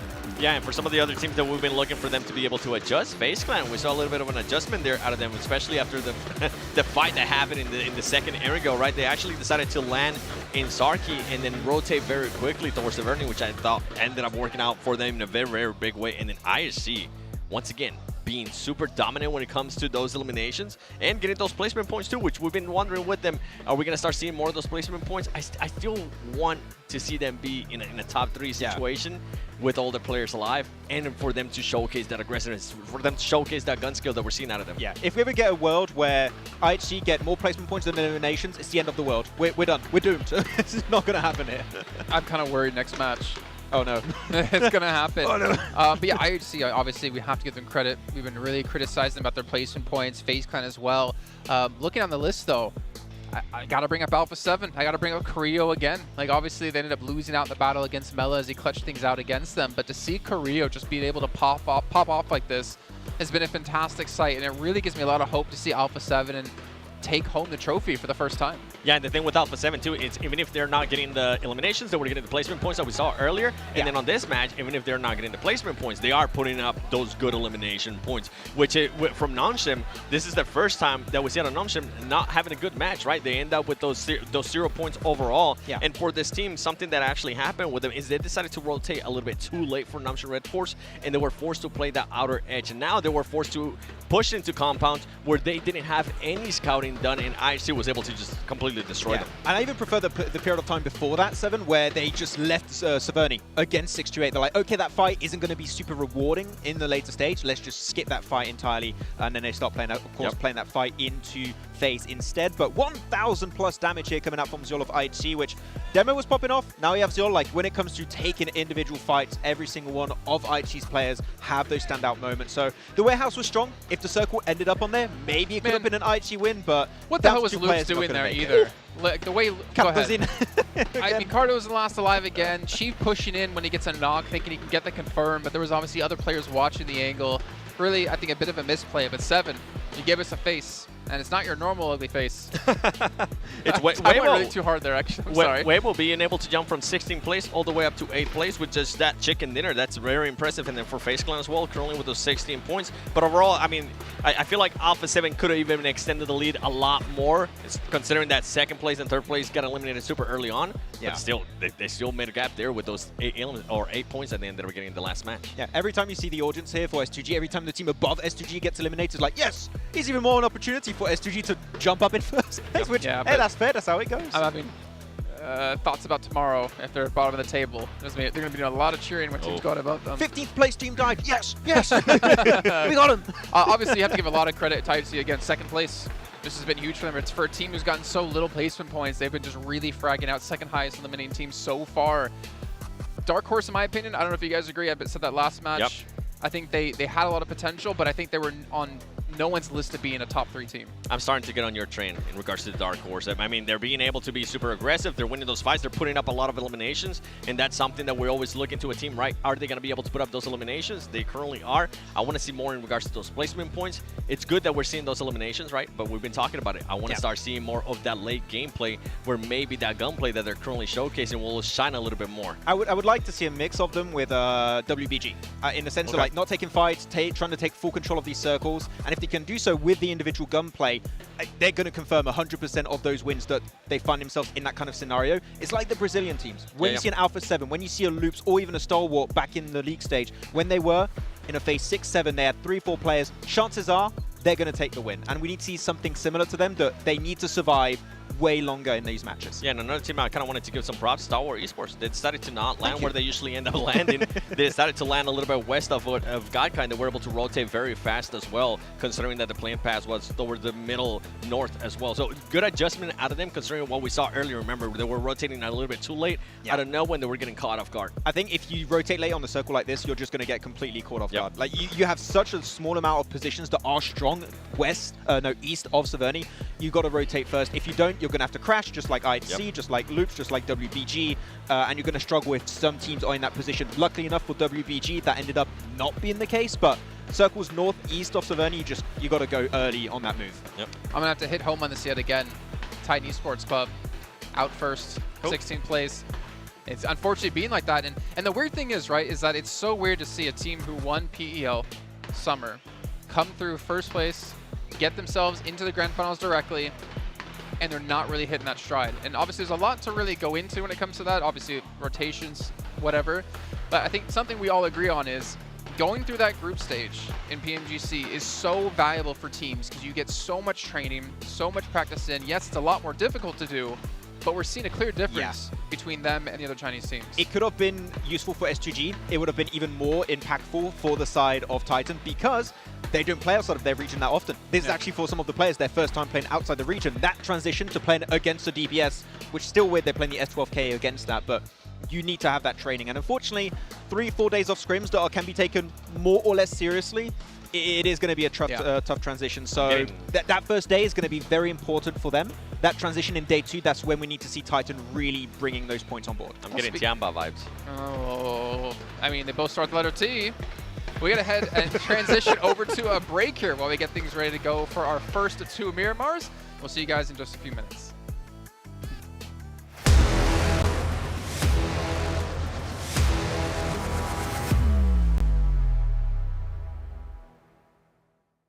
...2023 Popularity Annual Gala event tutorial. Hey there, welcome to the 2023 Popularity Annual Gala. We've introduced a brand new competition and upgraded rewards. You will have to go through 10 rounds of 1v1 matches and compete to become the first ever PUBG Mobile Popularity Annual Gala champion. So let's get right to it. New competition, ladder competition. The Popularity Annual Gala event will be utilizing a new ladder promotion system. Players' initial ladder grade will be determined by their battle points at the end of the first round. Ladders are divided into 6 grades: Triple S, Double S, S, A, B, and C, with Triple S being the highest. Ladder promotion rules. Players are ranked based on the popularity they gain during the battle period. For rounds 1 to 9, the ladder results are settled at the end of every round's battle. Apart from ladder grade C, each ladder has 100 spots, with the top 20 promoted, the middle 60 retained, and the bottom 20 demoted. If you're trying to move up the ranks, be sure to stay within your ladder's retained threshold or higher before each round is settled. Additionally, ladder grades can only be promoted or demoted by 1 grade at a time, so your performance in the assignment round is crucial. Be sure not to miss it. Final showdown. Based on the rankings from the previous 9 rounds, round 10 will be the decisive showdown to determine the final rank and ladder grade placement, including the champion of the 2023 Popularity Annual Gala, who will emerge as the ultimate winner. New exclusive rewards. At the end of round 10, rewards will be issued based on the player's ladder grade and final rank. For outstanding players, they will receive exclusive rewards that can showcase their supreme honor both in and outside the game. In-game rewards include the honor title, honor name tag, and honor avatar frame, which are sure to make you stand out. Moreover, there are also physical trophies, interviews, custom-made popularity gifts, official social media promotion, game exposure, and other exclusive honorable rewards. Gain global renown both in and outside the game. What are you waiting for? Participate in the 2023 Popularity Annual Gala now.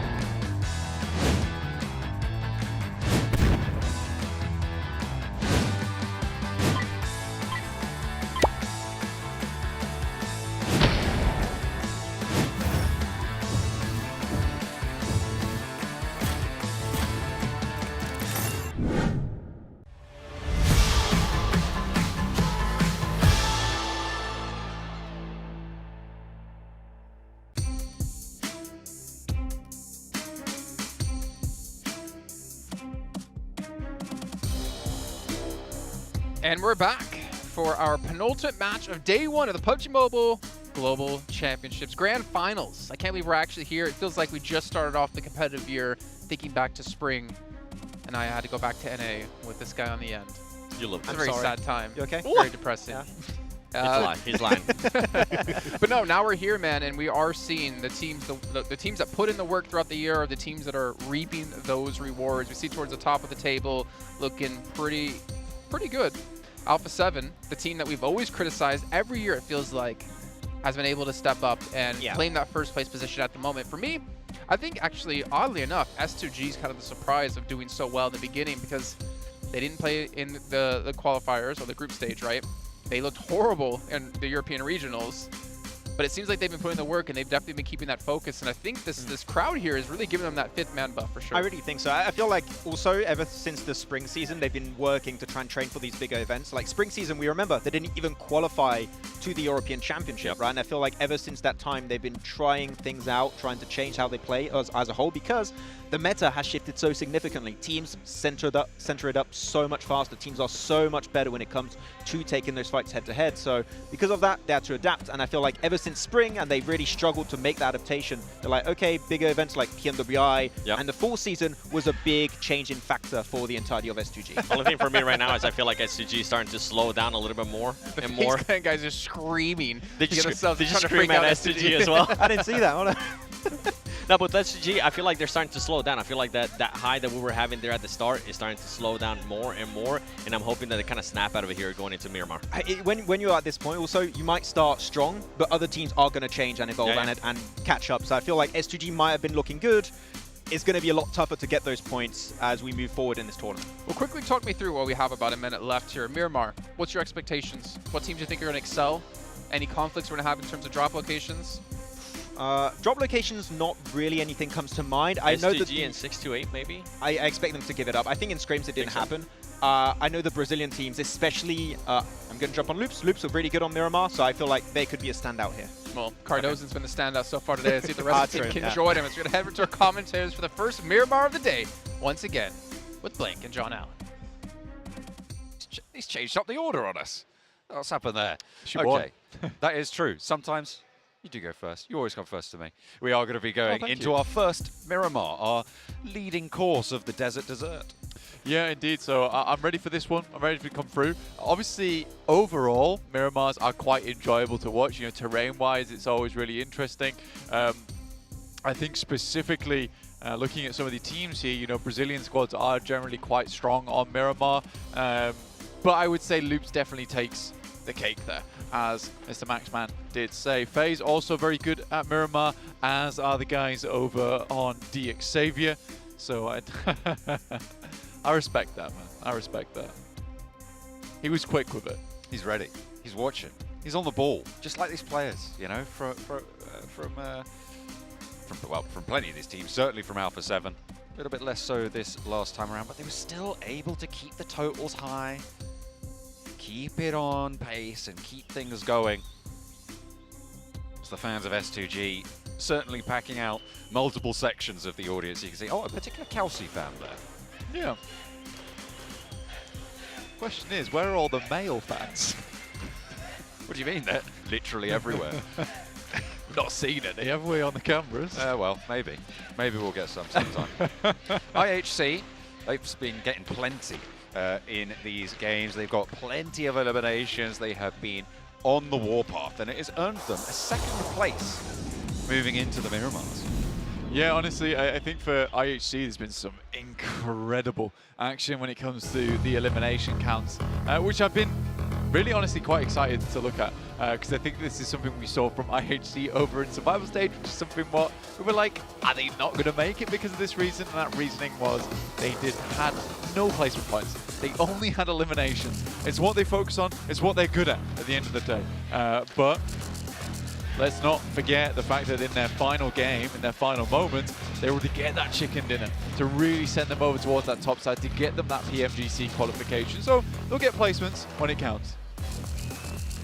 We'll see how these points start to stack up towards the end of the day as we approach that 1/3 mark of the matches to play. It is such a short sprint. We keep saying it because it is so important that you get these good performances in whenever you're given the opportunity to. Whenever you can try and convert, that's when it needs to happen. That's why it's the grand finals. That's why these teams are here, because they can do just that. We saw it even, I say even, with FaZe, right? A really, really strong team coming from Thailand. They have managed to put that last match up on the board, but they need to keep that pace up here in Miramar. Yeah, they absolutely do. I think for guys like Titans, this is likely going to be over very soon if they don't pick up the pace. And Loops also dropping on top of me over in Hacienda. Again for Loops. Can't just be all down to Cardozin over and over again. But what a shot around the corner from Suki. Oh, that's bad news.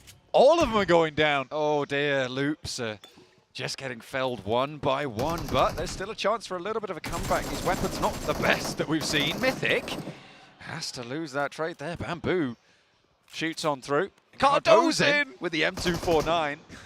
Keeps it together for now. It's always this guy. I don't know what it is, man. It's something in the water. He has been the Lone Ranger for Loops plenty of times today. Yeah, things were heating up. So I got out of there. Oh no, you guys are in a fight? Oh, I better leave, as he is going to be exited from the match as well. Looks like Titan aren't too happy, but they don't lose anyone. They get 4 points, and that is great news for the Chinese team. Jason was giving them flack over on the desk, but maybe he'll cheer up a little bit. I mean, now. they deserved it, though. Let's be honest. They absolutely did deserve it, yeah, you're right. Yeah. They've been playing They've badly. got the golden Mirado. The El Dorado. You love it. Sorry. I love it as well. I had to call it. Call it by its true name. It's what it's known as. Yeah, but I think for them, good couple of first points for them. Opening up the bidding well. Yeah, Pasija in Impala, split between the East Point of Los Leones as well.